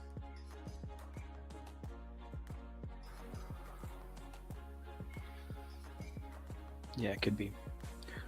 Well, Vinicius, remember me to the Brazilian forward from Real Madrid. I don't like that guy, but he's so good. Vinicius Jr.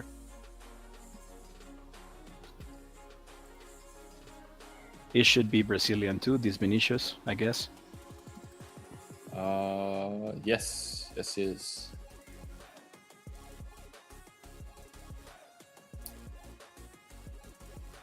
The flat out of the small. Yeah. After going ham with the 6s not too long ago. Yeah, we remember that crazy play about Tommy.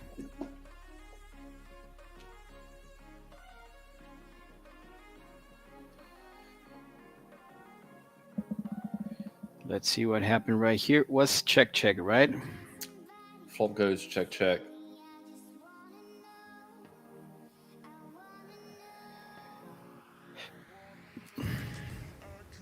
Pretty nice combo to start turning into a bluff on the turn as well. Only one combo of King Queen suited. We block Queen Jack suited. So a lot of the Queen X that Tommy is going to flat from the small. He check raise. He did indeed. Yeah. Gangster. Yep. And he check raised the chip leader without position. He's a cowboy. I mean, that sixes hand was enough to convince me. Yeah. Another open from Vinicius. 24 left, boys and girls.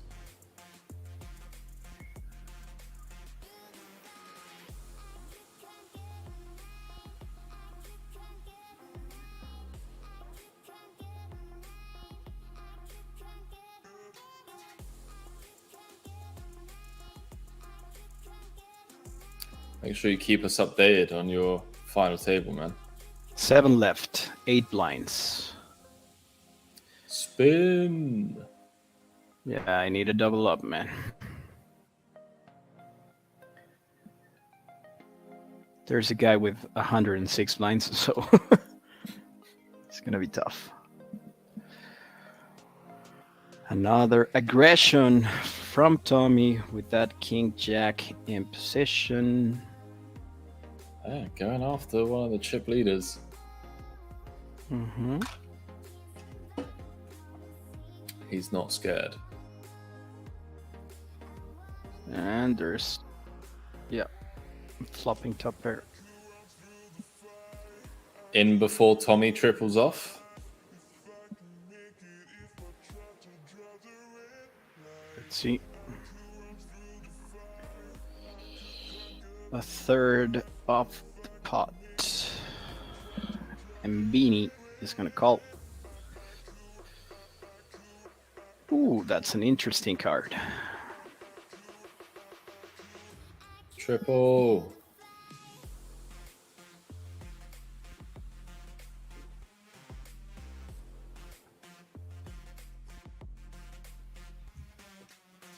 He decided to check the 10 of diamonds. And Bali betting the ace.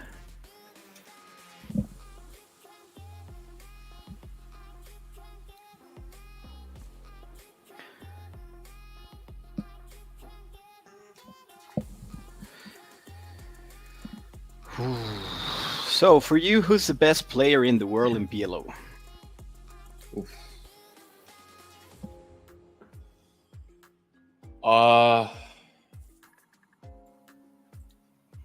Field Goal Fund is one of the best in PLO? Heads up, Pillow, yeah, definitely. Yeah. Just heads up. Yeah. Okay. I'd say Venny. Venny is probably top 5. 6 max.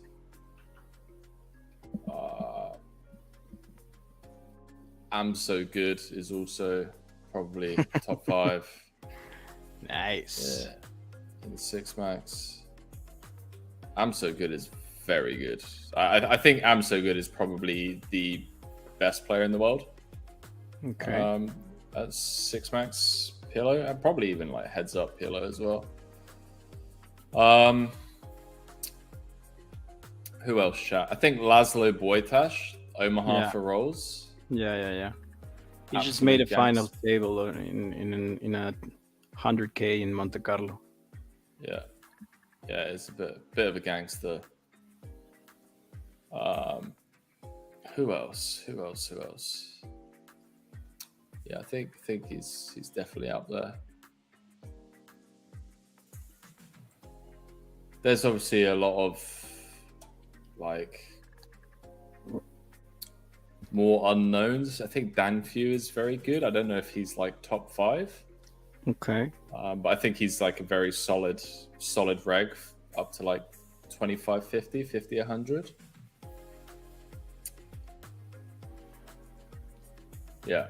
I'd say I'm So Good is probably the best player in the world. Which is his real name? Fuck, I know it as well.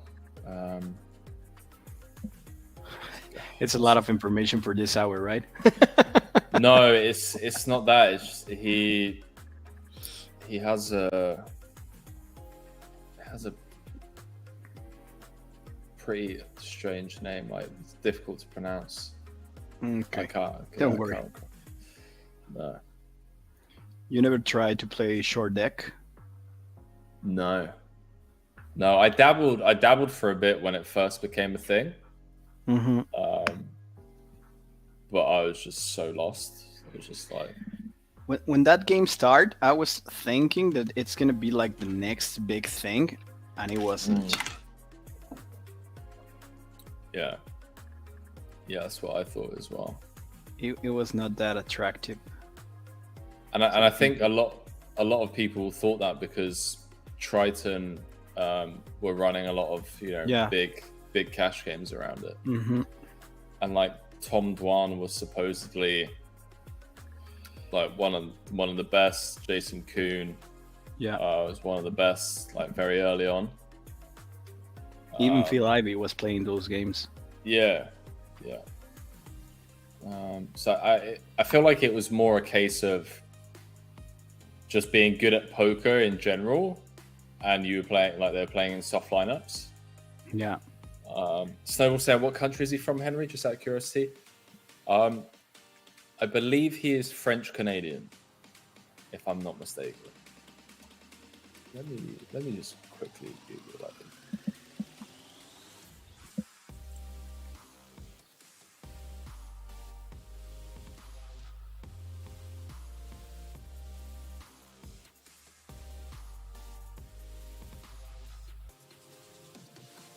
I know his name is known.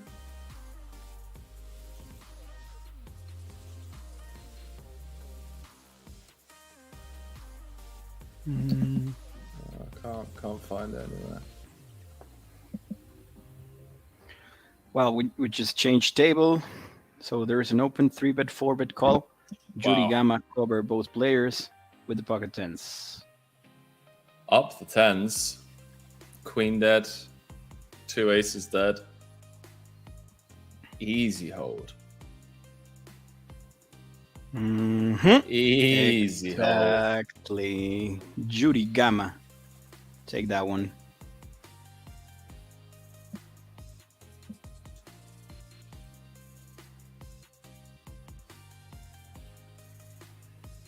Well, new table. We have Leonidas again. Yeah, dropping like flies. Yeah. 18 left. And I have an ace-9 in big blind with 9 blinds effective, so good luck for me, guys. Good luck, mate. Good luck all in. Snowball saying, "I'm so good," I'm referring to... Yeah, no, I know who you're referring to. I believe he's French Canadian. I just can't find his fucking name. Okay, let's hold. Hold it, baby. Hold it, baby, versus ace deuce. Come on. Let's go. Little spin on the side. Yeah. The main reason, money aside, that I'm rooting for you, Santi, is because I know that the longer you survive in that tournament, the longer you stay with me. Totally true, man. I should go like 30 minutes ago because I have something to do, something important, and that's the only reason. Yeah. I know how it works, man. This is not my first rodeo. I've been doing this for a while. Yeah, that's real. That's the only reason. I'm gonna have a lot of trouble for this. I have to be honest with you. But it is what it is. It is what it is.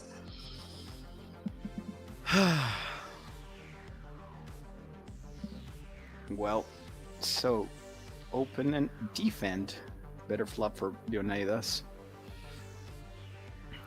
Leonidas. That's the name of the character of the 300 movie, you remember? Yeah. I haven't seen that movie in a long time. Yeah. Chair Butler. He was Leonidas. Yeah, not Gerard's typical role either. Mm-mm. Oh, the deuces just have to triple here. Do it.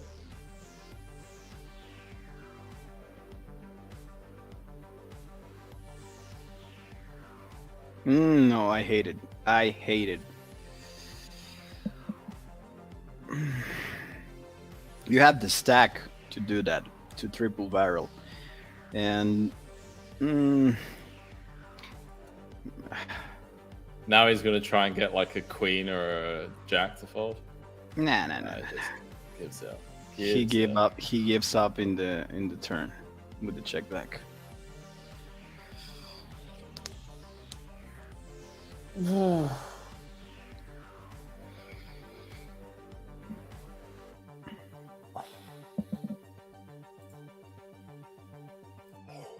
it's gonna be a long day.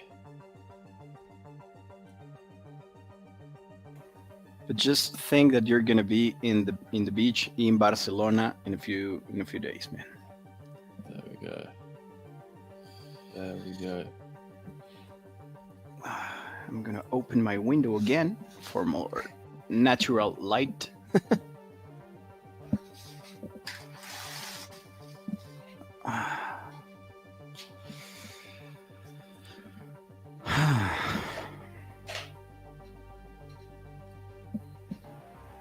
Yuri's just loving life at the moment. Yeah.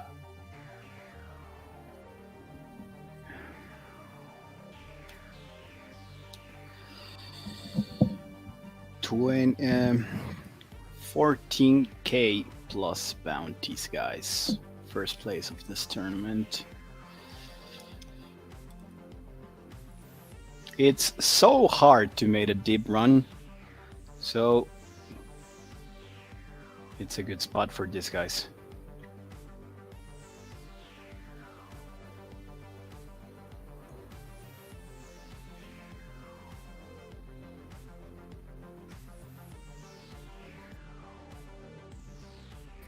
Everyone guaranteed $674 plus bounties for their efforts so far. But I'll tell you something. Going home right now in 18th. That's painful, chat. It's super painful. It is painful. If you think that, yeah, if you think that you made 10 buy-ins, that it's approx the winning of this moment, you should be grateful, but it's not. Yeah, I agree.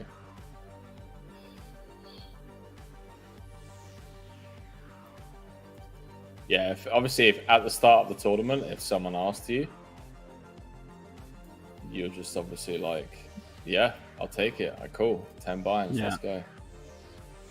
But the imagination loves to wander, and I guarantee you that all of these guys, it's crossed their minds. They've looked at the lobby. They know how much is up top. Mm-hmm. They've all thought about it. Okay, 6 players left in my tournament. Let's go. 12 blinds. More than enough. Yeah. I'm surviving. Staying alive. Staying alive.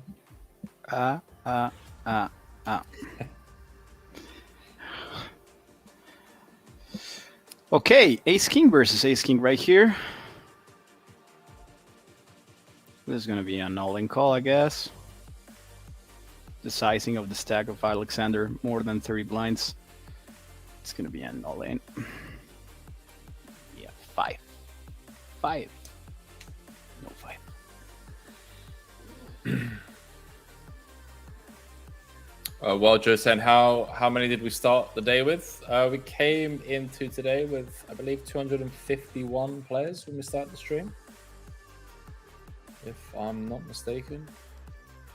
Could be wrong. I've been wrong before, and I'm sure I'll be wrong again in the future at some point. It just doesn't happen very often, boys and girls. Love it. Okay, so push all the chips in the middle. Alexander, you recall that shove. I mean, it's a 6 spot, like, yeah, you know, 35 bigs deep in the tournament. You But don't what you're really gonna do- want to have to flip.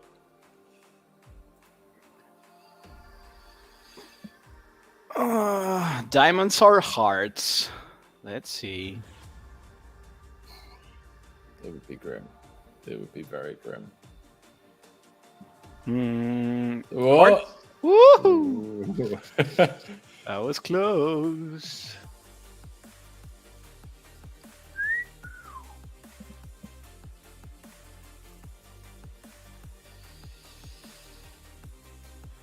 All right, I've now got you on Instagram.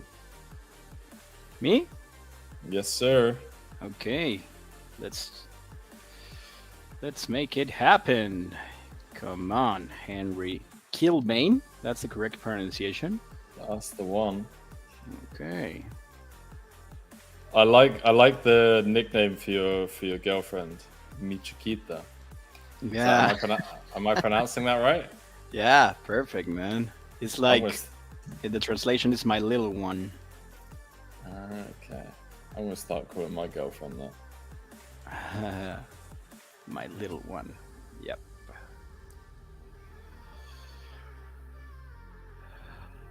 Jokes on me, chat. I don't have a girlfriend. But hypothetically, in the future, maybe one day. Maybe you met the love of your life in Barcelona, a Spanish girl. Hey, maybe. Some saborcito, un poquito de sabor. Why not?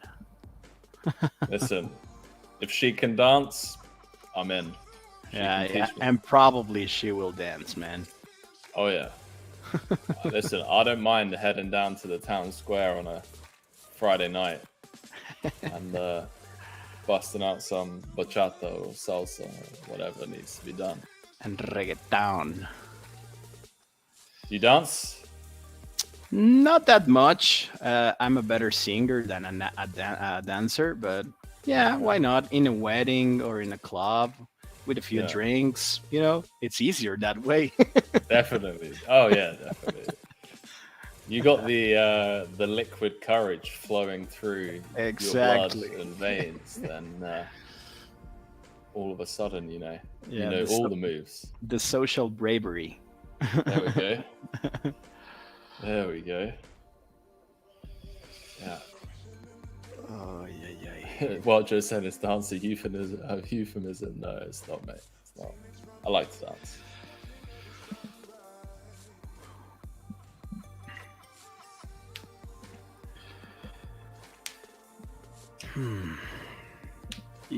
I'm in a tough spot in my tournament, man. Oof, not yeah. anymore. Thank you. Another guy push, so I can fold king queen suited easily.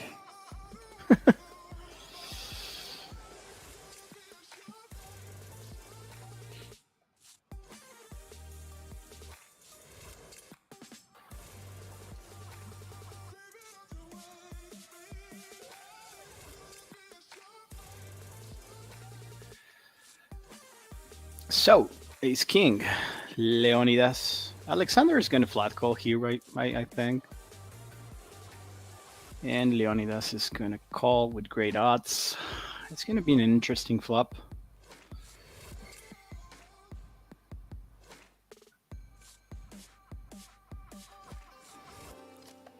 Four, five, six.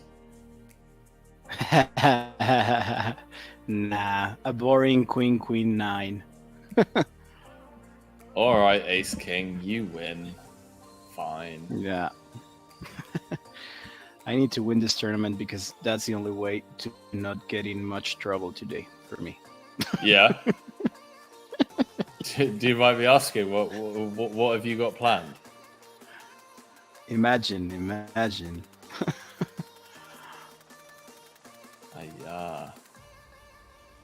See what poker can do, boys and girls.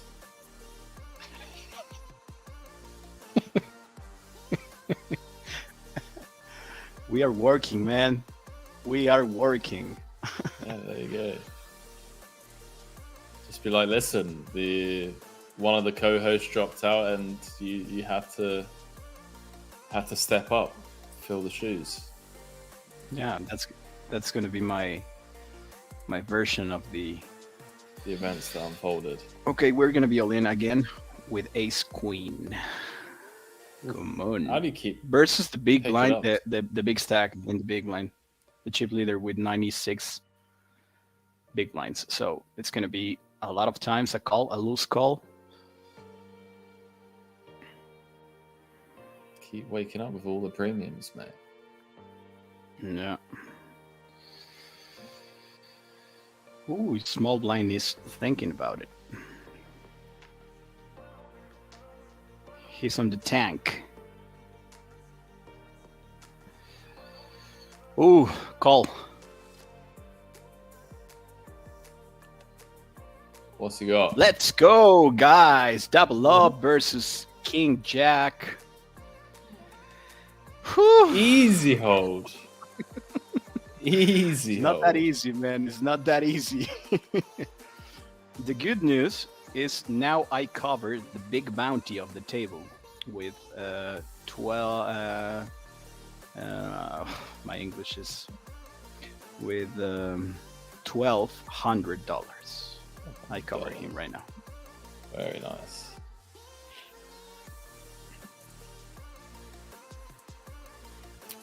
Snowball saying stream chat help with a dating profile for Henry should be a great profile. I'm good.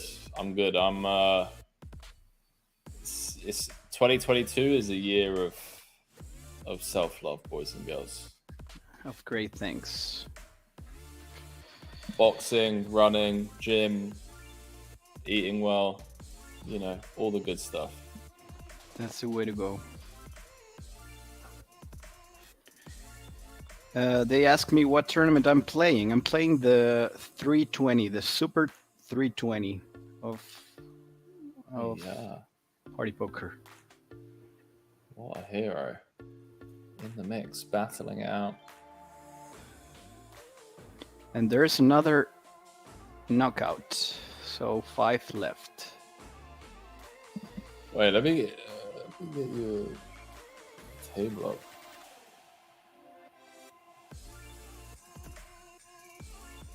Super 320 for all those guys that want to rail me. Super 320, 70k guarantee. Party Poker. 6k plus bounties for first place. Oh, let's go. What boss? Let's get the table up.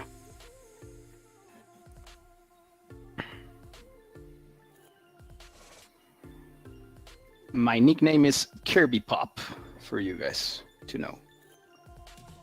That's a strong screen name. Yeah. And you know why it's Kirby Pop? No. Do you remember the video game of Nintendo, Kirby? The little pink ball? I do, yeah. Now that you explained it, I do. Yeah. I like that character because it's pink, and when I warm up or run or go to the gym, I put pink my skin. So I'm Kirby, and Kirby tries to absorb the powers of his rivals. So it's a good analogy in poker. I like it.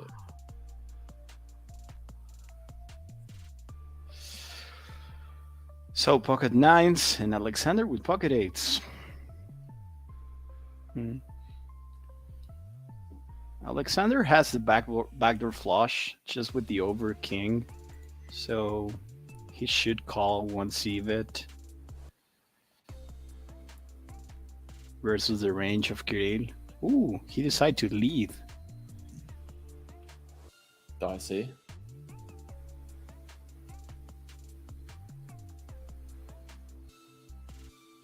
Snowball saying, Santi, you're going to have to stream full time if you keep doing well in MTTs on stream. It could be a sign. I agree. Yeah, maybe. Thank you, Snowball. All in favor for the Santi poker stream. Type 1 in the chat. Yeah. The last year I was streaming in my channel sometimes, but I don't know. It's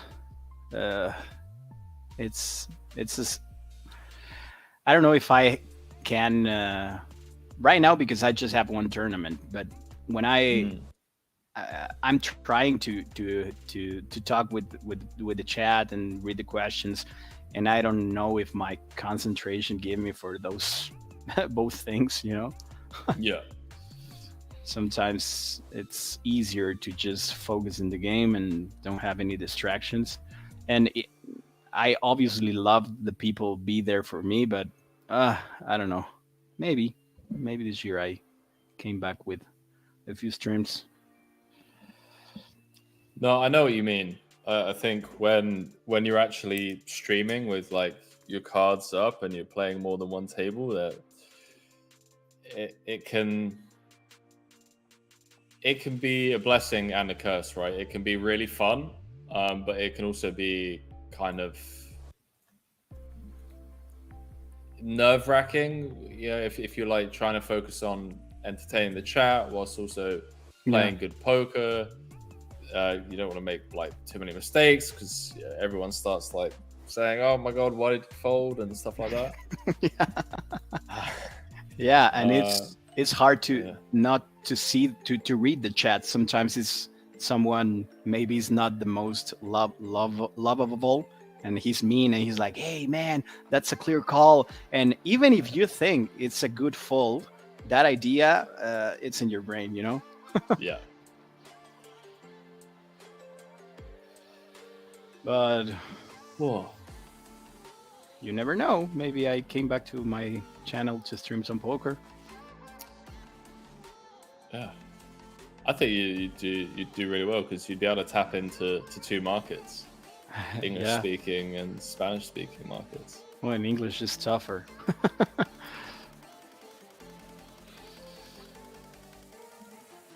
think Felipe Ramos does a really good job as well. He does Portuguese and English, always mixing up. Yeah, that's not easy. And I don't know, maybe Henry, this stream is not that how to say it, not that hard. It's not the same thing that if you and me we are commentating this tournament versus maybe a 10K high roller or something like that, when maybe the target of the chat is different and they are expecting us to analyze all those little things about ranges and stuff. And I sometimes I don't know if I'm ready to translate all those complex ideas of poker in English, So it's not the same thing. It's 100%, man. Yeah, no, I couldn't agree more. It's just a different kettle of fish. Yeah.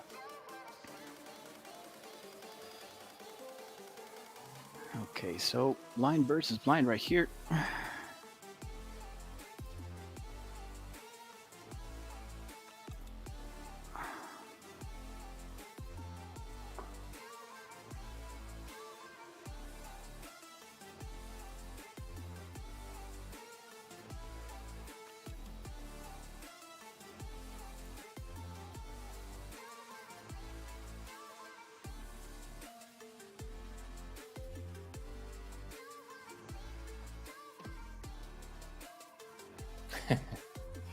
Snowball saying, Santi, you can stream poker on some days, on other days have a teach Spanish to the chat streams. Hey, listen, I would sub to that channel. Definitely sub to that channel. You know that in my streams last year, I give away tickets in party in my own stream, and I love to put music and sing and sometimes even rap, in my stream when I was playing. I was playing 2 or 3 tables max, but one of the dynamics that I have with my chat is like, guys, write some phrases like a rap, and I'm gonna try to rap the things that you are writing. And it was so funny, and we had a great time with those dynamics, because the thing is, you've been a lot of hours here. You have to to propose new things, and it was pretty funny with those Definitely. type of dynamics. Yeah, I was definitely. rapping in a final table, hey man, I'm the best, I'm gonna win this term, just like having fun, Yeah, no, I love that. I love that. Have you ever played Lodden Thinks on stream? Play what? Lodden Thinks. What is that? So it's a poker game where you get asked the question. So, for example, I ask you a question, and there's no right or wrong answer. Okay. Because the answer to the question is whatever your perception of the answer is. So, like, say I said to you, how many fish do you think there are in the ocean? It doesn't matter if you go to Google and Google says there's X amount. The person that we're asking is you. So then everyone else has to try and guess what you think the answer is. Nice. No, So, never. You never played it. It's a really popular poker game, especially for like prop betting, because you never really know how someone thinks about something, right? Yeah. So of course. You can make all of your judgments and stuff. And me and James play it a lot on stream sometimes, and like give away tickets and do it that way. Where we could do it now. We'll give away. What should we give away? We'll give away an $11 ticket, and I'll just pay for it. It's whatever. So I'm going to ask you a question. Okay. And then we'll give you like, I don't know, 30, 45 seconds to answer or to like think about it. And then privately DM me your answer on Instagram. And then we'll give the viewers at home 2 or 3 minutes to think about it. And then they can put their guesses in. And then whoever gets closest to your answer wins. Simple as that. Okay, I like it. All right. So I do believe we are. All right. Okay. So my question to you is, how many planes do you think are currently flying in the sky around the world? So take your time. You're not obviously. The idea is to not think out loud, because you don't want the viewers to like see where your head's at. Chat, we're gonna let Santi think about this over the break, because we are coming up to a break. And then when we come back, we'll give you guys another couple of minutes to get your guesses in. So during the break, whilst we're away, so remember, it's not what Google says, it's not what the actual answer is. My question to Santi was, how many planes does he think are in the sky currently around the world? Okay, perfect. Get your guesses in the chat. We're going on break, and then when we come back, Santi will have texted me his answer, and I will give you guys another 2-3 minutes to get your guesses in. So last time, because Great Bluff was on the phone, I've asked Santi Gonzalez, how many planes does he think are in the sky at this moment in time, right now? So Google's not going to help you. It doesn't matter what Google says. No. Okay. I don't know why I have like two super separate probably answers, But okay, I'm going to trust my gut. And I'm going to right now, write in DM and Instagram to Henry my answer. Awesome stuff, man. Yeah, fire that over, and we'll take a look at it. Well, maybe this is too much. I don't know. I'm gonna think about it. It doesn't and text matter. it. There's no right or wrong. It's your brain. Okay. Boys and girls, when we come back, we'll be playing down to the final table and eventually a winner. See you guys in 5. See you guys.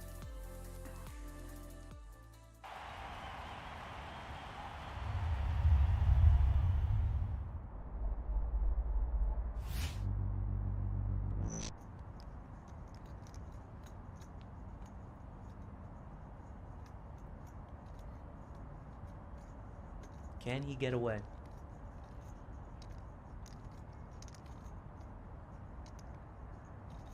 All of you watching at home, ask yourself the question. Could you get away? I don't think I could. We do get a call.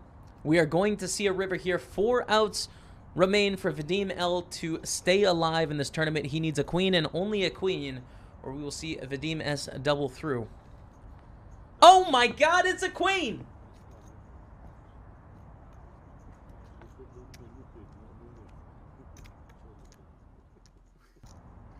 Unbelievable. 9% going to the river. Bam. Smashes the queen to stay alive in the tournament. Gonna double up to around 90,000. Can you believe that?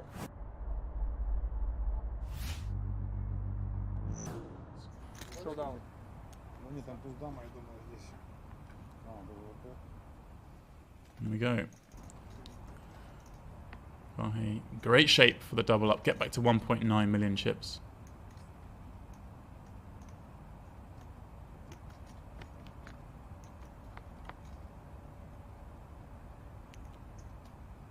Jack 8-5 Vahe. Well, not hanging around to watch. He is going for a smoke. Well, that's a new one on me. Vahe runs out to the balcony area, I assume for a cigarette. And Vahe gets the double when he's not even in the room. That is a new one. He's up to 1.9 million in chips. It looks like already that was our final hand of the first 2 hours. Interesting. I saw him just out of nowhere with 7-3. Well, is Maxim going to take the bait? That's exactly what's happening. He's laid the trap. Totally snapping, and Maxim needs to find a 4. Well, he will be eliminated here at the WPT Russia.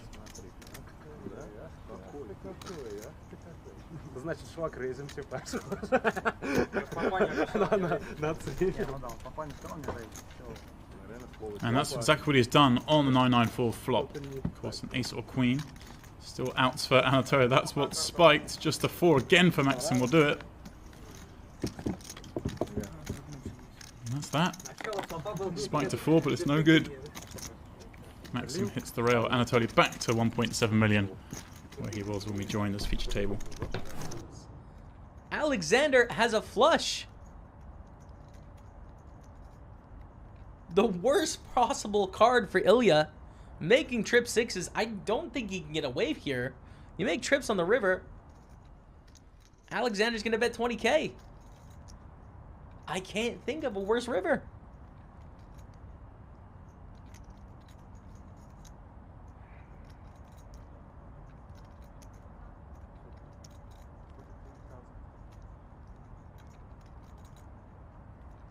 Did Ilya just raise? To 43,000. Alexander calls.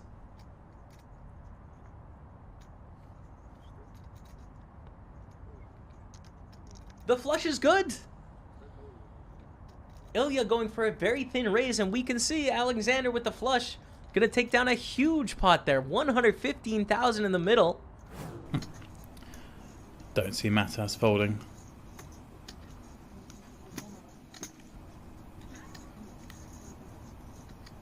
Made a very weak bet on the river, having called pre, check call turn. Doesn't really have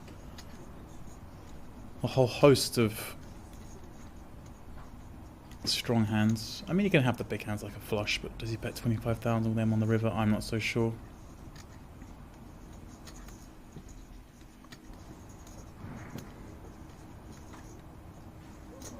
I think if you weak lead the river, you've just got a call here with a hand as strong as a set.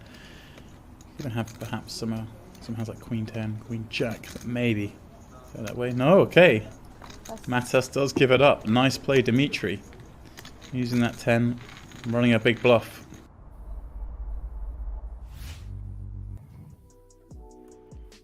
Ladies and gentlemen, we are back from break. It's the Millions Online opener.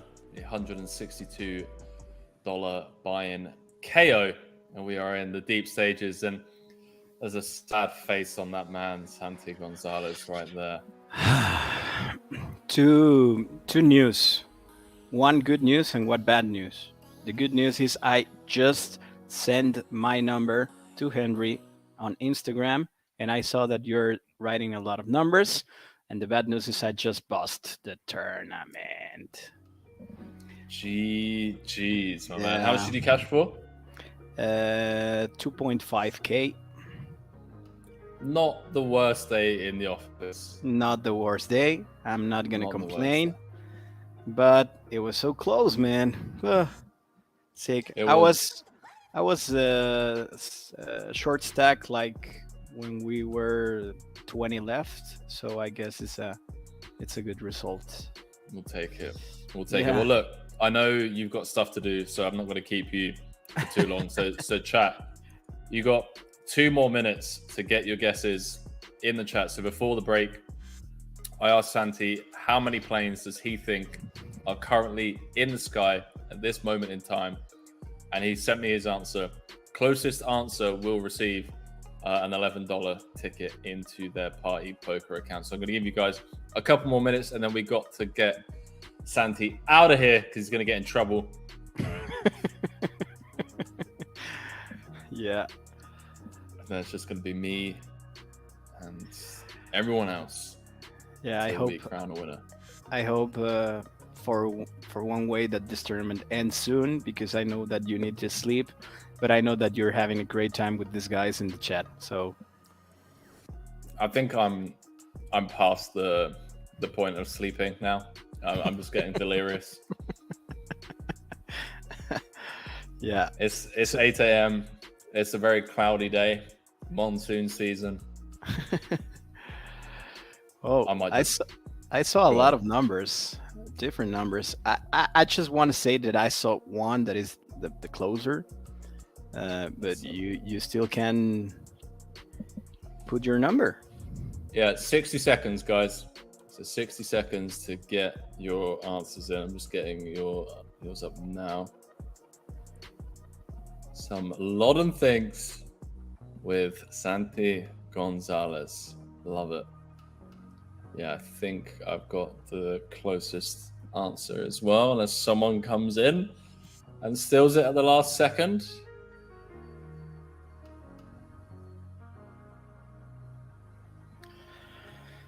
Okay. Right. Competition is over, boys and girls. It's closed. First guess only. It's closed. Last guess was Aquarito, and it doesn't matter because the 2 guesses afterwards weren't close. So play some modern things for an $11 ticket. I asked Santi, how many planes does he think are in the sky at this moment in time? And his answer was 11,223. And if I'm not mistaken, the closest answer was Brano, who guessed 11,444. Yeah, that's right. So Brenner, congratulations, my man. You and we are connected. I don't know if my answer is okay. Maybe I say something crazy. It's a really good guess. It's a really good guess. Yeah. Which is the number, the official number? It's normally between 9 and 12,000. Really? Wow. Good instance. How many planes in the sky right now? Doing some math, it's likely that there are anywhere between 8,000 and 9,000 in air on average at any given time. Okay. And then So Brenner, congratulations, man. You get a $11 ticket, and I hope with that ticket you made a good score, and in the next stream you tell us the story about your great win. Yeah, with that ticket, man or women, I don't know, but a great hug for you from Mexico City, man. You crushed it. Santi, thank you so much, mate, for keeping me company for longer than you had to. I had an absolute blast. I feel like I made a new friend, and I'm looking forward to of course, Henry, hopefully doing some commentary again at some time together. I'd love to. I really enjoy it, man, and I really hope we can cross again in this space, in this channel, or in a poker tournament soon, my man. If I go to Barcelona, I'm gonna let you know. And good luck, my man. Good luck, and I hope this new start bring you a lot of joy and a lot of glory, not only in poker, in life, because there's a lot of other important things that sometimes we don't want to miss. So thank you very much, Henry. See you soon. We're still in touch in social media, guys. I love you. Really, really, really thankful for all your love and for being patient with my language issues. Come on, man. There, you crushed it. You crushed it. Thank you, Ladies Henry. and gentlemen, Santi Gonzalez clocking out for the day, for the night, the morning, wherever you are in the world. Get some GGs in the chat. See you soon, guys. See you later, man. All the best. Bye. See if they clock you out. Maybe they will, maybe they won't. They're just keeping you here. They don't want you to go. Yeah. They just ruined my exit. Yep. There we go. There we go. Thank you, guys. Adiós, chicos. Gracias a todos. Bye. Wait. Man, his guess was really fucking close, chat. I'm on the statistics right now. 10,537 planes in the sky. So he's only out by like 600. Brennell, GG's. GG's. I do love playing London things. Definitely one of my favorite games. But another one of my favorite games, poker. We are down to the final 14 of the Millions Online opener. Alex Kulev, chip leading. I mean, this guy, what a run he's been on the last 4, 5, 6 months or so. Absolutely crushing it.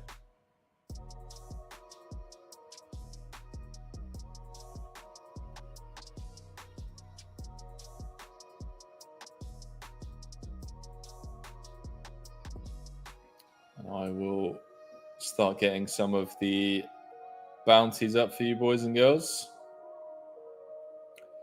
So Yuri has a $1,300 bounty on his head and could potentially be all in here for 22. Andre, yeah, Yuri calls it off with the ace deuce. Could be down to 13. Gonna need some help from the deck in the form of a deuce or hearts. And well, bricks out. Andre holding with the ace 10. Not only does he chip up to 200 mil, scores himself a $1,300 bounty. Yuri out in 13th actually for $854 plus the $1,300 he collected in booties. That takes Andre's bounty up to 2,250. Isaac still nursing one of the smallest bounties left. 300 on his head. Felipe with a $900 bounty on his head. Alex Kulev with a $1,790 bounty on his head. Alexandre Raymond, sorry, with a $1,100 bounty on his head as well. Oh, boys and girls, we are getting there.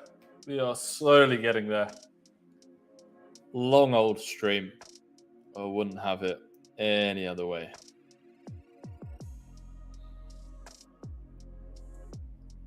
From start to finish.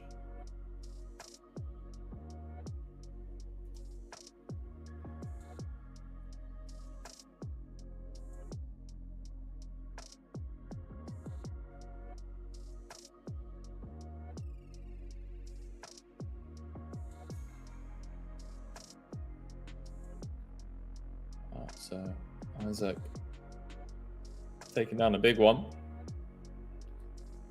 Just even things out a little bit at the top. Looked like Alex could potentially run away with it. It was up to around about 270, 280 mil at one point.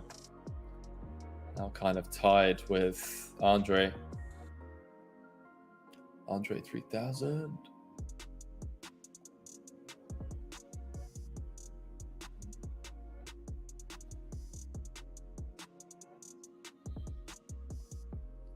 Johan Pokerplay saying, gracias.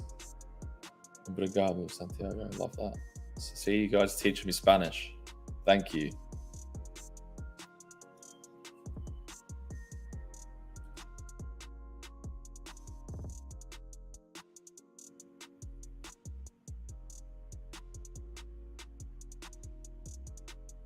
Chat, we'll have to do some more London things. These streams the rest of this month.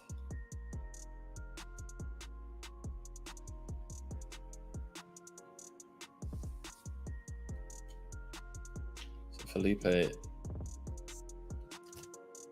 defending the King Queen off of 30. Gonna get himself in a bit of trouble here. Flopping second pair, Queen of Spades for backup. My chair's making weird noises.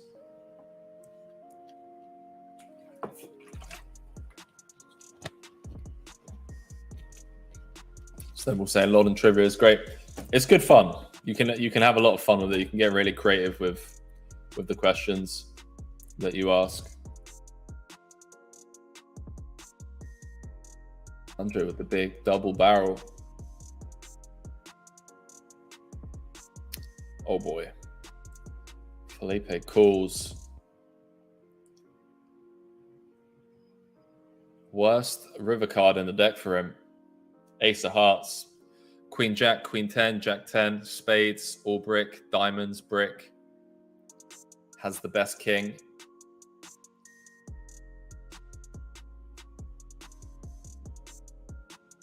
Does call, and a huge pot for Andre. 100 million. Up to 250 mil now. Felipe down to just 16 bigs.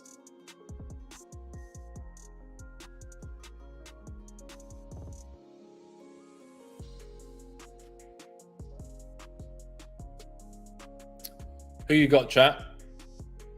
Who is going to come in clutch for this one?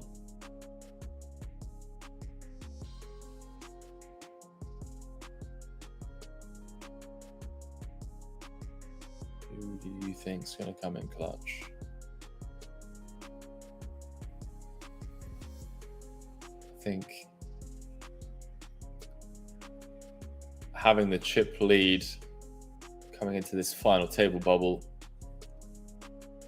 give Andre the chance to run away with it, put pressure on Isaac, Alexandre, even Alex can start exerting a ton of pressure.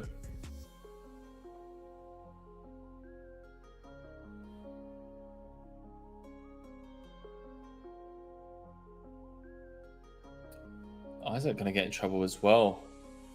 Second pair against top pair.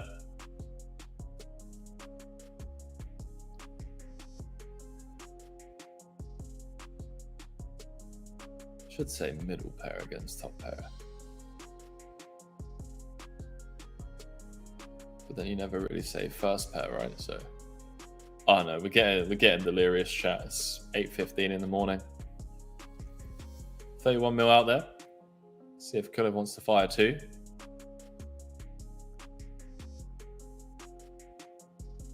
Does. B66 on the turn.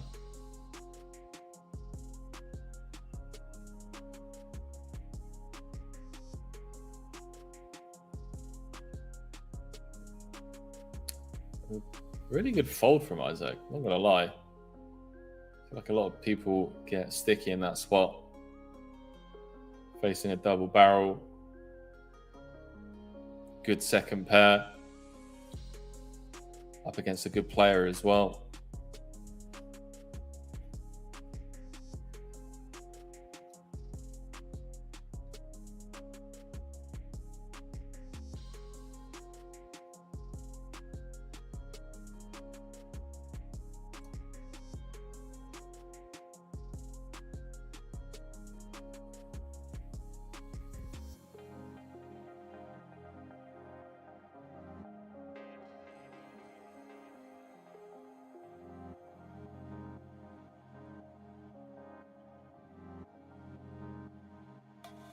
What's up, Charlie?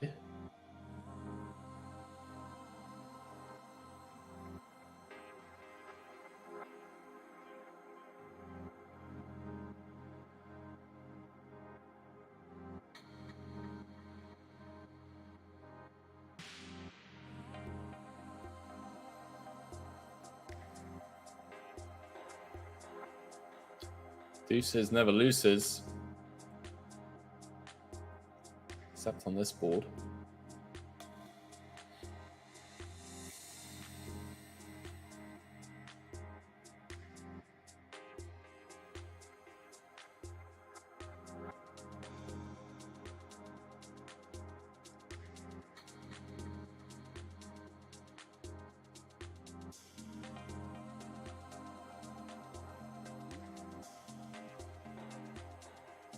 Anyone got any day savers running? Anyone cashed for heaps today?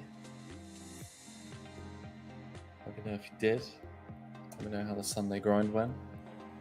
Hopefully better than mine. Alex again, OOL. He's very aware of the situation, understands that Andre is going to be opening much wider regardless of position. 12 left, final table bubble. Brennan saying, I won something. You did, mate. You won the $11 ticket for your Loddon Thinks guess. It's that easy. Wow. This is pretty gangster.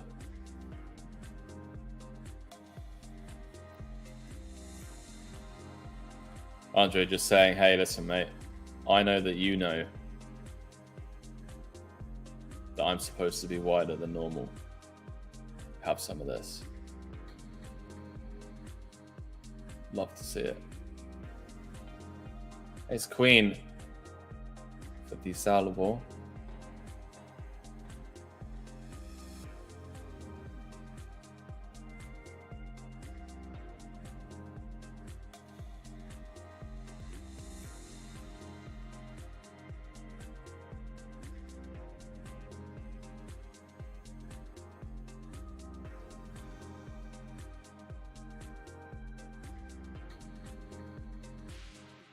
I assume this is just going to... no, was it 30 less cutoff?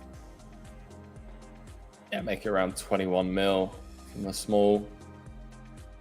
Does just jam, and to be honest with you, with the ICM pressure, don't know if we want to 3-bet in juice off of 30.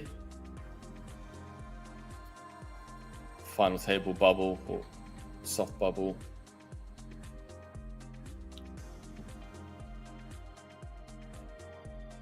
Makes sense. I get behind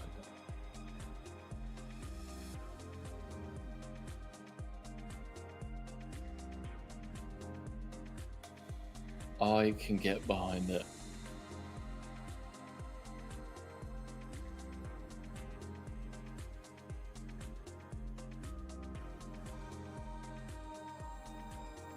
Isaac's out with the Ace Queen.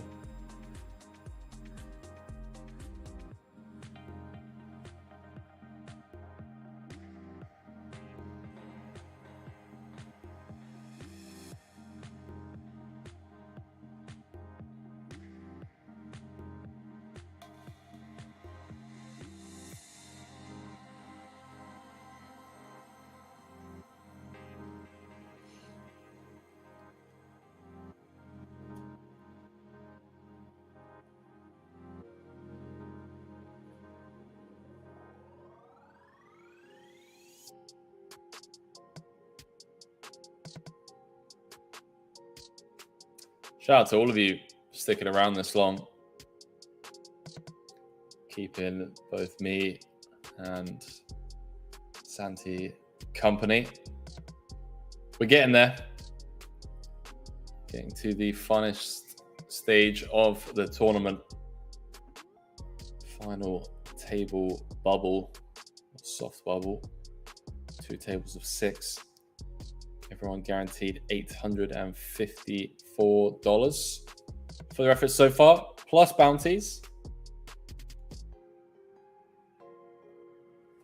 Can confirm the biggest bounty in the tournament.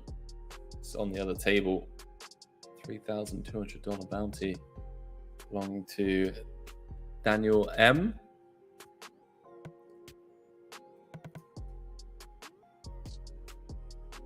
Better known as Daniel Montagnoli. What a great name.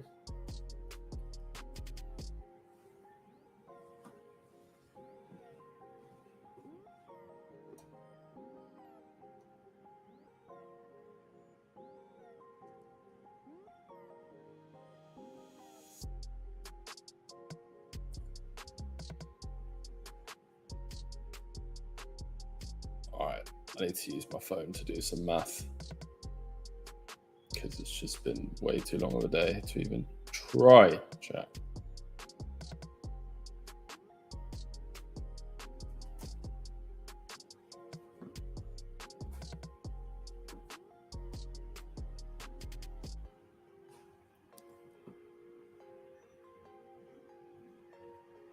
So there is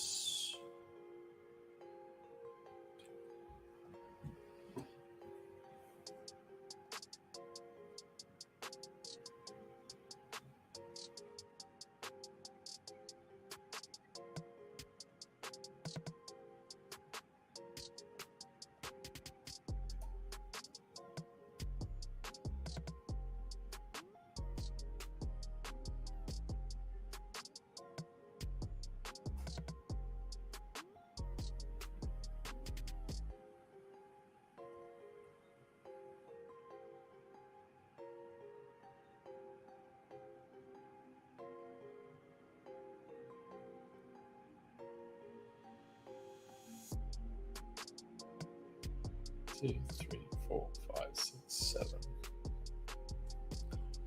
So I reckon we're going to be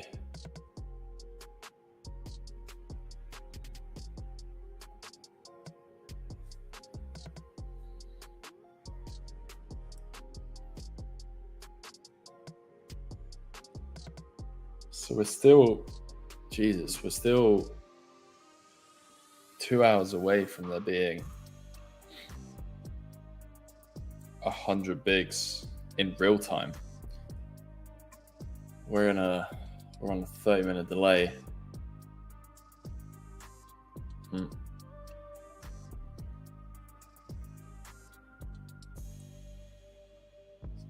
2.5 hours. Sounds about right. Yeah.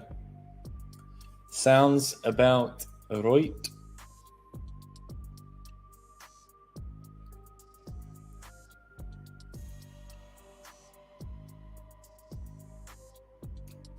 Who's going to come in clutch, boys and girls?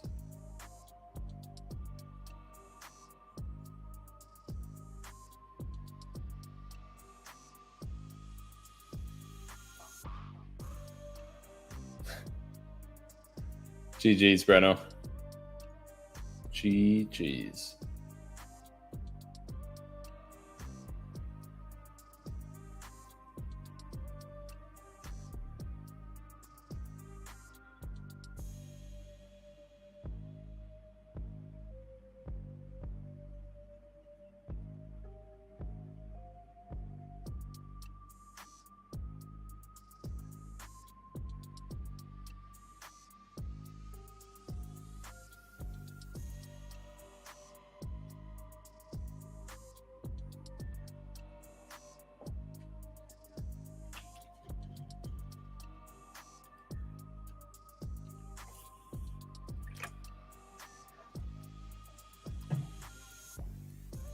So Alexandre winning a small but important one. Nobody's going to be turning away chips here. This stage of the tournament.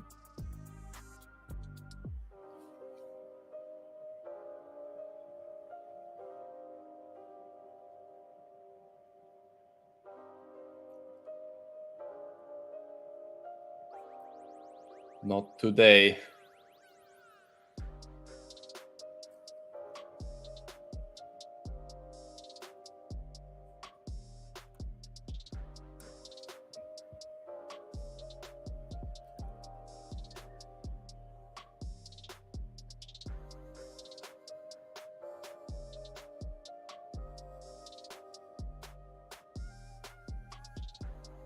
Chat, I think on next break, instead of splashing water on my face, I'm just going to take a 5-minute power nap.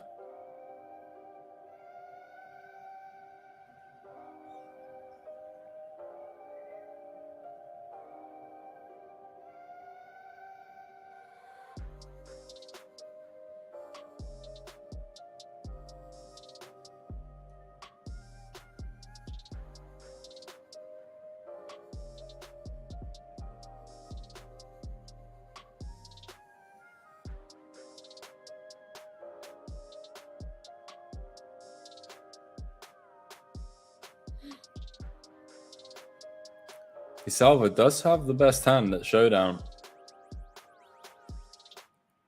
If it were to check through, instead decides to block.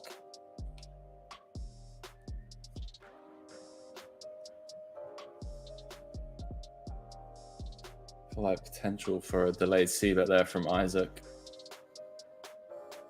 Missing out on taking it away from DeSalvo there.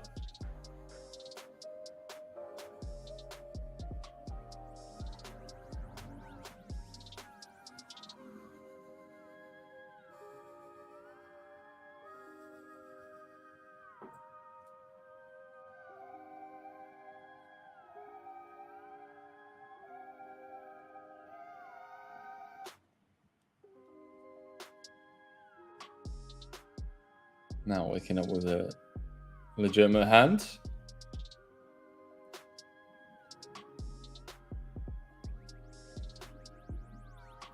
Been opening the jacks from the cutoff.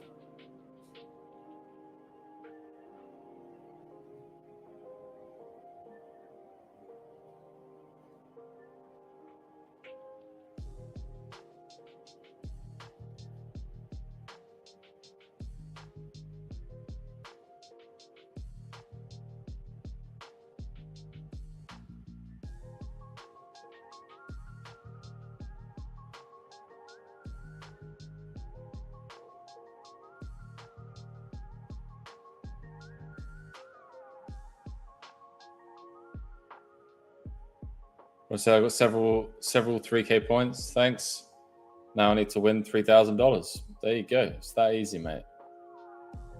It's that easy. That's all you need to do.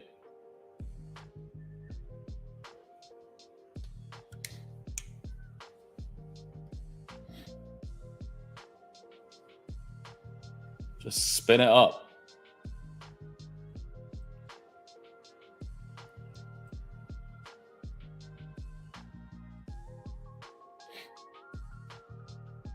Wow, not low seat for DeSalvo, for what it's worth.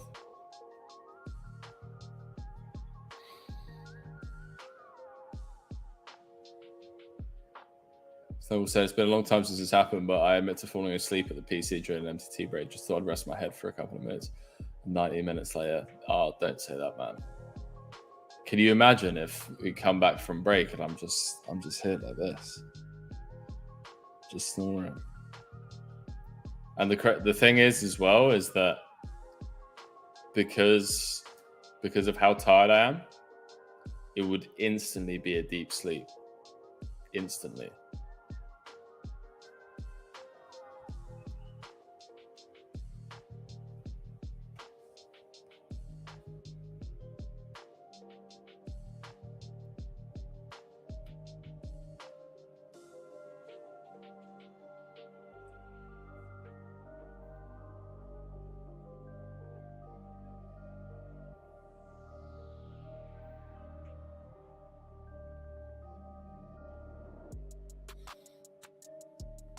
So there's a likelihood that happens, chat.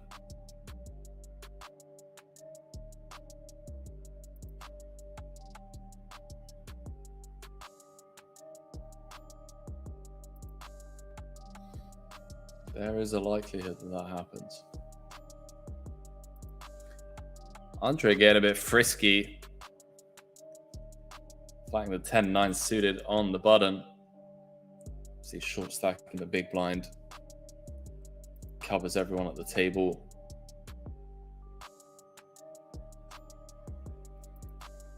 He's just going to bow out from this one, surely. So that's why I mentioned it, Henry, because you said a power nap during the break. I was also wondering if you'd still be asleep after the break. No, I appreciate it. I do appreciate it. Because it could very easily turn into exactly that.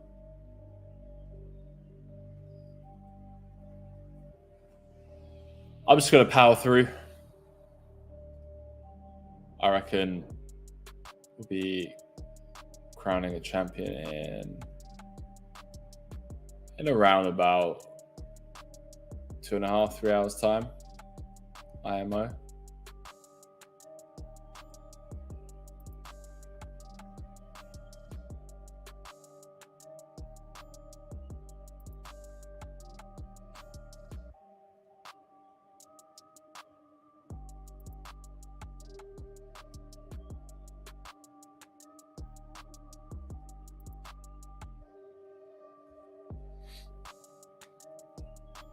Poker Profit getting that $5 ticket.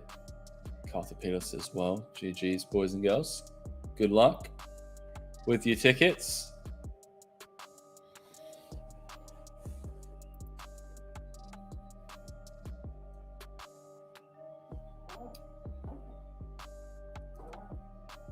Eyes up to defend again against the chip leader.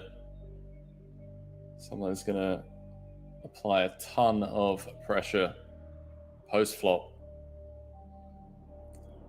Honestly, don't hate just folding here, TBH.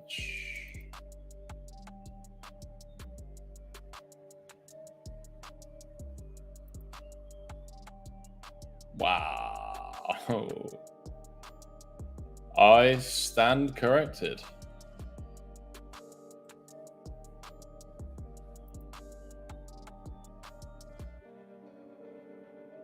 Robo saying, are the tickets valido for Spain? I do not know, my man. I'm not sure how the land lies over their jurisdiction and all that good stuff.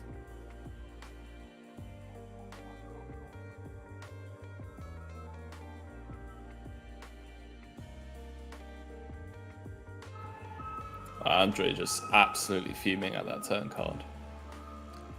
Not low turn card, boys and girls.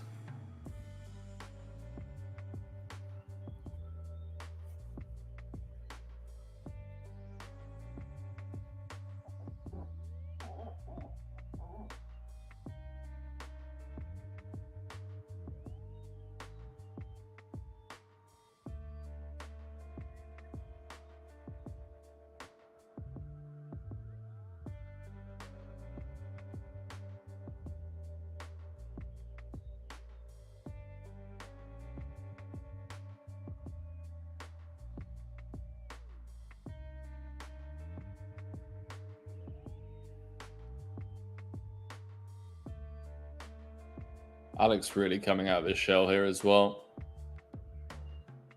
Such a talented player.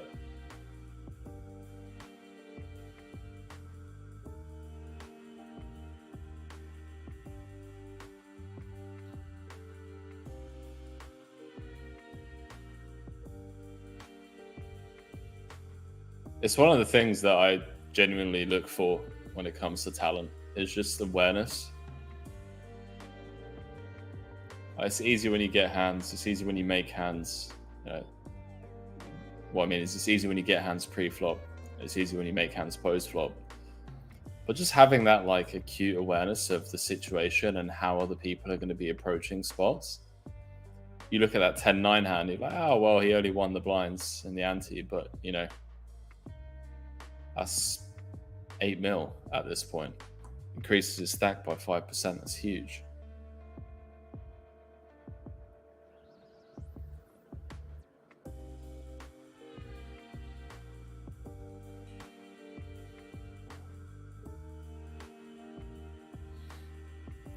Bad timing.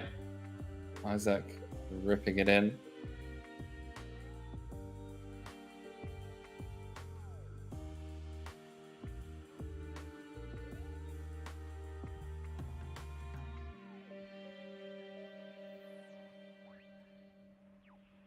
And second time Alex has gone after Andre, just not worked out for him.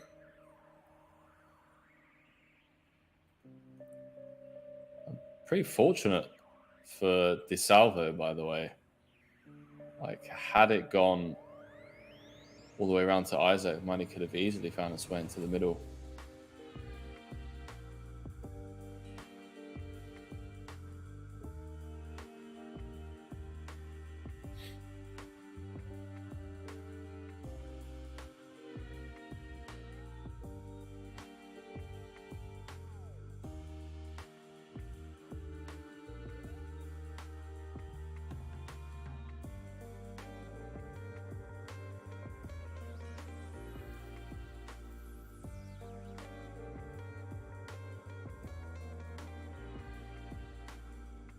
Queen Jacko gonna pop it up. Andre, I assume, going to just defend. Don't see reason for him to do anything else.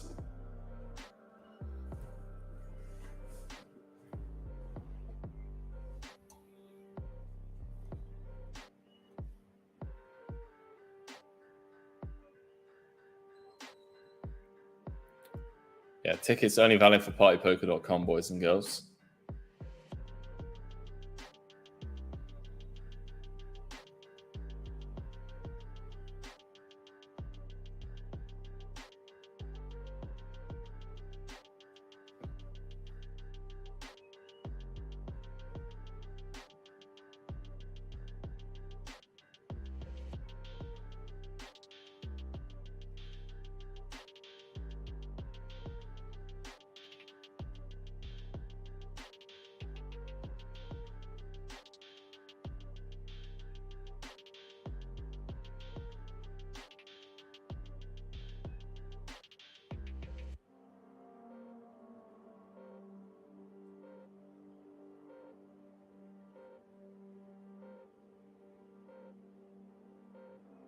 Andre just gonna take it away with the best hand.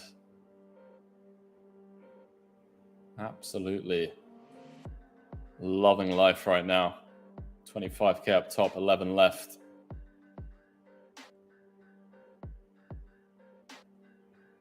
Can confirm that Athanios busted in... Oh, sorry, no. Tiago busted in 12th. $854 plus the $998 bounty.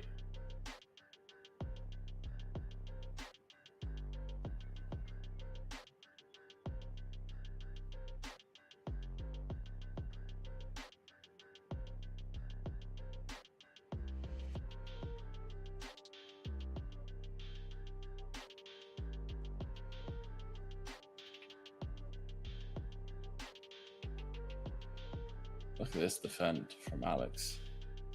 Wow.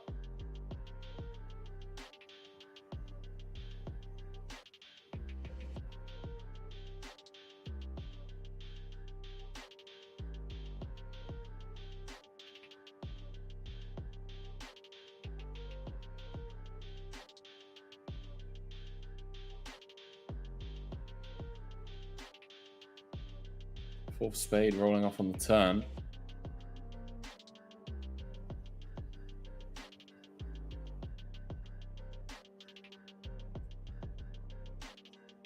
If there's ever any doubt in Alex's mind, now River's the second nut boat.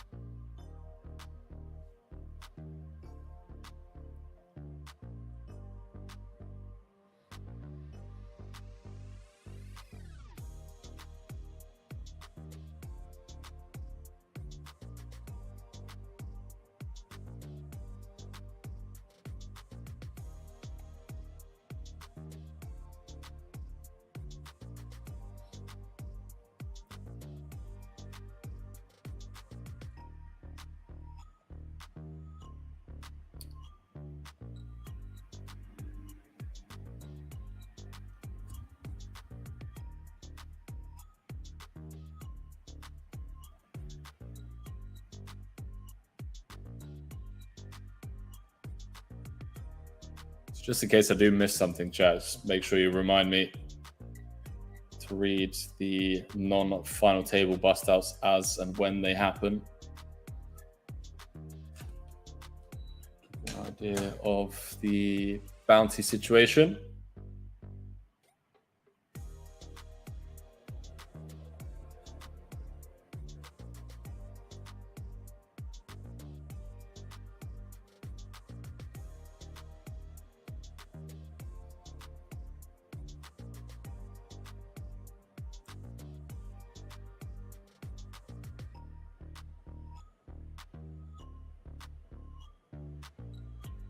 Andre going super small and Felipe just unable to do anything about it.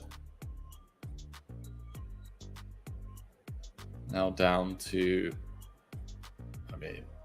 5 big blinds after this hand.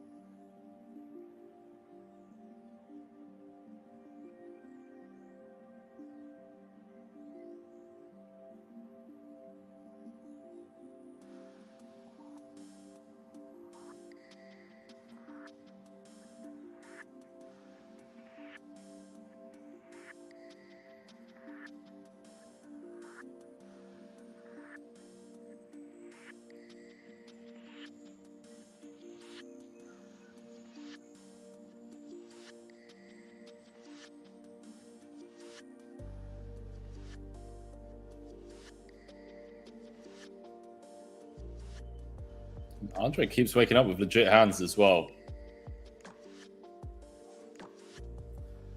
Trouble for the rest of the pack when the chip leader keeps making hands.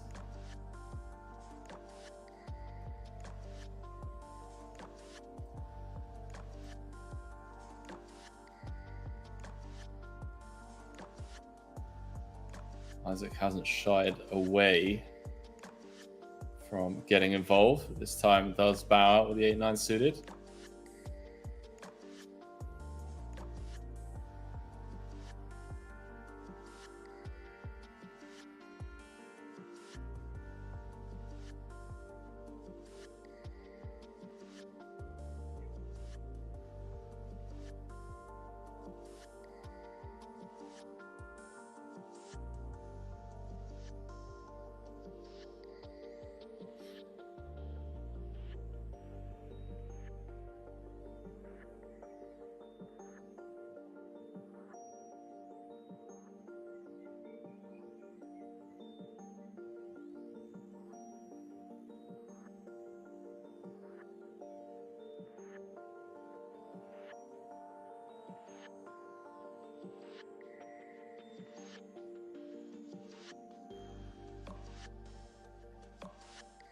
Might see an open here from Isaac. Wow, that's pretty tight.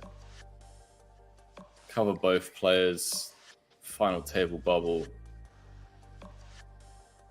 Feels like a mandatory open.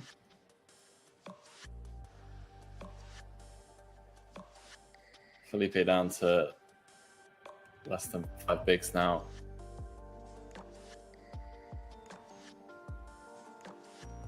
Isaac potentially going to get in some trouble here with the ace jack.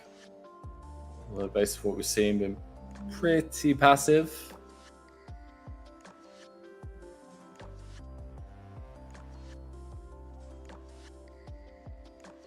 That is for 30 bigs.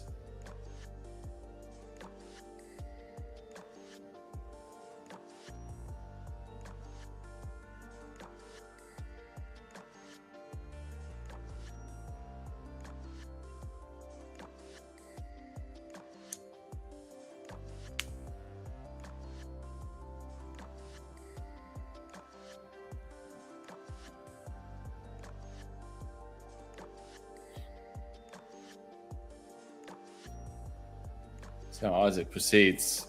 Cut versus button, decides to just call. Fortunately for him, completely whiffs. Board had come just jack high.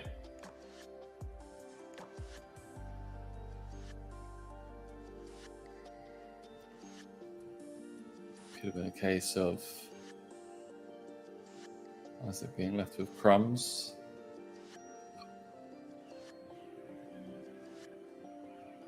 Alexander picking up some momentum after dropping down below 90 at one point.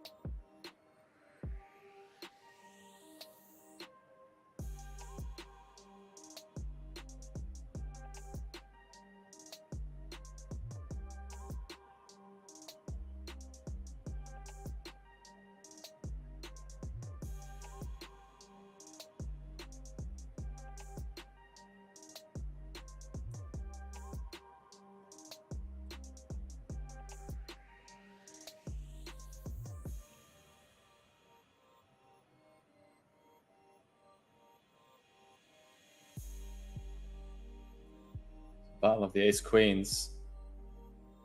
Alex was deciding to flat pre.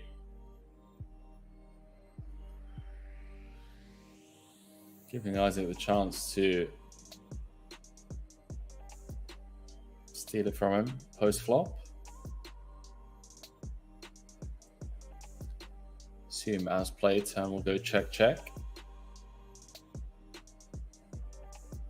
Unless Isaac has become aware of the image that he has at the table, aware that he's probably perceived by most as a relatively tight player. King of Diamonds on the river. If there's ever a card in the deck to bluff for Isaac, this would be it. Unless he feels like his ace queen has too much showdown value. Does. Boys are going to chop this one up.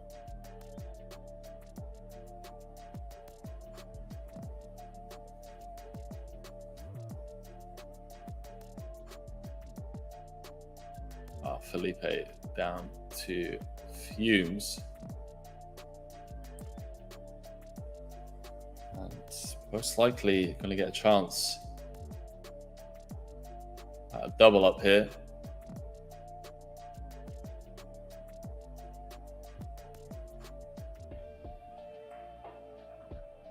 Yeah, Isaac going for the 2.5x from under the gun. Again, just aware who is in the big.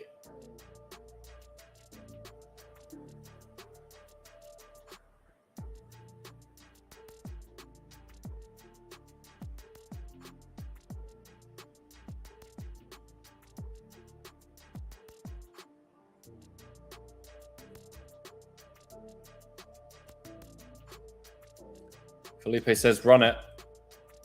Isaac just has to click call. Felipe with a $900 bounty on his head. Needs to win a flip to stay alive.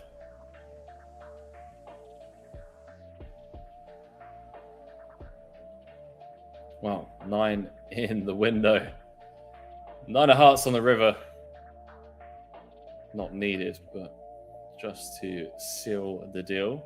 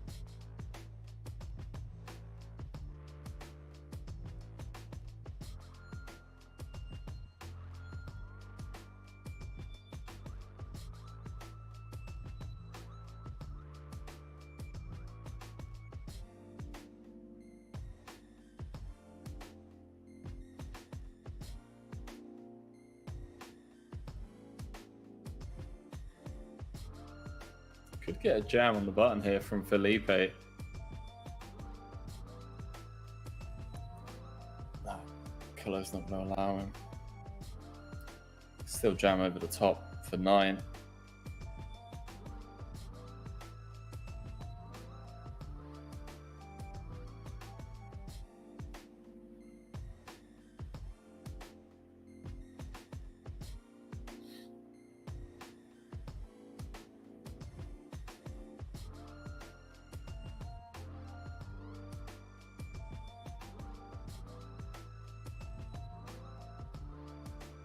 Well, Alexander Reard blocking the lower end of the straight. If Kulev hadn't opened,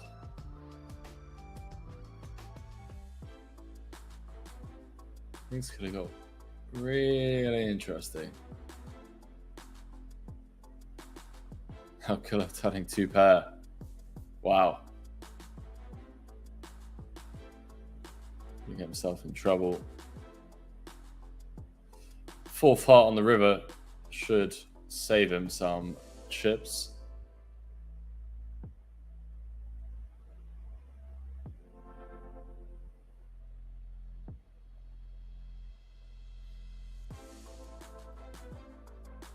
Yeah, this is gonna check through.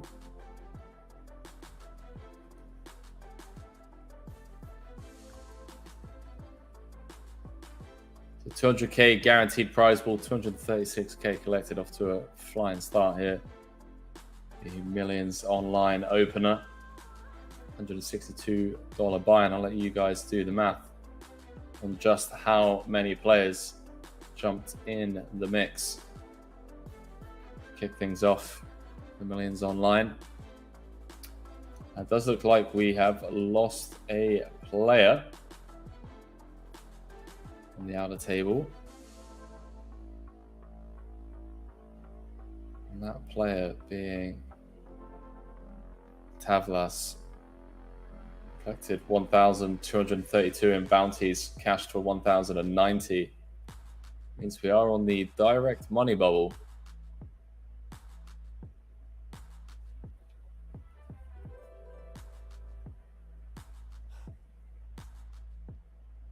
Direct money bubble, chat. Come on. Can you tell it's 9 a.m.? Can you though? Blinds going up.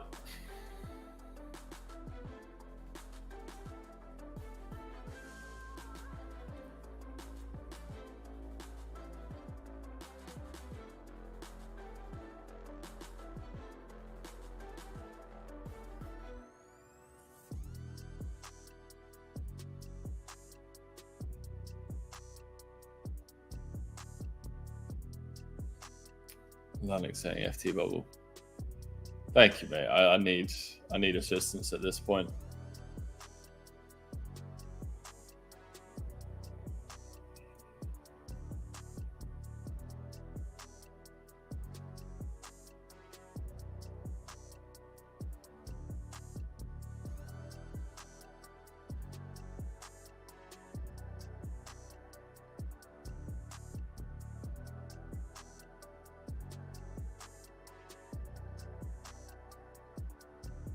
Snowball saying Henry Delirious Kilbane in the house. You're not wrong, mate.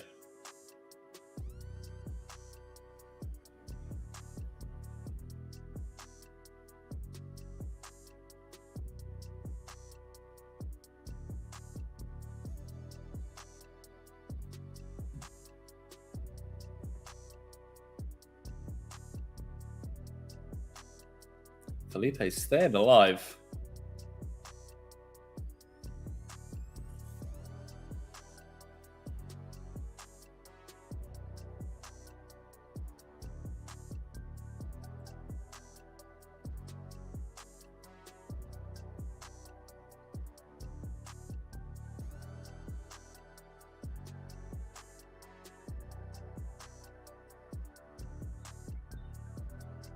Felipe going to be in a great spot to double again.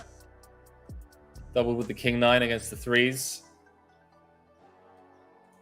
This time Even better shape, pocket eights against the ace-3, just the one over.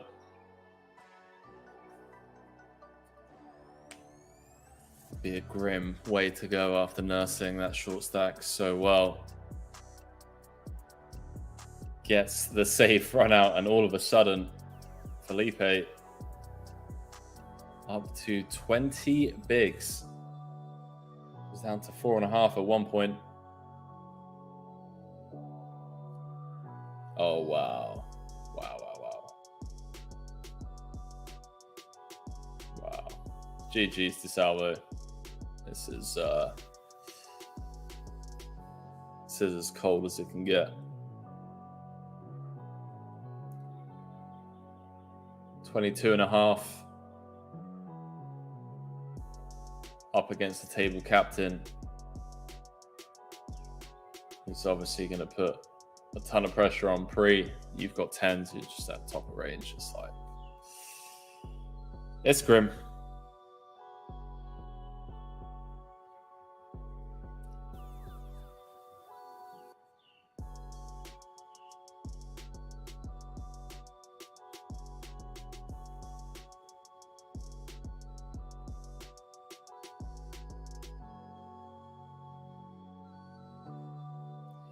It is a grim. Gonna need the case 10 or some diamonds.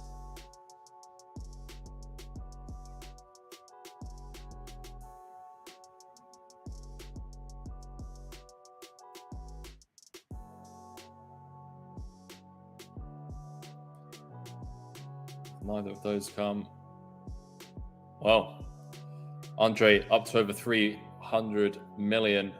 And ladies and gentlemen, we have our final table bubble boy, Julio Di Salvo, out in 10th, cashing for 1,090 plus his $1,700 booty. So let's take a look at this final table. Felipe has somehow managed to find the spin at the most important time of the tournament, sneaking in there in 9th with just shy of 20 bigs.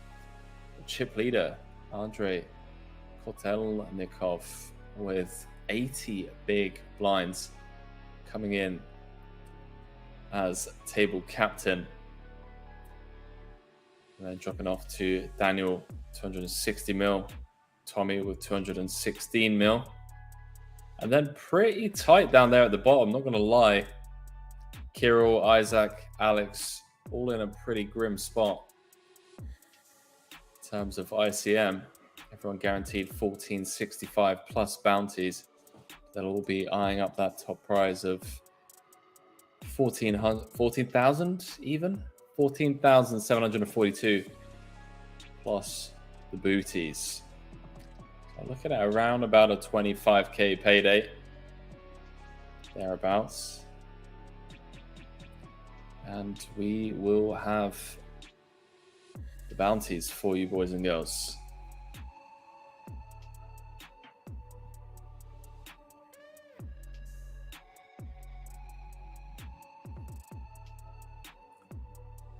I don't know about you guys, but I kind of want to see Felipe go on to win this. What a comeback story that would be.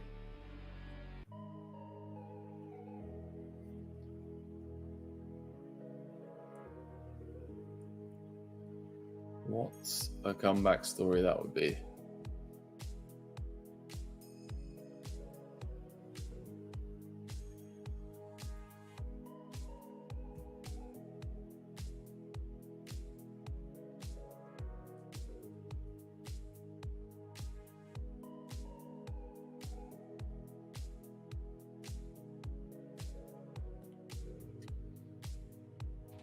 Yeah, I saw that, Snowball. I just text the production crew, see what's going on.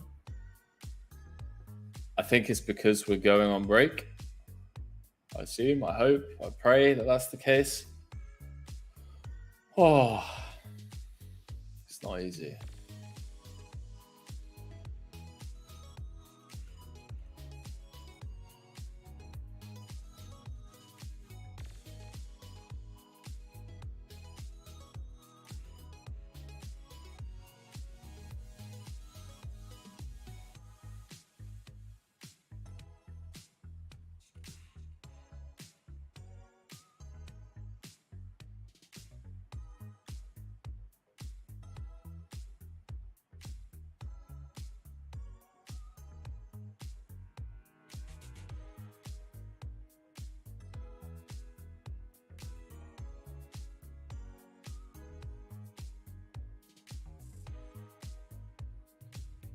See if Kirill tries to get one through here.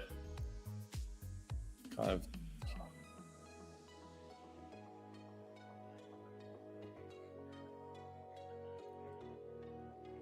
Pops it up with the ace jack.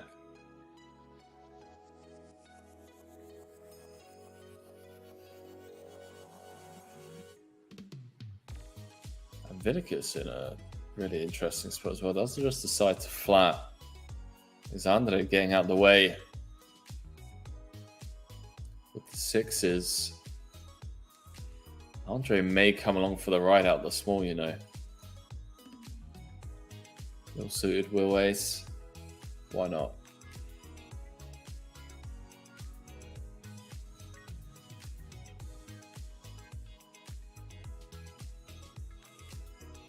See what he decides to do. He may even decide to just put pressure on pre. Doesn't.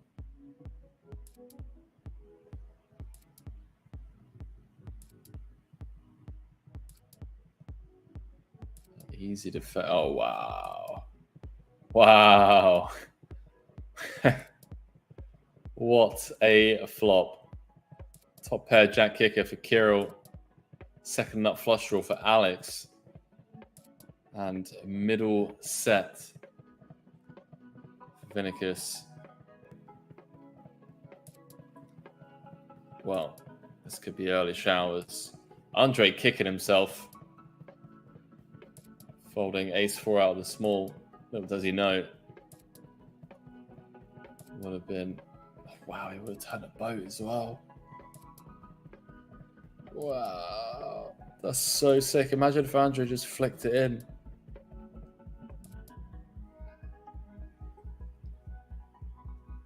Alex, absolute gangster for leading this turn. I mean, come on.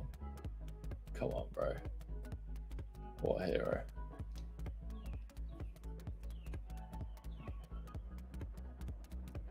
Yeah, Vinicus just like, yeah, okay. I call, boys. Losing to two hands.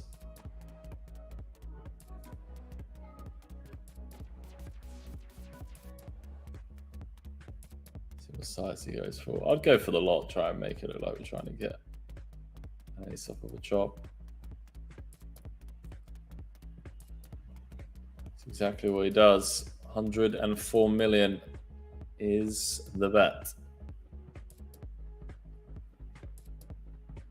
Kirill in a really tough spot for his tournament life. Does call it off. Wow. It's a first final table elimination happening straight off the bat. Kirill opening the ace jack. Vinicus just flattening the nines, ace 9-4. The rest is history. And out of nowhere, Vinicus up to 300 mil. We are going on break, boys and girls. Going on a 5-minute break. So I'll catch you guys in 5. Peace.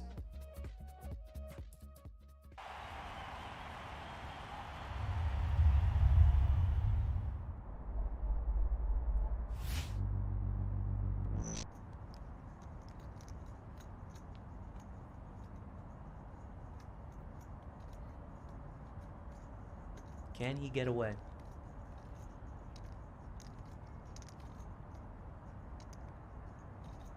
All of you watching at home, ask yourself the question, could you get away? I don't think I could. We do get a call. We are going to see a river here. 4 outs remain for Vadim L to stay alive in this tournament. He needs a queen and only a queen, or we will see Vadim S double through. Oh my god, it's a queen!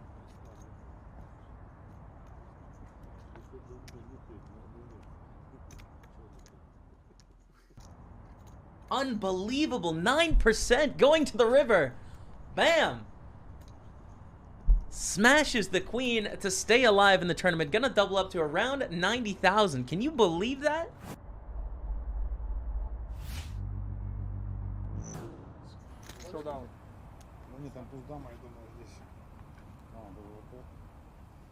Here we go. Great shape for the double up. Get back to 1.9 million chips.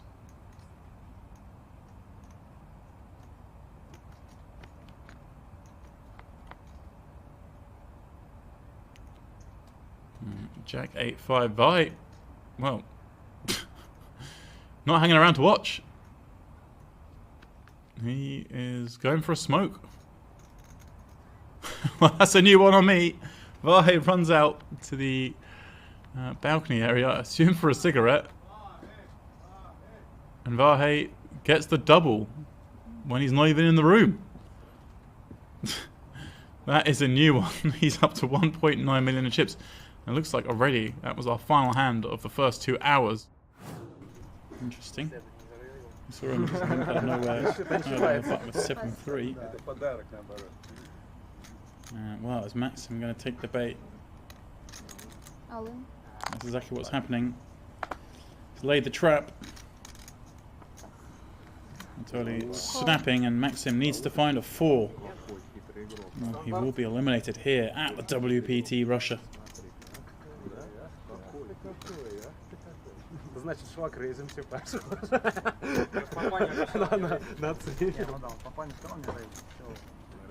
And that's exactly what he's done on the 994 flop. Of course, an ace or queen.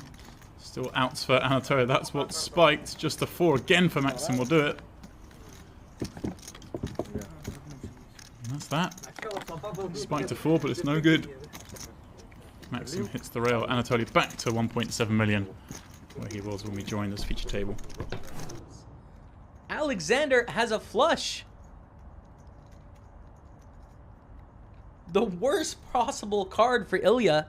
Making trip 6s. I don't think he can get a wave here. You make trips on the river. Alexander's going to bet 20k. I can't think of a worse river.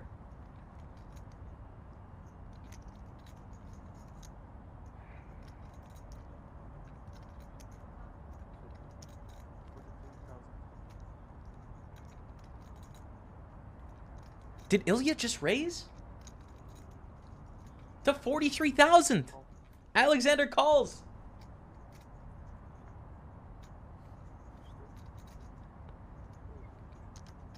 The flush is good. Ilya going for a very thin raise, and we can see Alexander with the flush. Gonna take down a huge pot there. 115,000 in the middle. Don't see Matas folding.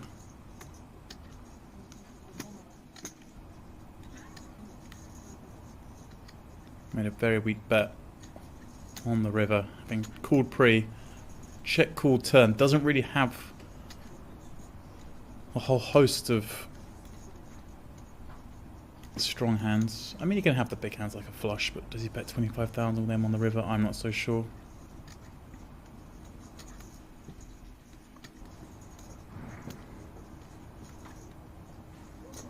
I think if you weak lead the river, you've just got a call here with a hand as strong as a set.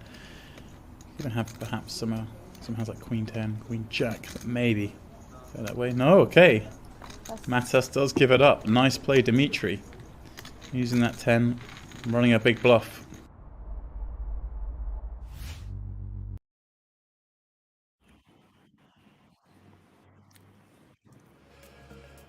What is up, boys and girls? We're here. We're here. Final table of the opener, the Millions Online, the first of many events that we'll be covering on this channel over the next month before we head to Barcelona for the Barcelona Millions. Boys and girls, I'm not asleep.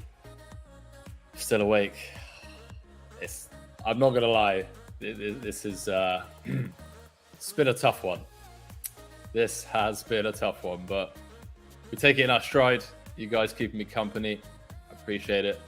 So we're saying Andre fortunate to not be in that hand 100%. Can you imagine if he just flicked in the call there with the ace-4? GG's. Would have been GG's. Showers. Absolute showers. But interestingly, had Andre been in the hand, then I think it's safe to assume that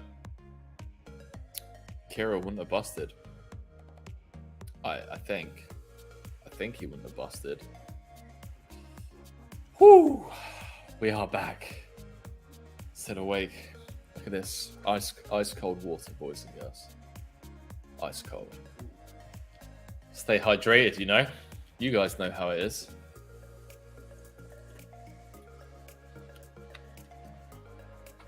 We're doing it. I reckon we got big blind 6 mil is 1.5 billion in play. So 250 million in play currently. Sorry, 250 big blinds in play. I mean, it's deep, chat. It's deep. 35, 40 big blind average. No one the immediate short stack either. I mean, Felipe on the absolute spin was down to 4.5 bigs. Now covers half the table. Third in chips. What a life. What a life.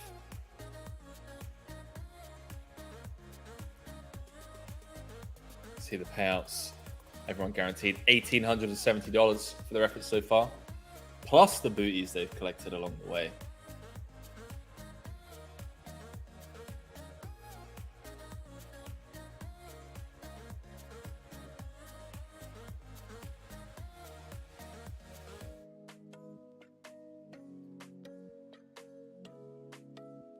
As they're kicking things off with the ace queen.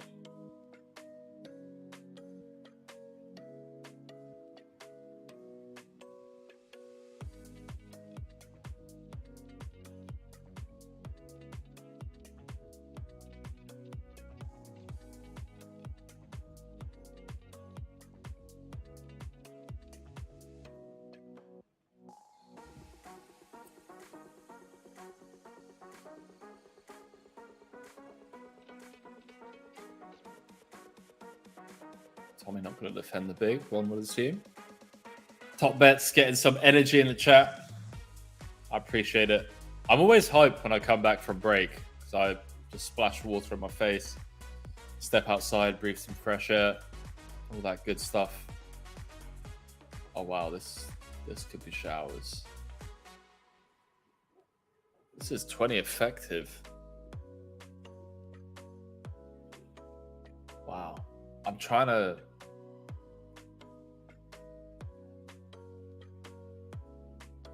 find a world, picture a world where this doesn't go in the middle.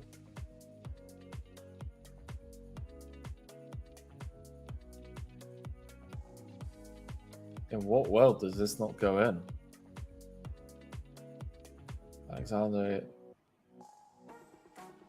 on the button.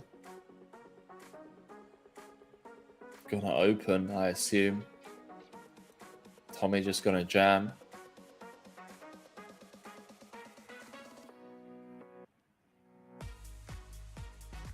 Yeah, Alex just has to call for 20. I mean, I say has to call. It really depends on what he thinks his perceived edges, but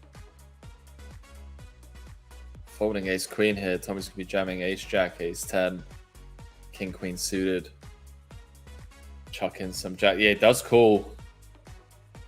And Alex gonna need some help from the deck, otherwise he's gonna be crippled.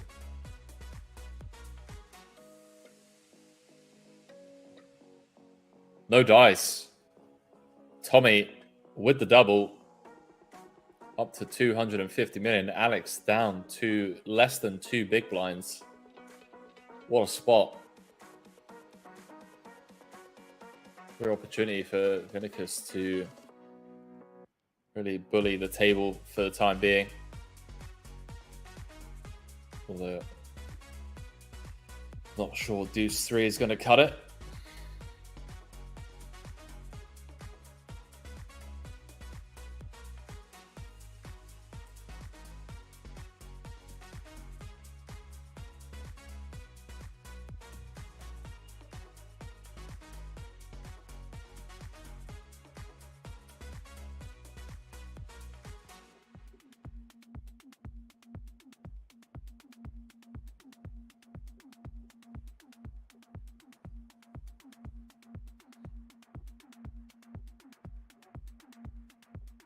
What's up, Kuzib01? How's it going, man?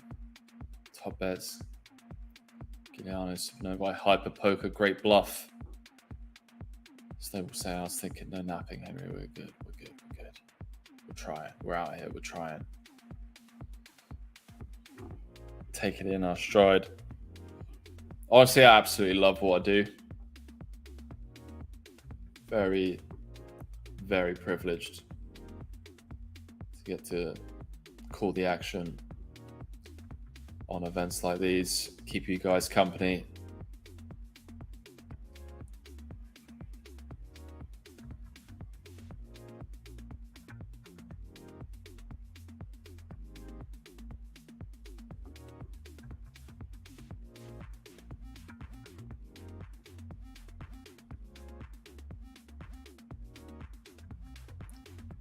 Wow. Alex waking up with tens. What a life. 600 booty on his head, so he wants to go for it. Assume Isaac kind of has the flat here. 1.5 bigs. Sure, Andre in the small. Yeah, okay.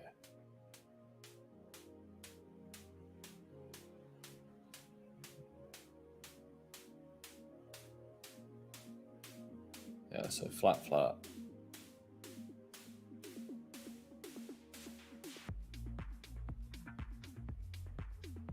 Wow, what? Alex just jamming over the top. What? I guess just isolating. Assumes that Isaac and Andre never have any traps. Makes sense. Could never call off. Dead money in the middle. Gets to take it heads up. Makes sense. Wow, I mean, Alex would have held either way.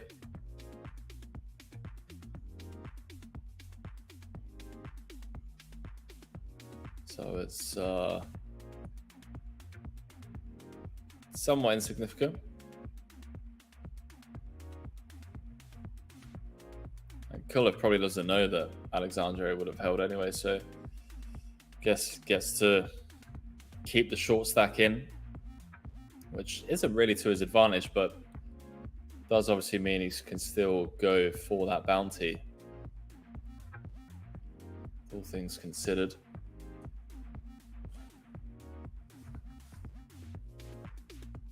Oh, I just got electrocuted. What the?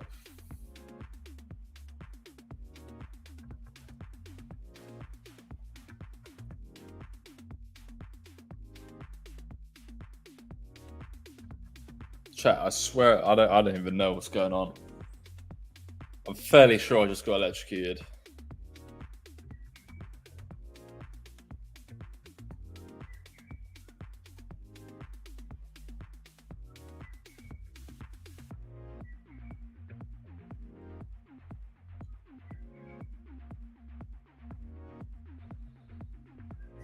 So saying bounties make people do funny things at times. No, I think the shove's fine.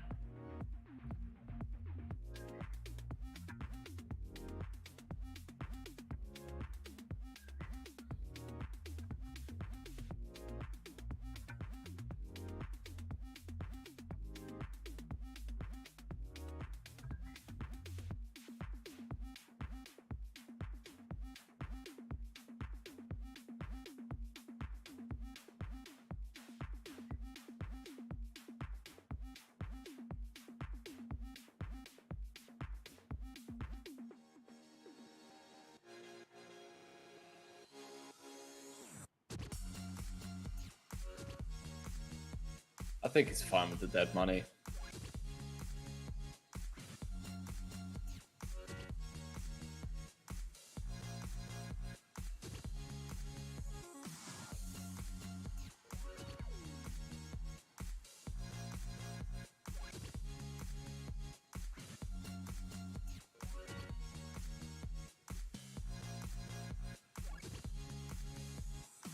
Trouble for Vinicus. Flopping middle pair. Tommy also flopping middle pair, better kicker. Chica said if the shove is fine, then should Isaac have anticipated that and just folded? I think with the bounty and it being for a blind and a half, Alex not always going to take that jam spot. I think he has to call.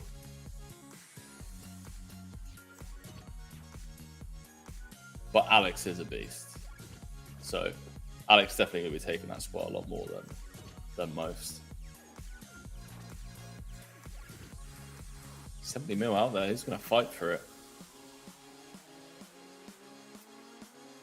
Lucas decides to just take his pair of 10s to showdown. We'll check through. Tommy up to 280. This is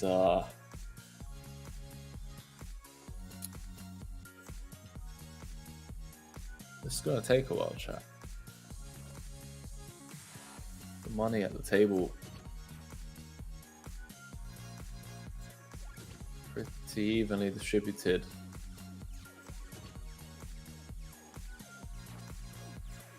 You see only Alexander, the immediate short stack.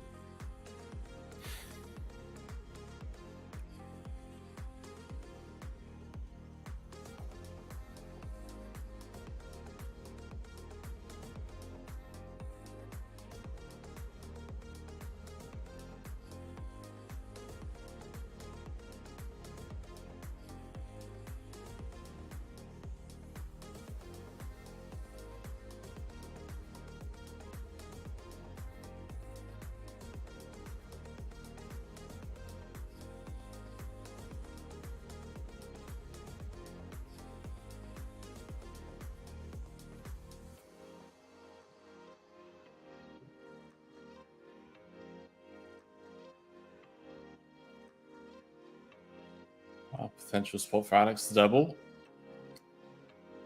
Alexandre, sorry, I should say. See if Alex pips the Queen 10 here. Doesn't. Felipe going to be opening the sixes, one would assume. Though he is opening into the chip leader.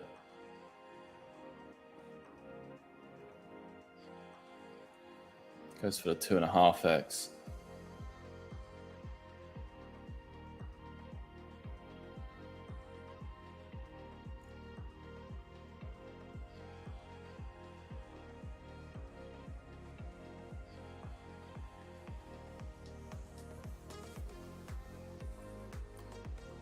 The A7. Running with it. 6.5 bigs.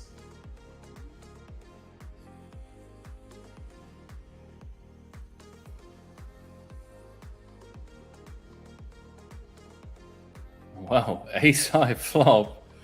And Alex has gone from being down to just 9 million to being back up to 90 million. Good for 15 bigs. I told you, boys and girls, we are going to be here for a while.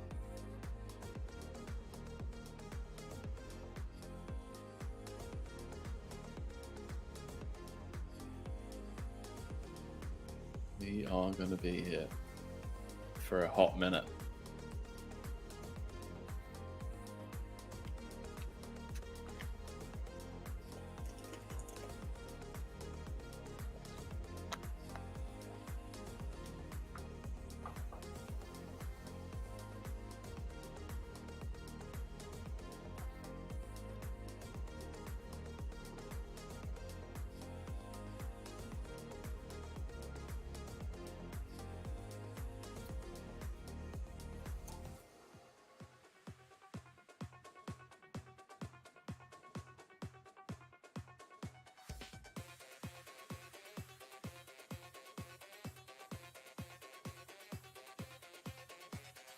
Most likely see a defend. Could also see Tommy take this upstairs. Completely understand taking the more passive approach. Chinggis says, so frustrated when you're at the final table and the short stacks always win their flips. Yeah. Oh, yes.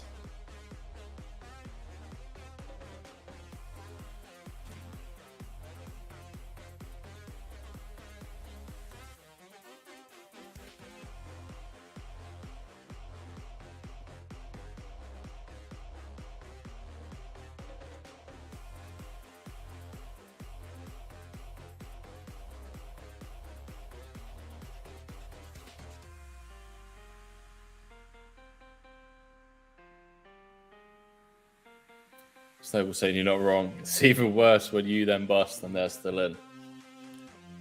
Yeah, we've all been there, boys and girls. And it's painful.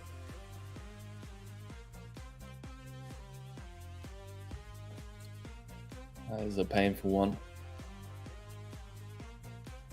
Andre getting away from it. Every time I say Andre, just the Outcast, Andre 3000. The song Hey Ya just comes into my head.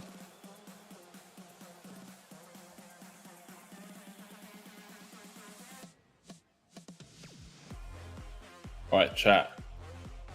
We need to all do something for me.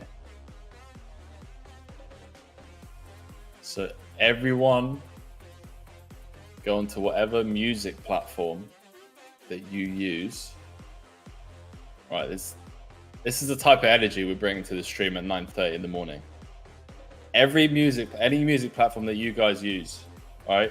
Everyone type in Outcast, Hey Ya. And then I'm gonna count down and we're all gonna click play at the same time. And we're gonna dance for 30 seconds straight. All right, type 1 in the chat when you're ready. Once you have the music ready, I'll give you all like 30, 40 seconds to get whatever it is that you need to get ready. Tommy flicking in the call from the small blind with the 8-6. Obviously, Daniel, huge bounty on his head. Chat, I don't see any ones in the chat. I'm going to start seeing some ones in there, yeah? I need some music in my life.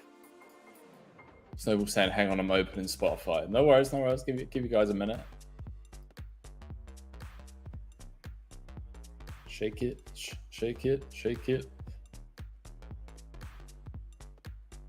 All right, Supernova is ready. Great Bluff's ready.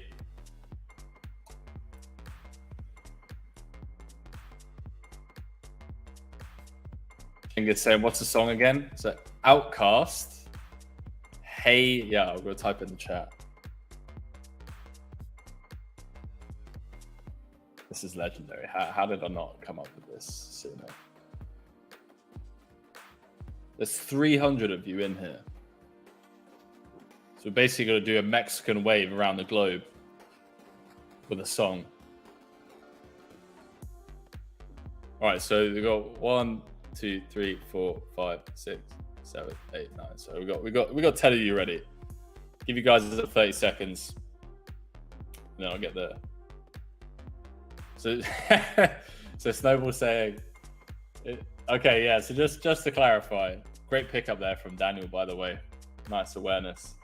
Everyone's ready. So when I count down, I'm going to say 3, 2, 1, and then you guys click. All right. I'm super hyped for this. You guys are. This is amazing.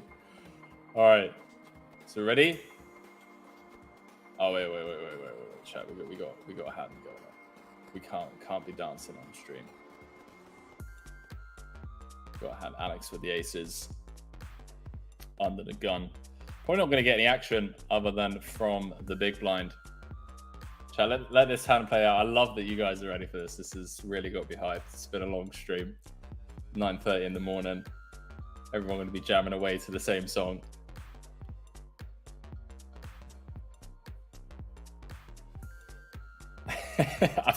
I feel like there's people in here just typing in 1 without even knowing what they're typing in 1 for.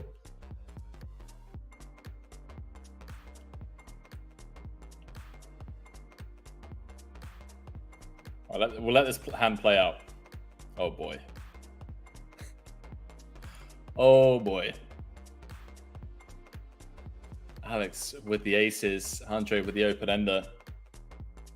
Great bluff saying 8:30 at night, not 9:30 a.m. Hey, listen, kudos to you, mate. Wow. Andre turning the nuts. This could be GG's. Alex Kulev, one of the toughest players left in the field. King of Hearts on the river. $933 bounty up for grabs, and Andre just rips it in. I'd be very impressed if Alex gets away from this. Doesn't. Clicks call. And just like that, Alex Kulev, from chip leading with around 15 left to out in 8th, that's going to leave a sour taste in his mouth. He's going to collect $1,870 for his cash, as well as the bounties collected. And Andre scooping a huge pot up to 400 million plus a $933 bounty. Chat, are you guys ready? So I'm going to go 3, 2, 1, then we click play. 3, 2, 1, go.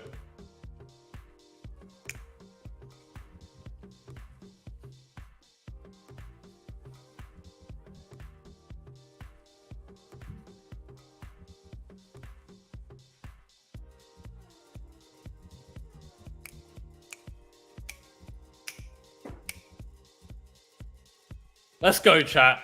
Let's go. Final table hype. 7 left.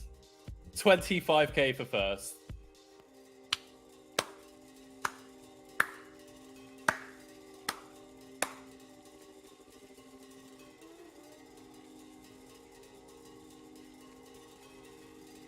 I know you're all dancing at home. Don't even judge my dance moves right now.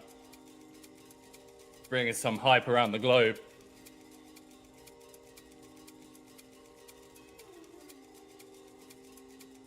Great tune. Whose idea was this? Who said this in the first place? Oh, it was Andre. It was Andre's fault. Because Andre made the final table. Great boss say, Great boss says sing so we know we're in the same place. Listen, mate, you cannot pay me to sing on stream, yeah? Snowball said I'm literally dancing. Let's go. Let's bring some hype to the stream. It's 9:30 in the morning. You think you got it, but got it, just don't get it when there's nothing at all. All right, I'll stop. I apologize for that outburst, chat. Boys and girls, thank you so much for keeping me company for the last 7 hours. Really appreciate it.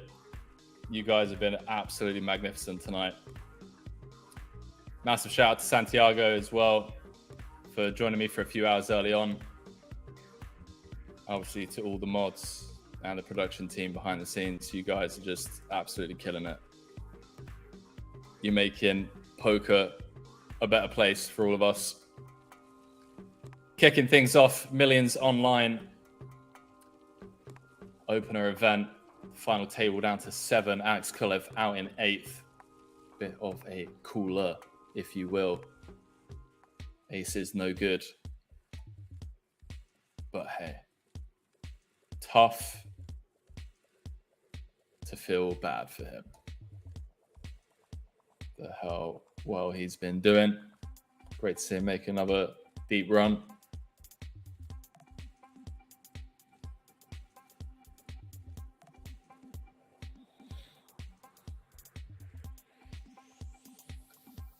So we'll say I can't hear you, Henry. Hey, listen. Any of you clip those dance moves? There's going to be trouble. That stays between us, okay? That doesn't need to get out there to the rest of the poker world. That's our little secret. Having a little Monday morning boogie with the boys and girls.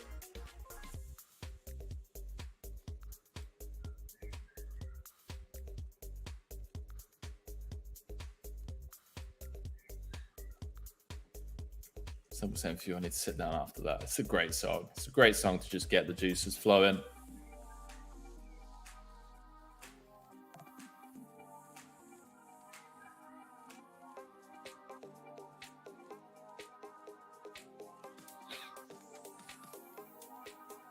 I feel like a lot of you gone quiet now because you're all up dancing.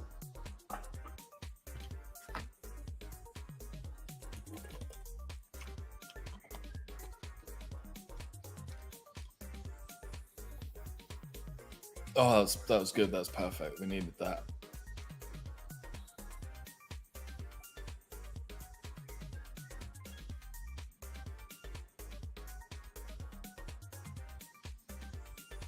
Isaac with the queens.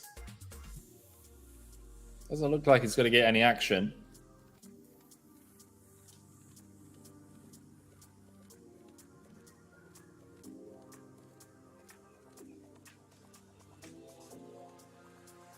What's up, Kuzib? Were you dancing as well?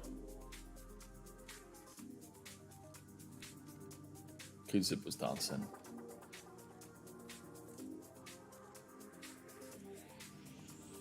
You were all dancing, don't even pretend. Alex defending the ace-6. Lob's top pair.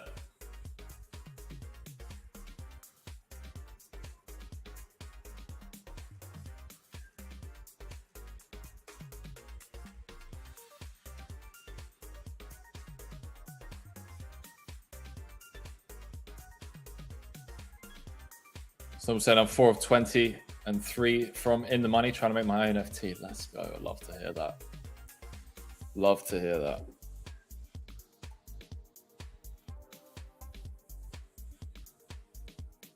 That's huge.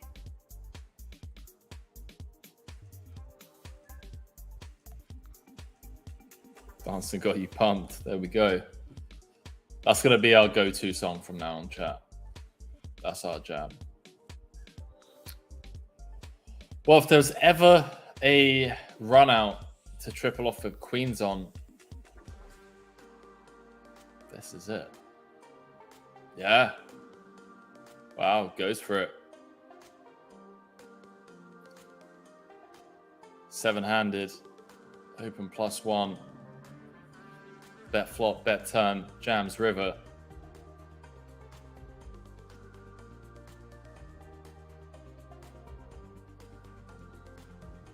Alex folding the best hand.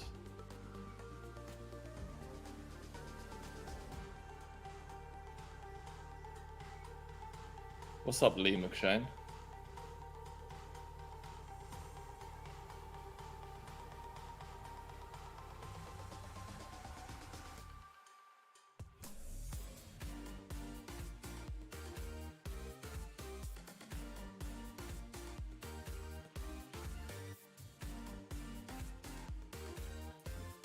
Andre going to kick things off. Chip leader.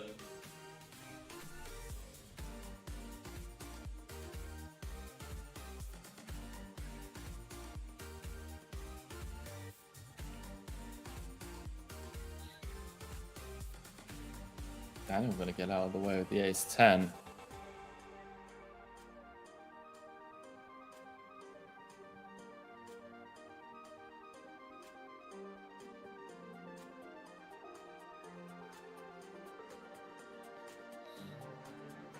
Wow. Assume this hand over and done with. Andre flopping top 2. Tommy with just ace high. I guess some backdoors, backdoor wheel draw, backdoor hearts. Don't think check calling is a thing. Also blocks some of the hands that we want to try and like fold out, like ace 10, ace queen, which probably aren't folding to check raise anyway. Pretty big check raise as well. Really not sure how I feel about this. I mean, deuce of hearts on the turn. Wow.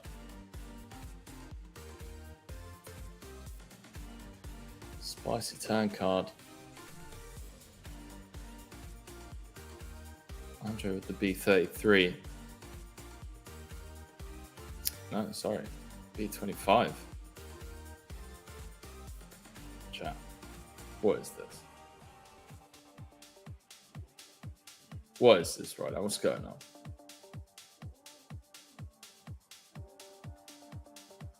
Check raise flop. King, Jack, Deuce, Rainbow with Ace 3 of Hearts.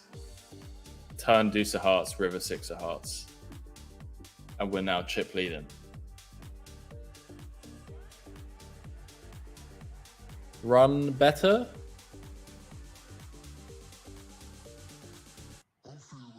Anyone?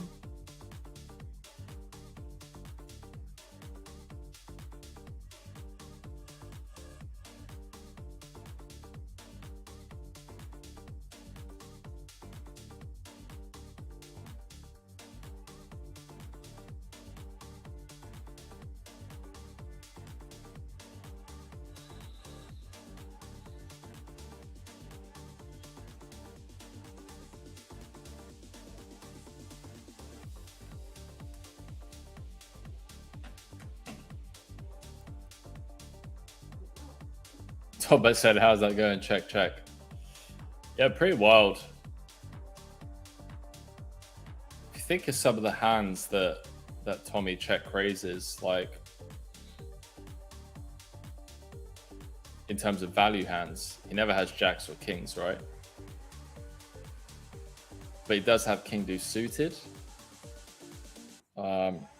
which I guess there was only one combo of king deuce suited actually, so yeah, king deuce suited, king X of hearts, jack X of hearts. I guess Andre unblocking. Yeah, unblocking the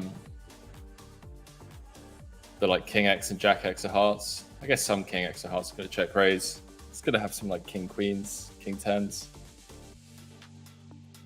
That's pretty wild though. Wild, wild hand. That all started from the music, boys and girls.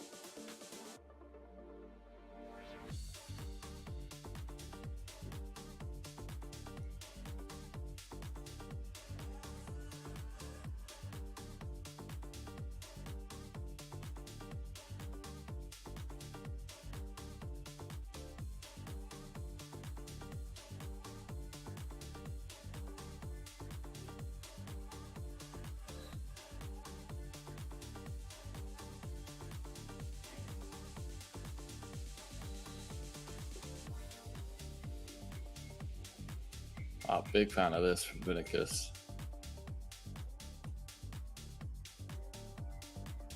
He's kind of aware of the ICM situation at play here. Alex super short. 5 bigs.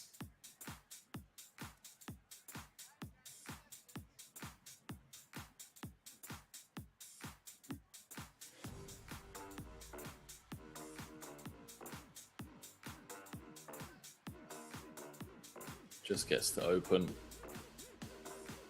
a few pips wider.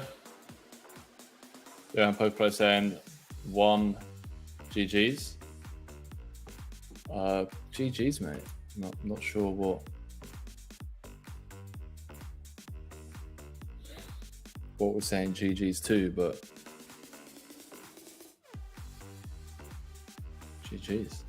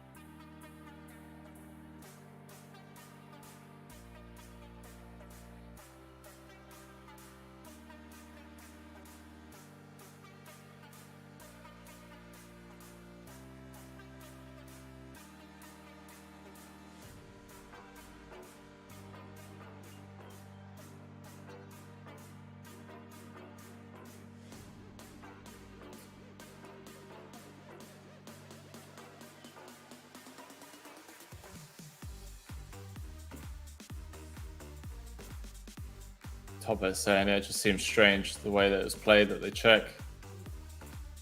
There should never be a deuce there. So betting the river seems logical to me. Yeah, so he has what, one combo of King Deuce suited. I don't know if he's defending Jack Deuce suited. Probably based off what we've seen he is. So what, he had three combos of Jack Deuce suited. 6 combos of Jack Deuce suited. Chat, come on. Come on, chat. You're making me do math. Oh. All right, here's a question for you. Let's get you guys riled up. Is it what's the correct saying? I'm doing math or I'm doing maths? Math or maths in the chat? Let me know. I think I know, because I believe I used to say it incorrectly. Thomas saying maybe Queen 10 of hearts. Yeah, Queen 10, King Queen, King 10. Just gonna check raise some top pairs. Happy moment saying quick maths and how you holding up, Henry. Yeah, we're trying, bro. We're trying. We be trying.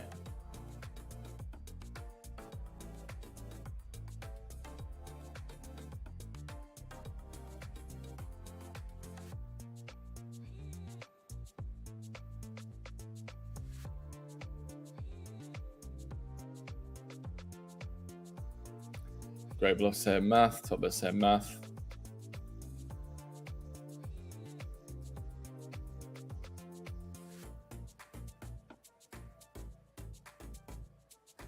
Yeah, definitely.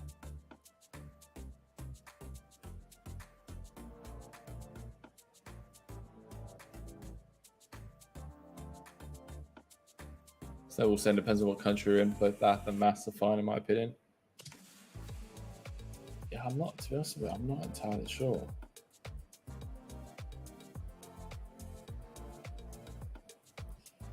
I used to say maths, and then I got corrected once, and I was like, okay, I'm never going to say it wrong again.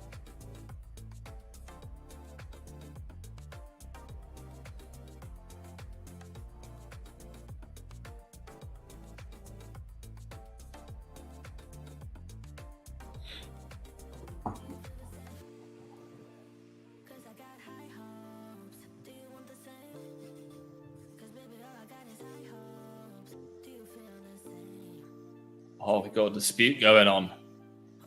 Some people say it's math. Ching is saying it's maths because it's short for mathematics. Oh, I'm so hungry.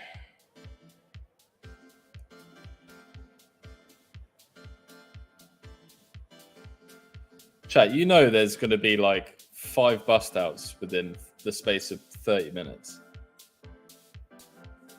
There's 200 bigs in play. Still 7 left. Wild. Absolutely wild.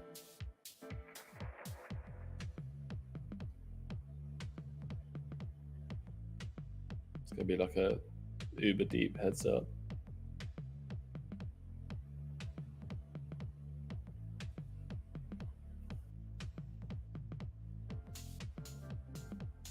Great boss saying just order food. It'll be a while.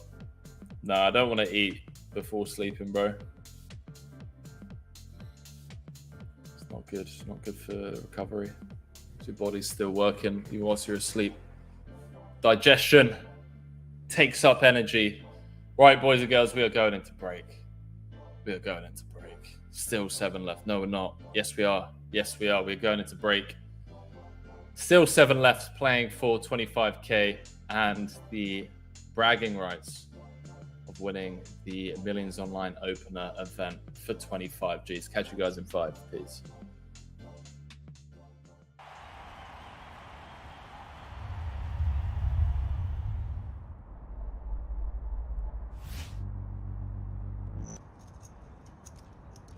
Wow, well, this is going to be curtains unless he finds a spade.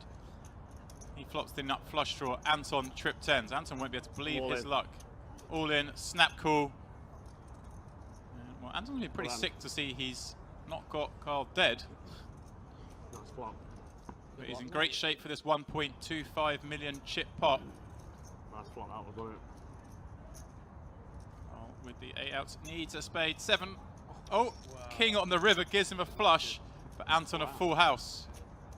That's playing with you, mate. That's playing with you. Good luck, boys. Have a nice evening if you're still here. For 179,000 would have been that's like a 40 big blind shove.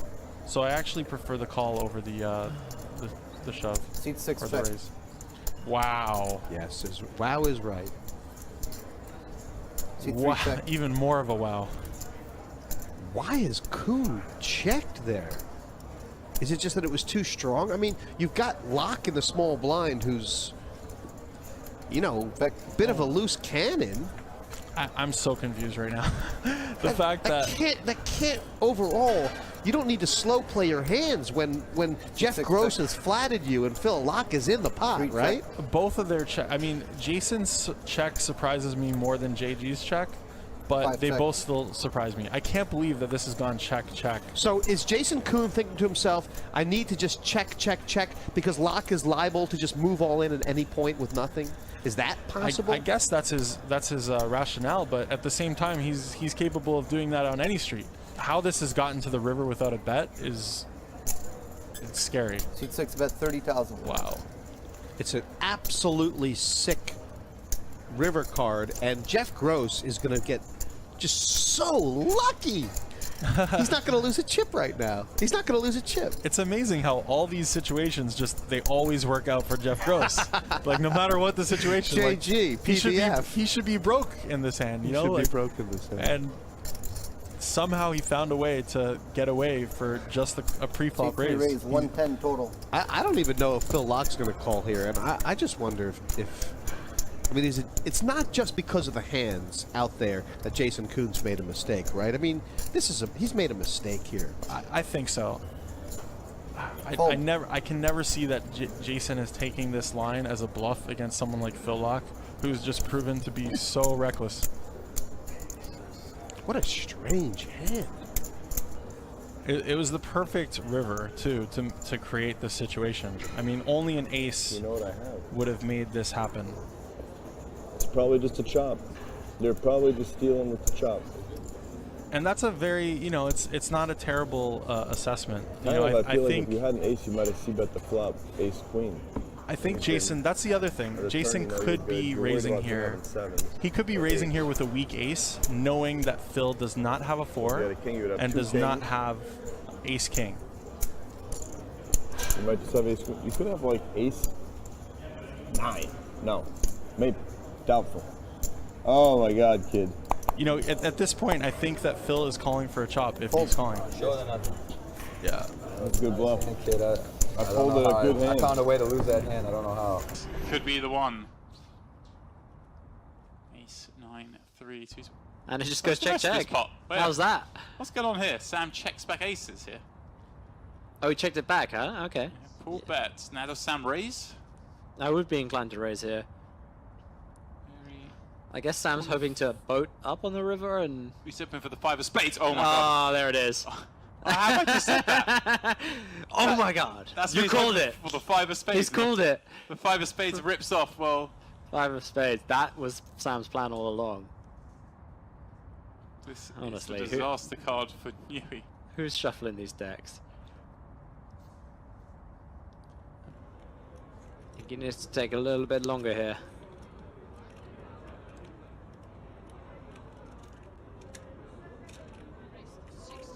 $16,000 the bet. I can't see pull forward in this, especially as he's losing. There's time. What more time it took against Michael when he was crazy Mike? He folds. Wow. What a getaway there. That is quite the fold.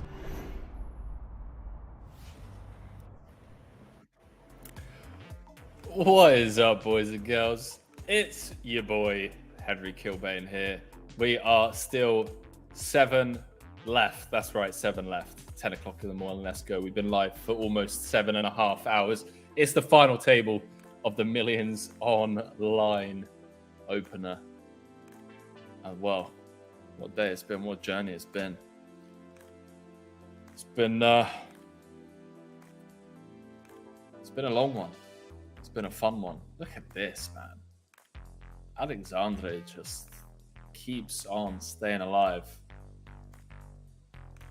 Clicks it.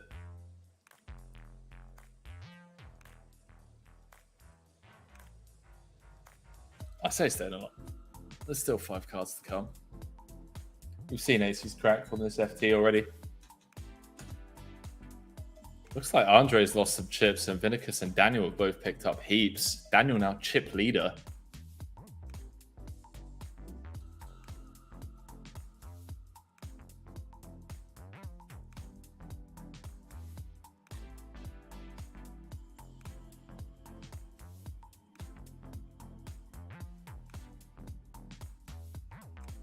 So in it goes.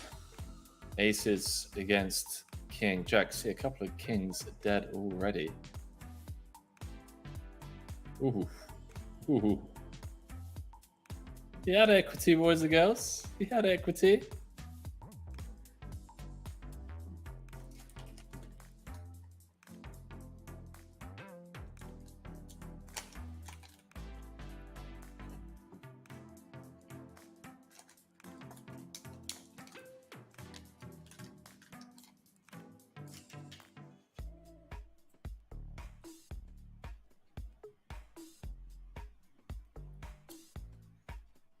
Yeah, there's definitely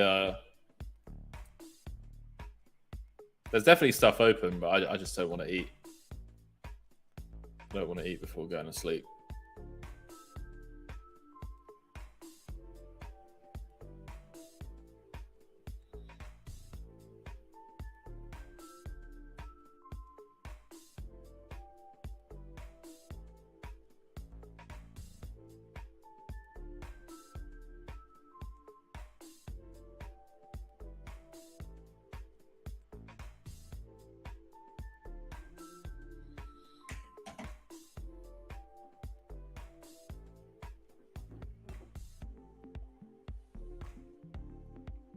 In goes the ace 3.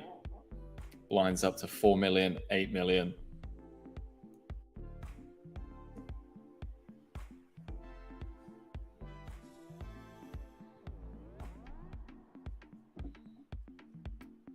Top let's say he's not walking for it. Clearly not hungry enough.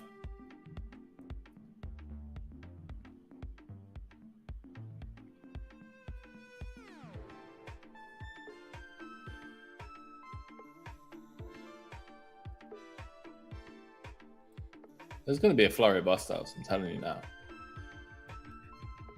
Going to be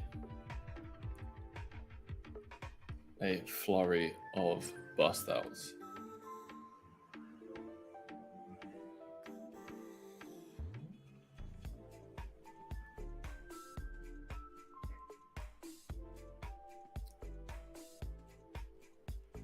Great Roth saying Bolton Wall. Is that like I'll skip the dishes or DoorDash that delivers food? It is indeed. Bolt and Walt, I believe, are like in Estonia, Finland,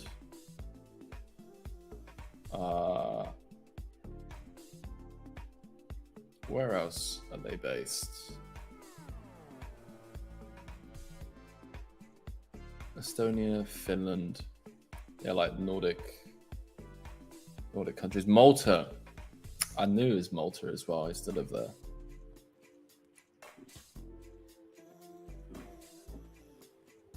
Super cheap as well. We get like a taxi to the casino. It's like €6.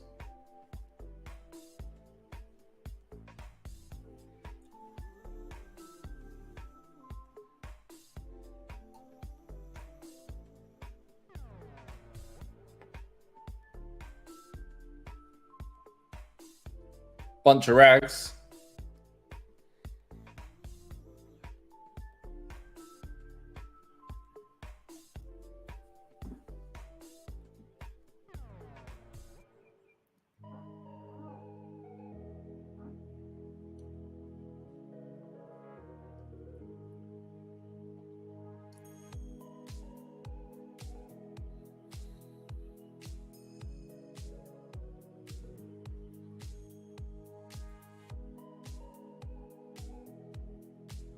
Limped pot between the two chippies.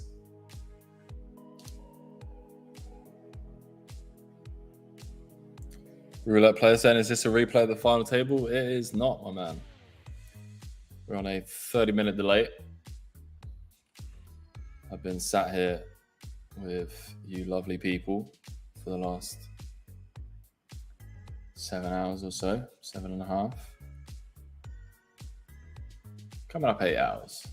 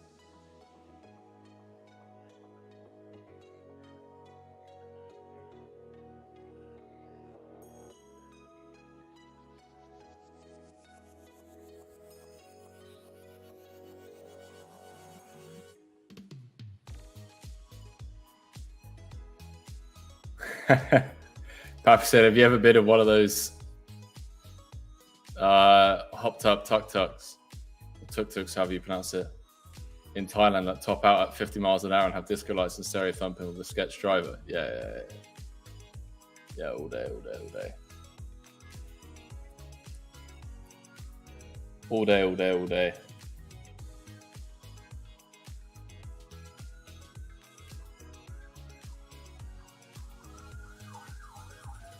That is a fun night out.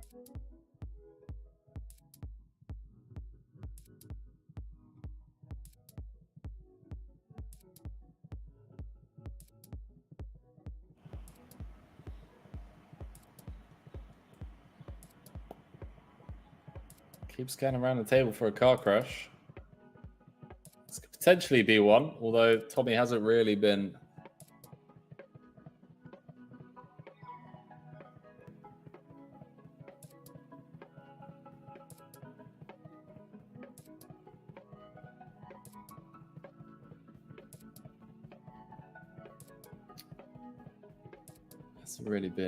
over aggro with rejam spots pre.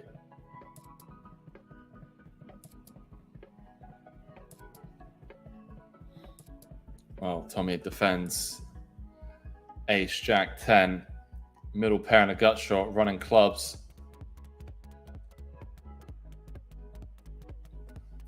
Top pair for Vinicus.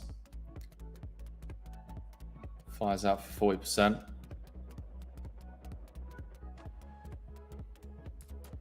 Tommy most likely not going anywhere. The question is, does he check jam? Doesn't, just check calls.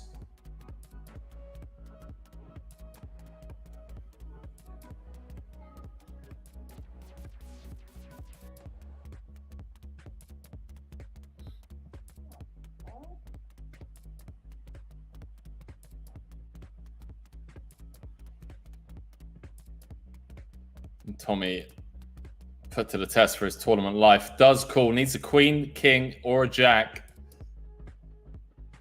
to stay alive, otherwise we're going to be down to 6 players.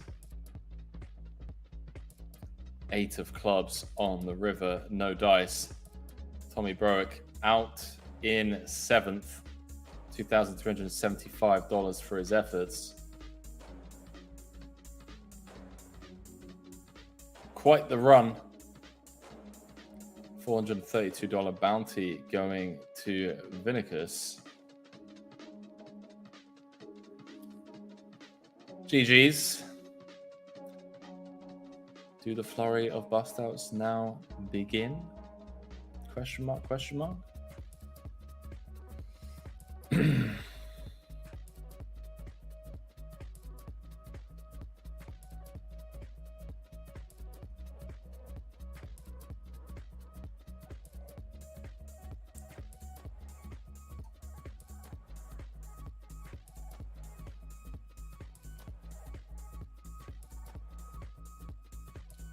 Everyone now guaranteed $3,255.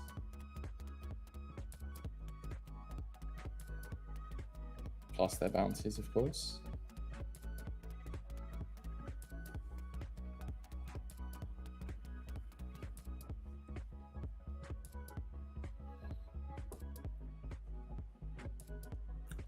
Well, no one's going broke this hand.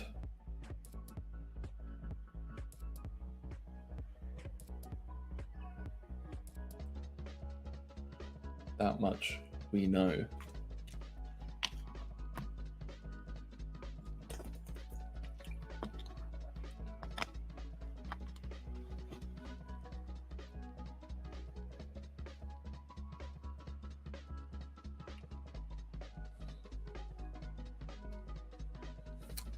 Unless Isaac limps and it just comes like King 9-3, turns a 5.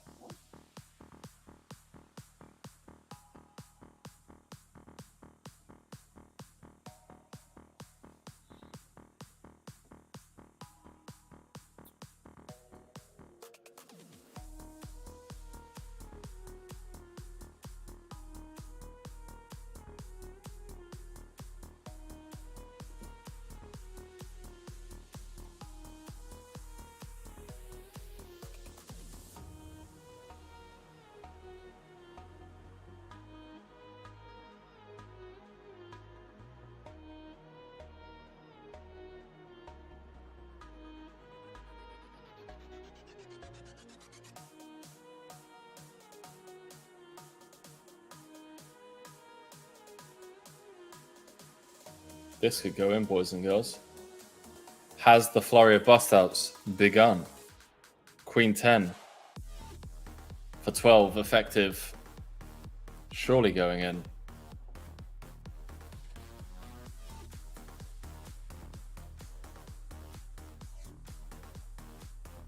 Felipe not going to be folding. Quite the spin.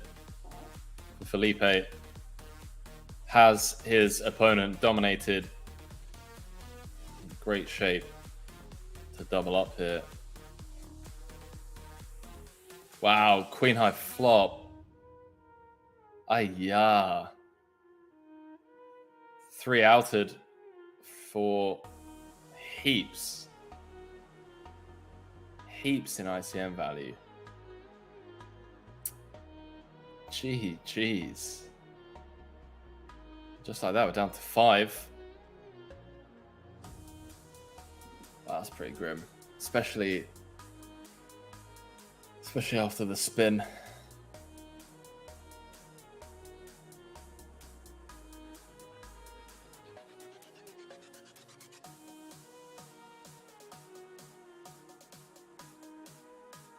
What you gonna do? What can you do?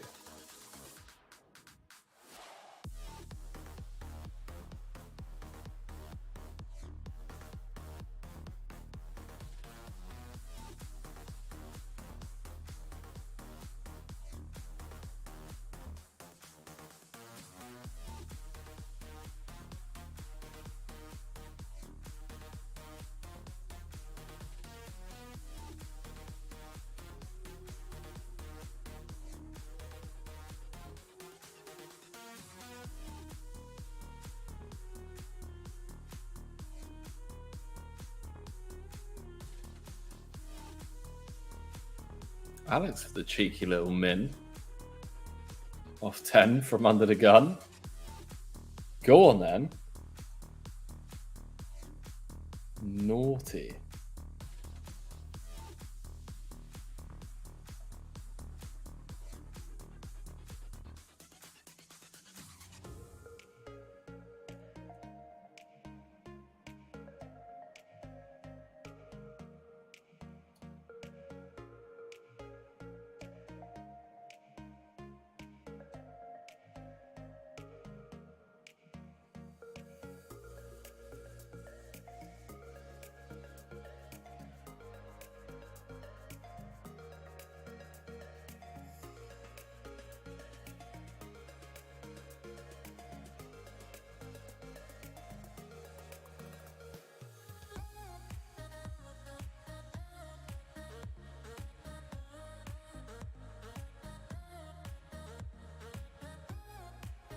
Andre's turn to get one through, potentially.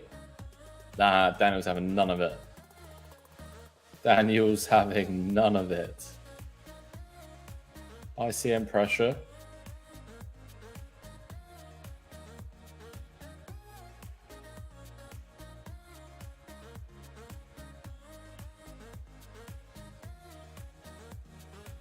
Obviously, as the more players bust, as we go from like 7-handed to 4-handed, or 7-handed to 5-handed even, a lot of the ICM pressure does come off as we get shorter and shorter handed.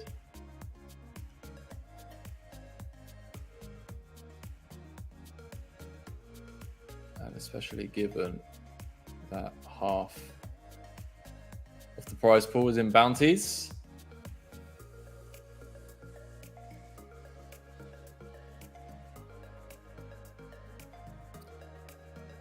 Interesting to see Daniel min here.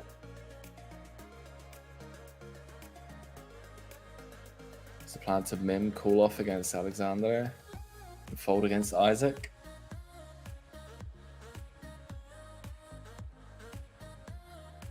It's pretty tough to say.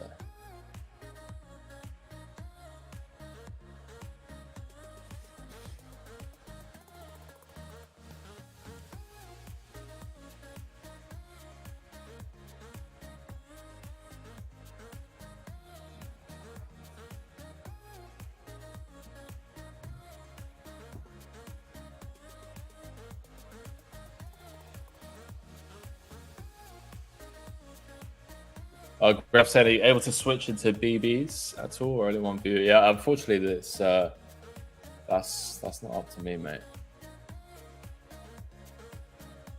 That has nothing to do with me.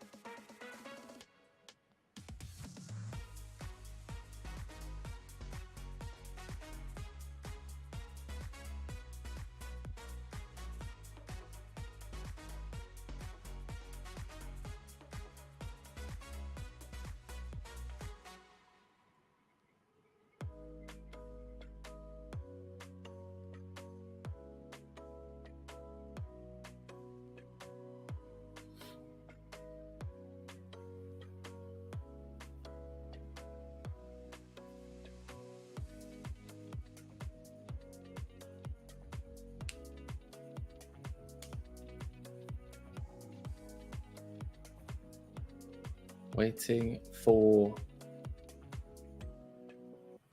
a car crash. Clear difference in stacks. See Daniel and Vinicius both tied out in first. Both hovering around the $500 million chip mark. Andre clear shortest, but if he doubles through, anyone, he moves up into third.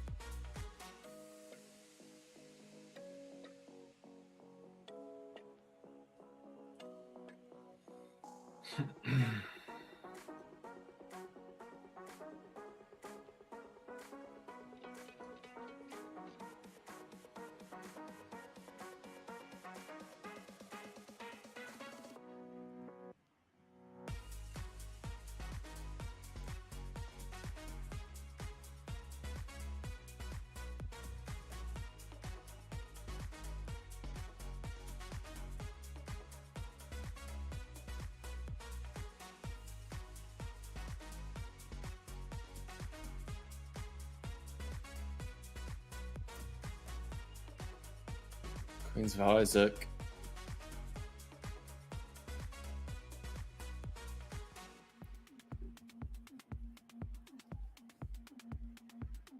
Yeah, I don't see Andre doing anything with the ace deuce. Everyone guaranteed 4,200 for their efforts.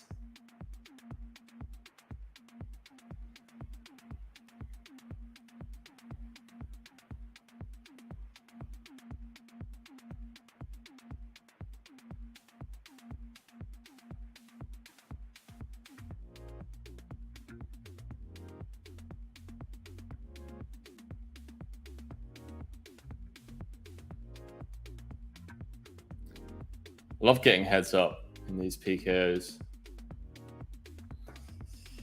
Getting heads up and then seeing what the damage is. Seeing what they're playing for.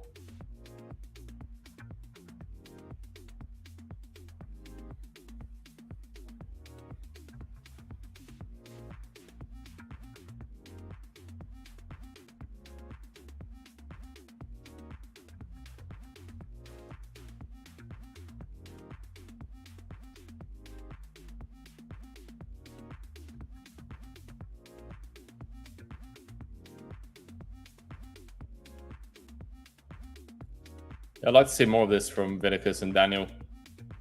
Just opening up suited kings, suited queens. Andre and Isaac kind of handcuffed at the moment.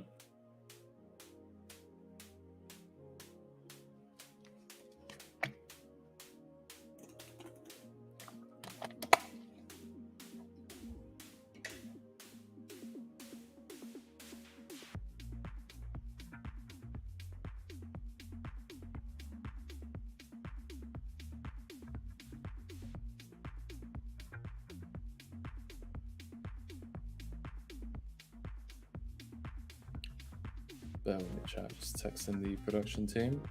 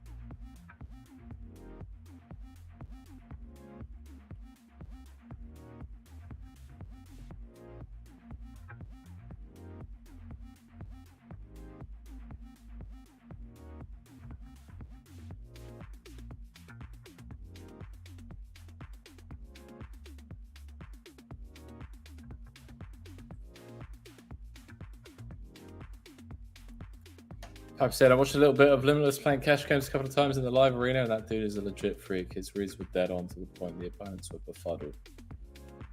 Yeah, I can imagine, to be fair. He is very good at poker. Oh, look at this. Look at this. Vinicus setting the trap.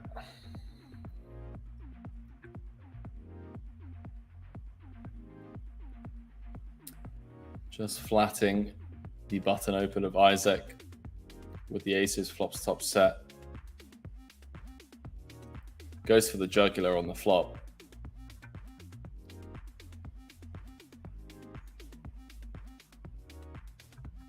When slow playing aces goes wrong.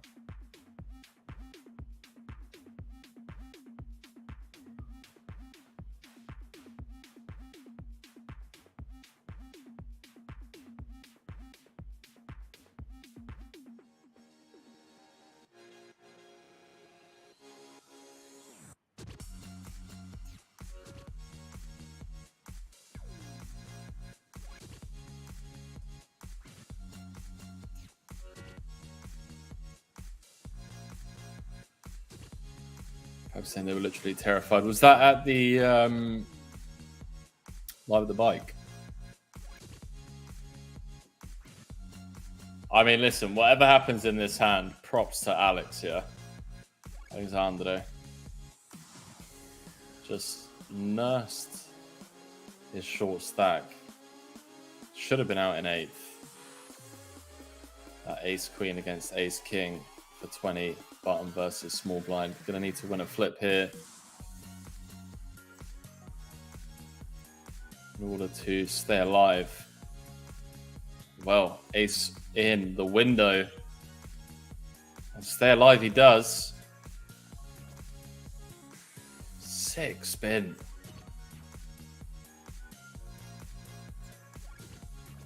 Absolutely insane.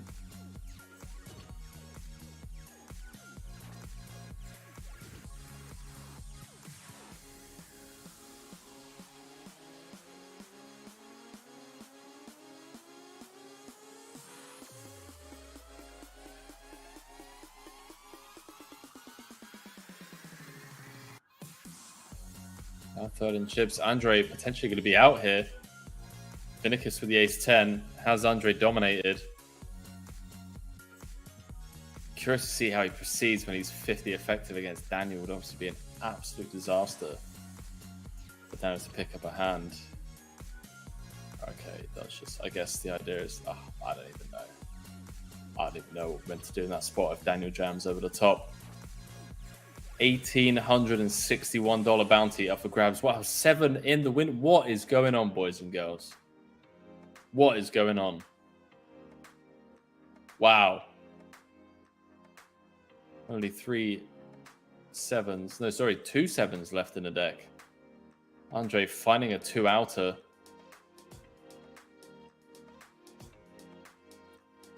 Just when it mattered most. After losing that flip against Alexandre.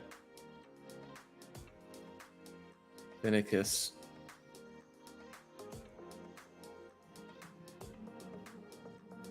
Probably going to be pretty steamy after that one. That was for the chip lead and 1900 in the back pocket.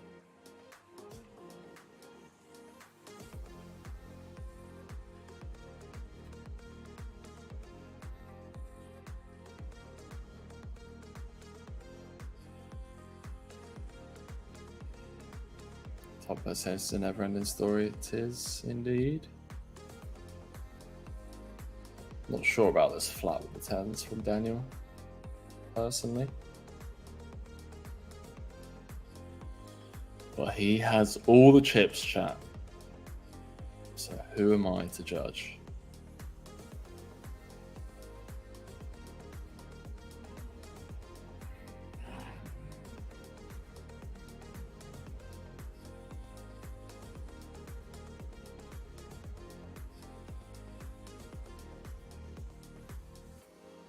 Wow, no opportunity for Isaac to take it away. This is wild.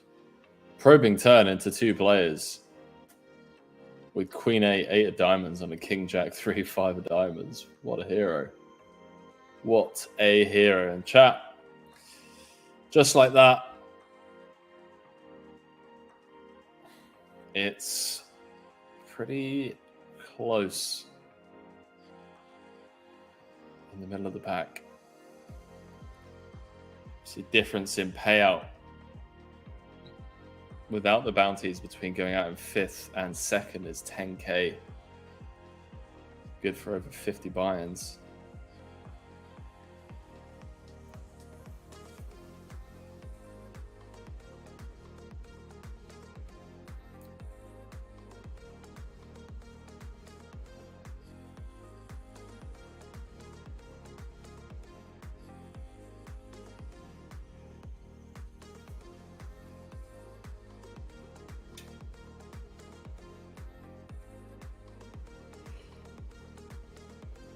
Love this from Daniel.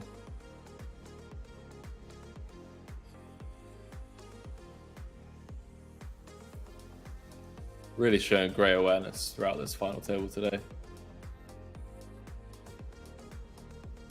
Being thoroughly impressed with him.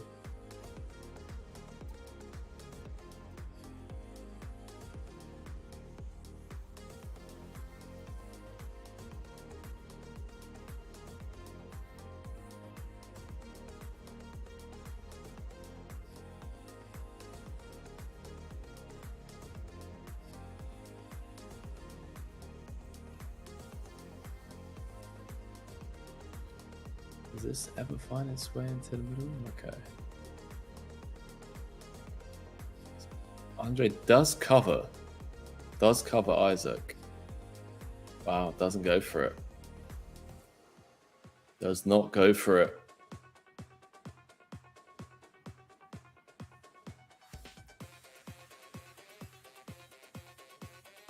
Wow, Vinicus flopping the flush. Isaac top pair.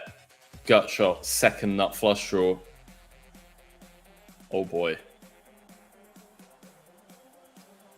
And Vinicus check raise last time. Button versus big blind.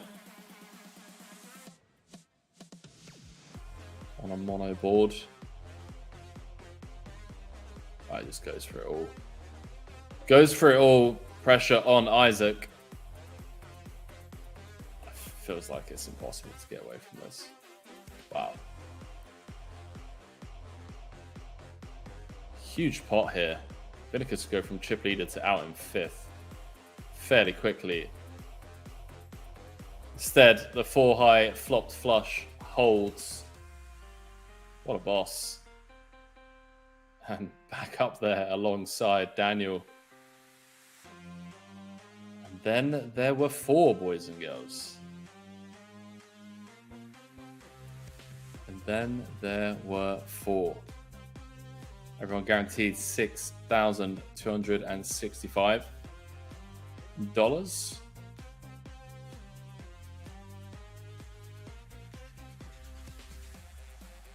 Plus bounties.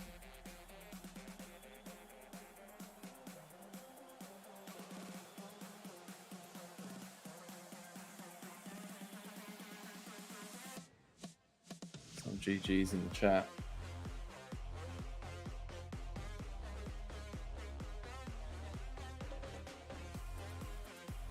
Who's going out next, boys and girls?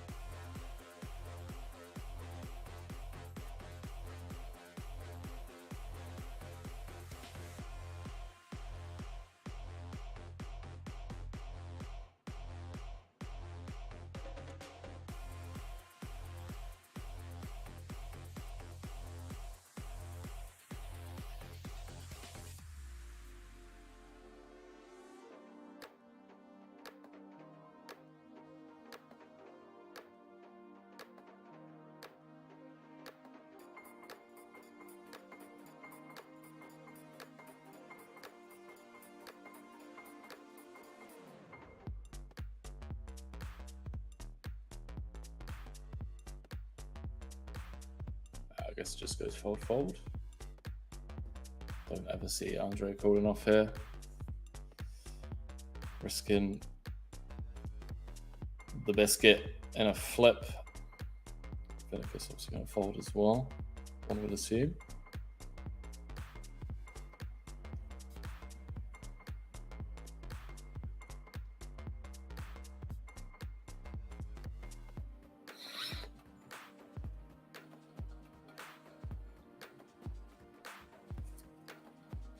Oh, it's been a long one, boys and girls.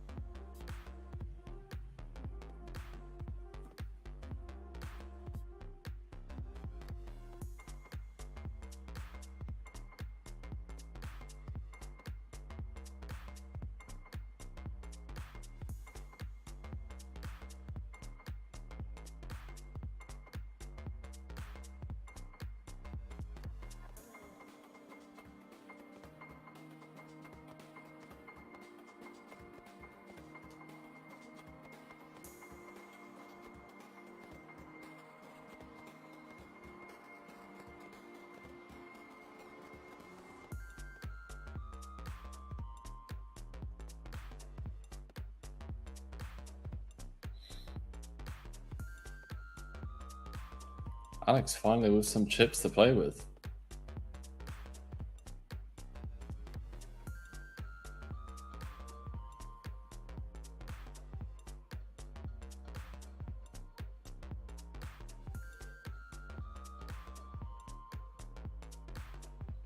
Gonna have more chips after this hand. Out flopping Daniel in the big with ace-4. Alex flopping top pair. Pretty dynamic board. Goes half pot. Daniel not going to be able to continue. One would assume.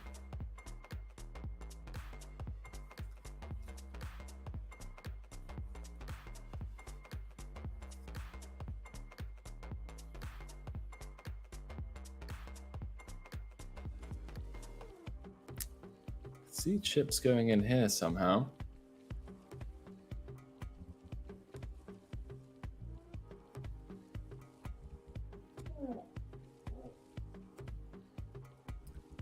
Definitely see Vinicius flatting because of Andre's bounty.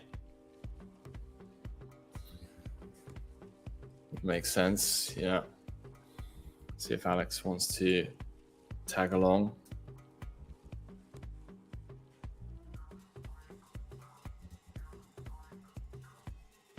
Doesn't. Would have flopped best.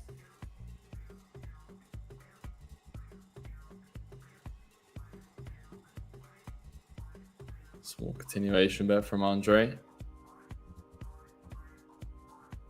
Oh, wow. Hello.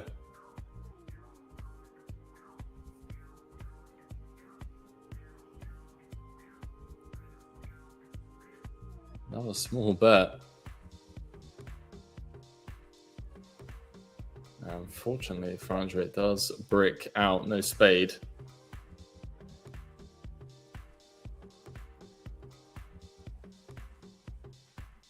And Vinicius going to fold.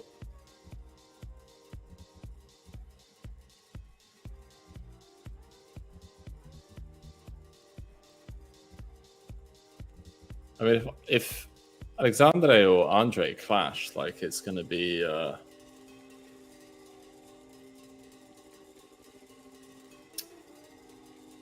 it's going to be a very even-handed, yeah, even chip distribution, three-handed.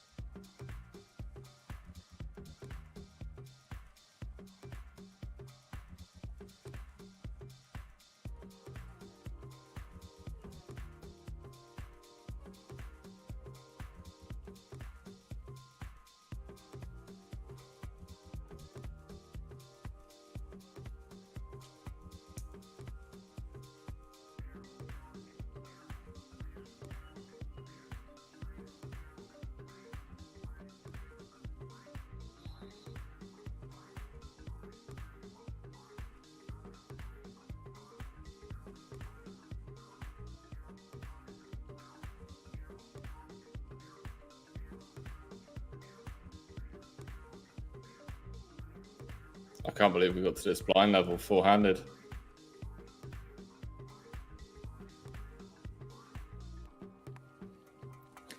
Very surprised we got to this blind level four-handed.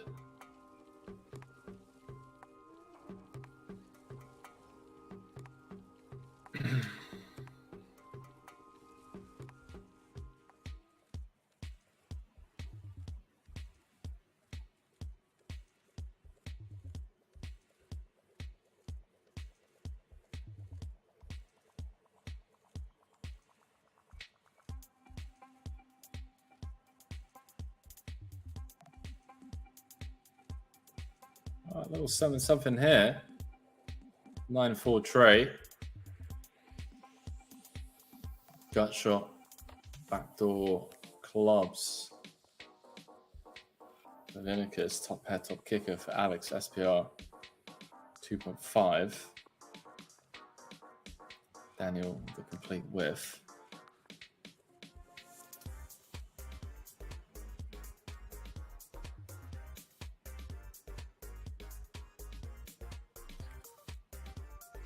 I wonder if he ever check raises now. Doesn't. Instead, he just drills it. Drills it on the turn. What a life. Alex 1 for hours. Wow, he just jams. And Vinicus just gets the click call and scoop a bounty. His opponent drawing to a chop.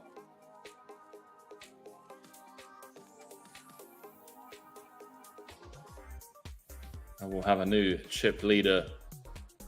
We'll be down to 3 players. King of Hearts. On the river, changing nothing. Alex just drawing to a chop, as I said. Now everyone guaranteed $9,700 for their efforts, plus their bounties. Because picking up a $600 booty.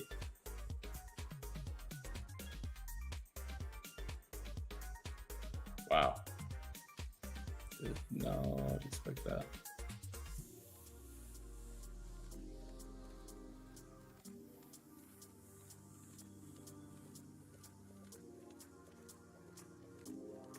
Gonna kick things off three-handed, opening the deuces.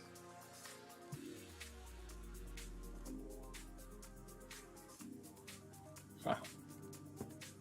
How's your day been? Flops a set. Unfortunately, Daniel with just ace high. I mean, some arguments for floating. Don't think so against that sizing. Gets kind of dicey.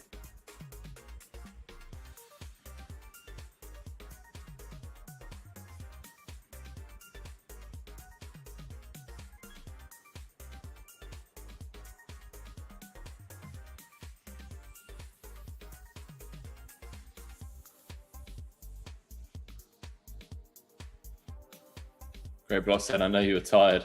I want this to last 2 more hours because I'm finally getting points. I'm still not getting points. Like, legit scam, yeah? Because I should have heaps.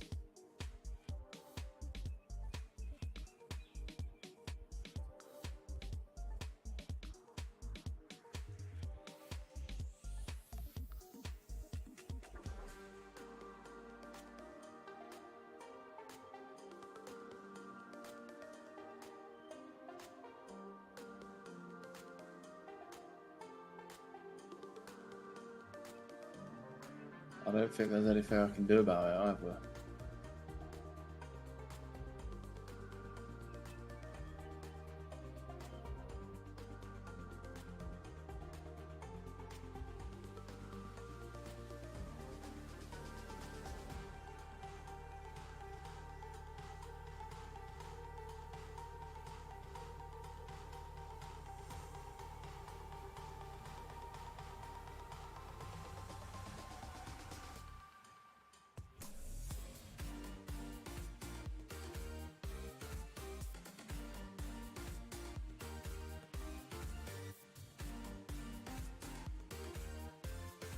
So we'll say we need some bonus points for being here from the start of the stream. So we're saying some countries have points restricted, right? Oh, that could be the case, bro. I am in Thailand.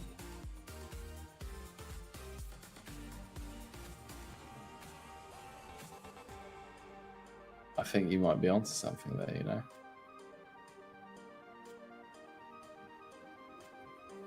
Think you solved it.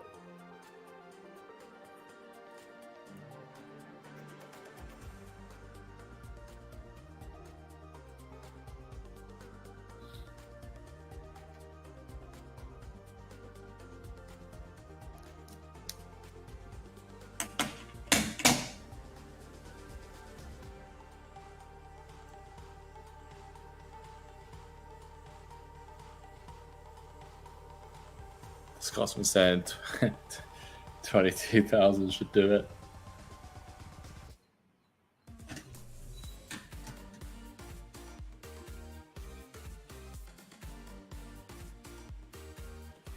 Yo, I third the 22,000.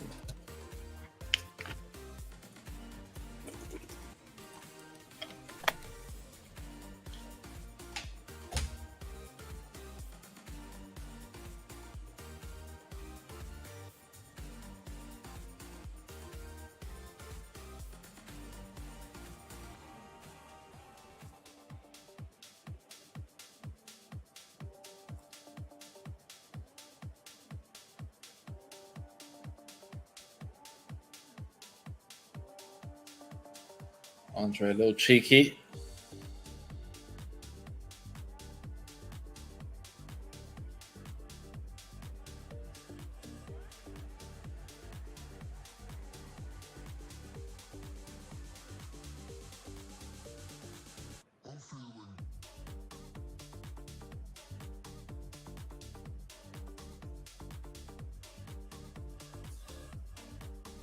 Oh, look at this. Vinicus with the 3-bet with the offsuit king. Fair play, mate. See, hefty ladder, 5k ladder between third and second. What's the chance to play for all the bounties? In it goes.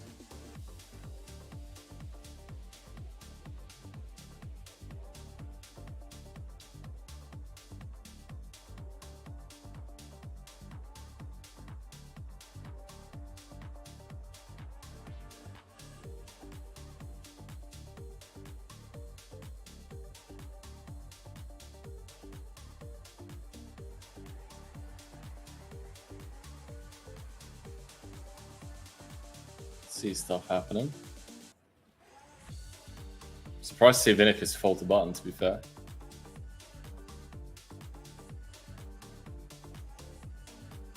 And look at this from Daniel. Limping in with the aces. Almost tied now with... Oh, wow.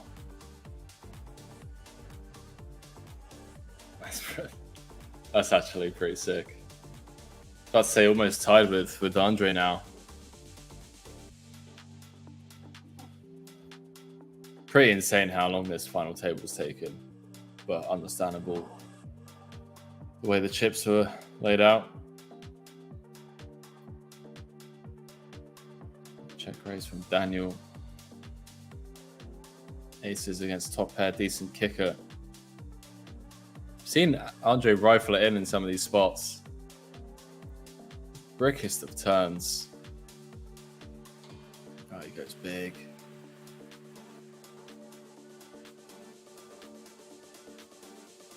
Goes big, setting up a river jam.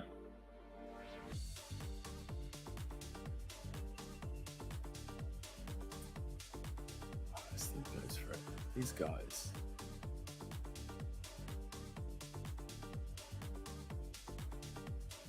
I feel like this is like the river we can get away from. Versus an uncapped range that feels a bit thin from Daniel. I mean, I know we have aces with the ace of hearts, but we're playing against the 100% range. Andre just has like everything, literally everything. This could be going in, boys and girls, for 20. And I don't think Daniel will be folding.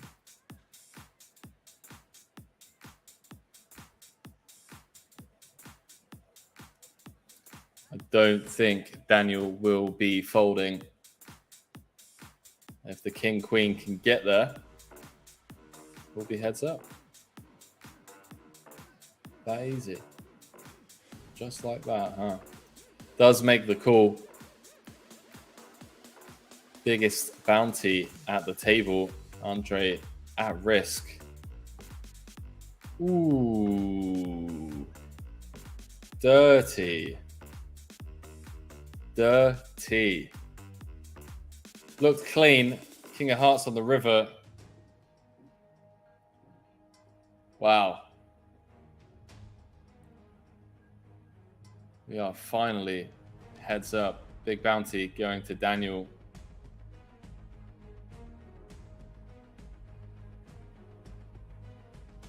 Little 2K sweetener plus the 5K ladder.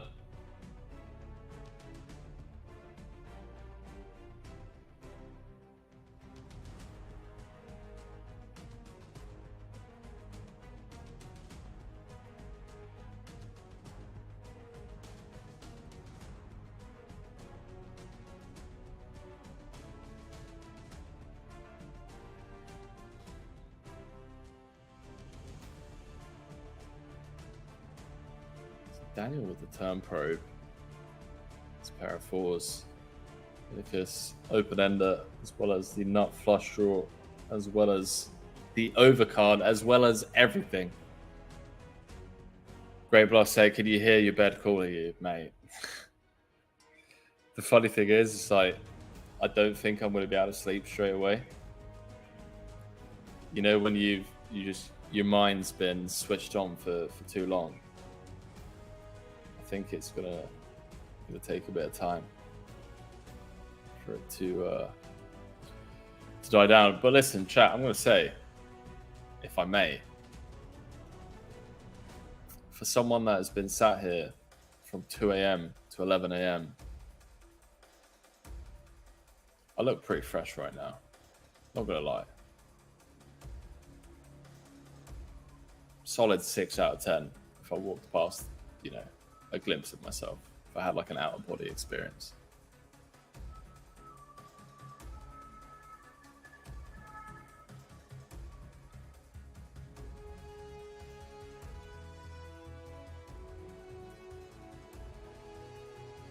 So of course, no, my mind's never been switched on. I don't have that problem. Props to you being awake for that. Thank you, man. Thank you. Thank you for cracking a joke this early in the morning as well. So, like I said, I'm looking forward to going to the dentist in 5 hours.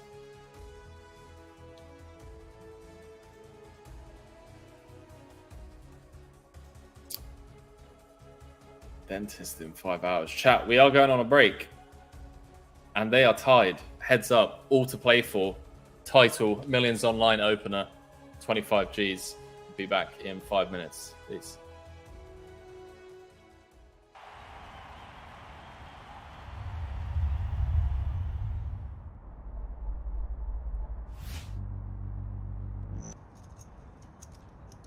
Wow, well, this is going to be curtains unless he finds a spade. He flops the nut flush draw. Anton trip tens. Anton won't be able to believe his luck. All in, snap call. Well, Anton's going to be pretty sick to see he's not got Carl dead. Nice flop. But he's in great shape for this 1.25 million chip pot. Nice flop, that was, wasn't it? Oh, with the 8 outs, needs a spade. 7. Oh, wow. King on the river gives him a flush. But Anton a full house. That's playing with you, mate. That's playing with you. Good luck, boys. Have a nice evening if you're still here. For 179,000 would have been that's like a 40 big blind shove. So I actually prefer the call over the shove. Seat 6 or the raise. Wow. Yes, wow is right. Seat 3 Wow. check. Even more of a wow. Why is Kuhn checked there? Is it just that it was too strong? I mean, you've got Locke in the small blind who's, you know, a bit of a loose cannon. I'm so confused right now. The fact that can't overall, you don't need to slow play your hands when Jeff Gross has flatted you and Phil Locke is in the pot, right? both of their check. I mean, Jason's check surprises me more than JG's check. But they both still surprise me. I can't believe that this has gone check. So is Jason Kuhn thinking to himself, I need to just check, because Locke is liable to just move all in at any point with nothing? Is that possible? I guess that's his rationale, but at the same time, he's capable of doing that on any street. How this has gotten to the river without a bet it's scary. Seat 6 bet 30,000. Wow. It's an absolutely sick river card, and Jeff Gross is going to get just so lucky. He's not going to lose a chip right now. He's not going to lose a chip. It's amazing how all these situations they always work out for Jeff Gross. Like no matter what the situation, JG, like, he should be broke in this hand. You know, should be broke in this hand. And somehow he found a way to get away for just a pre-flop raise. 110 total. I don't even know if Phil Lock's going to call here, and I just wonder if I mean, it's not just because of the hands out there that Jason Koon's made a mistake, right? I mean, he's made a mistake here. I think so. I can never see that Jason is taking this line as a bluff against someone like Phil Lock, who's just proven to be so reckless. What a strange hand. It was the perfect river too to create this situation. I mean, only an ace would have made this happen. It's probably just a chop. They're probably just stealing with the chop. And that's a very, it's not a terrible assessment. I feel like if you had an ace, you might have c-bet the flop, ace queen. I think Jason, that's the other thing. Jason could be raising here. He could be raising here with a weak ace, knowing that Phil does not have a 4 and does not have ace king.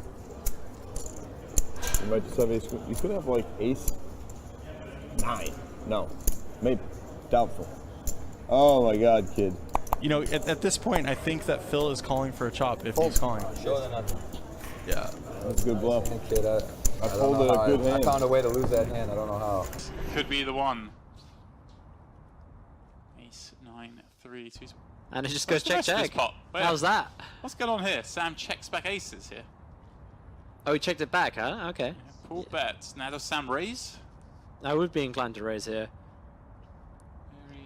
I guess Sam's hoping to boat up on the river and... He's hoping for the 5 of spades. Oh my god. Oh, there it is. How have I just said that? Oh my god. You called it. For the 5 of spades. He's called it. The 5 of spades rips off, well... 5 of spades. That was Sam's plan all along. This honestly, is a disaster card for Newey. Who's shuffling these decks? I think he needs to take a little bit longer here.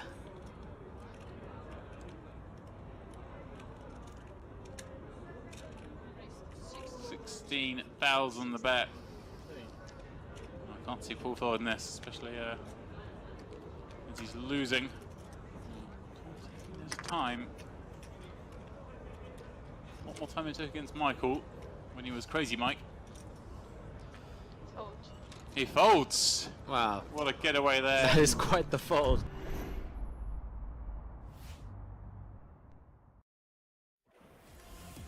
What is up, boys and girls? Good morning, good evening, good afternoon, wherever you are in the world. We are heads up. It's the Millions Online opener. Kicking things off here at Party Poker TV. Big series the entire month. We've got plenty of streams, plenty of action, tons of money up for grabs. And don't forget, boys and girls, you can get involved from all the low buy-in satellites into the main, potentially bag yourself a nice chunk of change. We're heads up here. Everyone guaranteed 14k a piece. And we will slowly be jumping into the action shortly, I should say. But yeah, whilst we are waiting for the table to reappear, I will say that satellites are running 24/7, boys and girls. Really can turn a satellite into a life-changing payday during these series. So I understand some of the buy-ins aren't for everyone's bankroll, but I would definitely recommend firing at least some of the satellites, because you never know. Could be you. 100 bigs in play. 100 bigs in play, boys and girls. This is the level I expected it to get to be completely honest with you. This is the numbers that I crunched. What feels like a lifetime ago at 8:30 a.m. So I reckon we'll get to this level, heads up. And here we are, 8 million, 16 million. See who wants it more. Who have you got, chat? Daniel. Type 1 in the chat for Daniel, 2 in the chat for Vinicus. Who do you think is going to close this one out? I'm about to sneeze.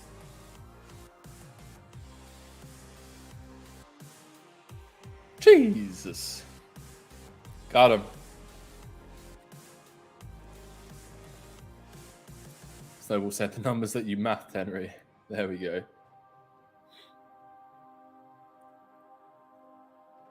From the 3 hands we've seen, Daniel firing.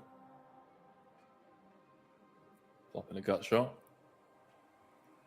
Top bets reckons it's going to be Daniel. Sarcastic reckons it's going to be Vinicus. Great Bluff saying Vinicus.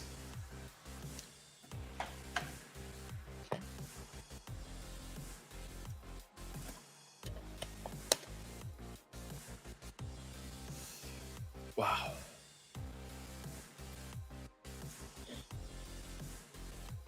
Score is evenly tied to a piece.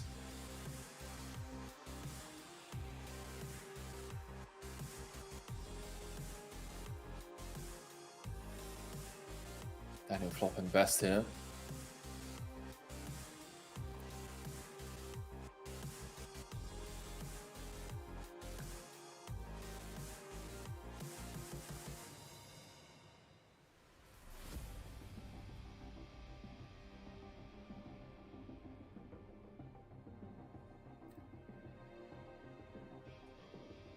Vinicus goes for the old 0 equity double barrel.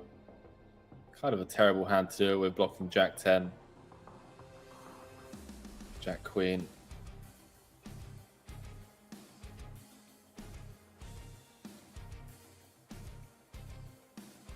Daniel with the block.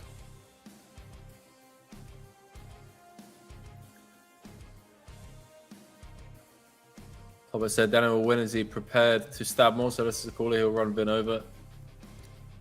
Didn't hear which number was which. Don't worry about it, man. It's all good.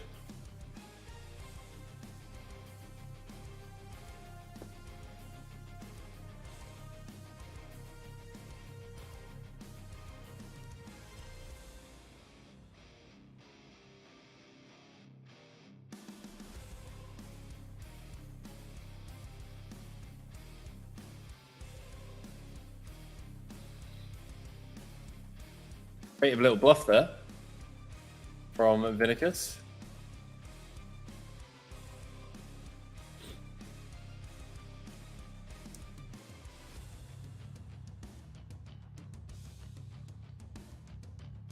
Both players flopping a piece.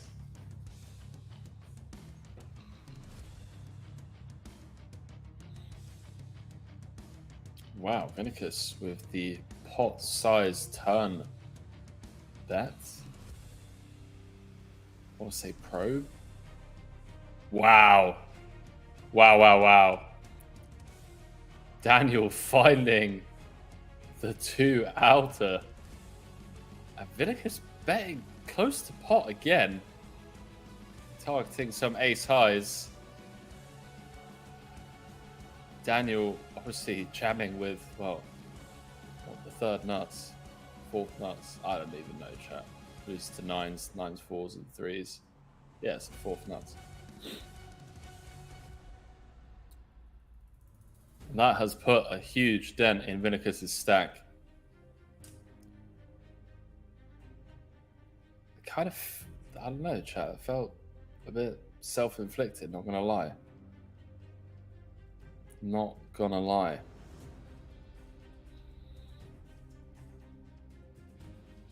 I feel like I didn't need to lose that many chips.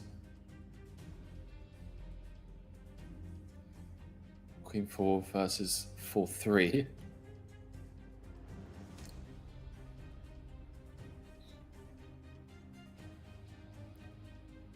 Daniel limping in on the button. Has his man on the ropes. Down to 22 bigs. Top 7 Vin is out of line with his bet sizes, I think. Yeah, pretty OOL. Not gonna lie.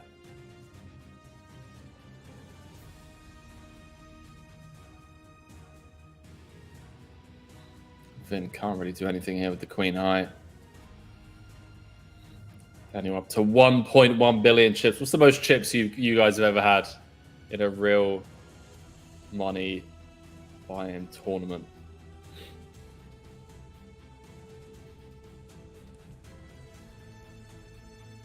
Billion chips, eh?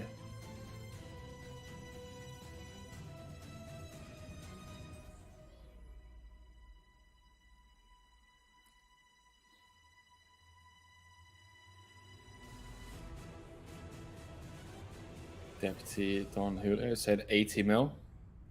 That sounds like a very healthy stack to have, mate. That sounds like an amount of chips that would allow you to win a tournament. I hope that's the case.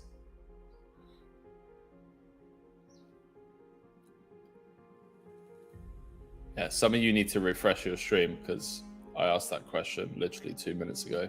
You type in one in.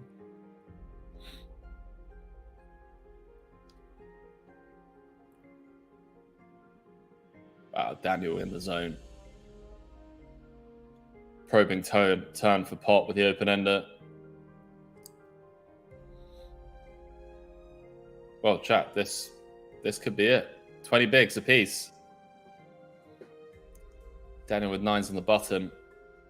So don't forget, both locked up $14,718. Playing for each other's bounty. And then they will get to keep their own bounty on their head. This could be it, chat. People type in GGs in the chat, and I get it. Makes sense. Because 20 bigs. In go the sixes. Daniel got a snap call. 1,700 booty up for grabs.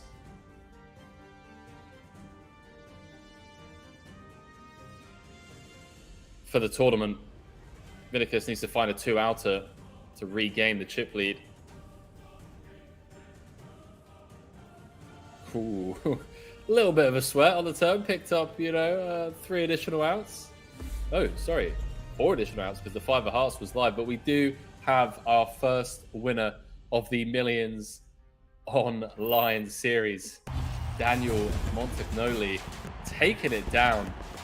What a clutch final table performance. Don't forget, guys, I mean, he came in relatively short. I think he came in 7 of 9, if I am not mistaken, and comes out on top.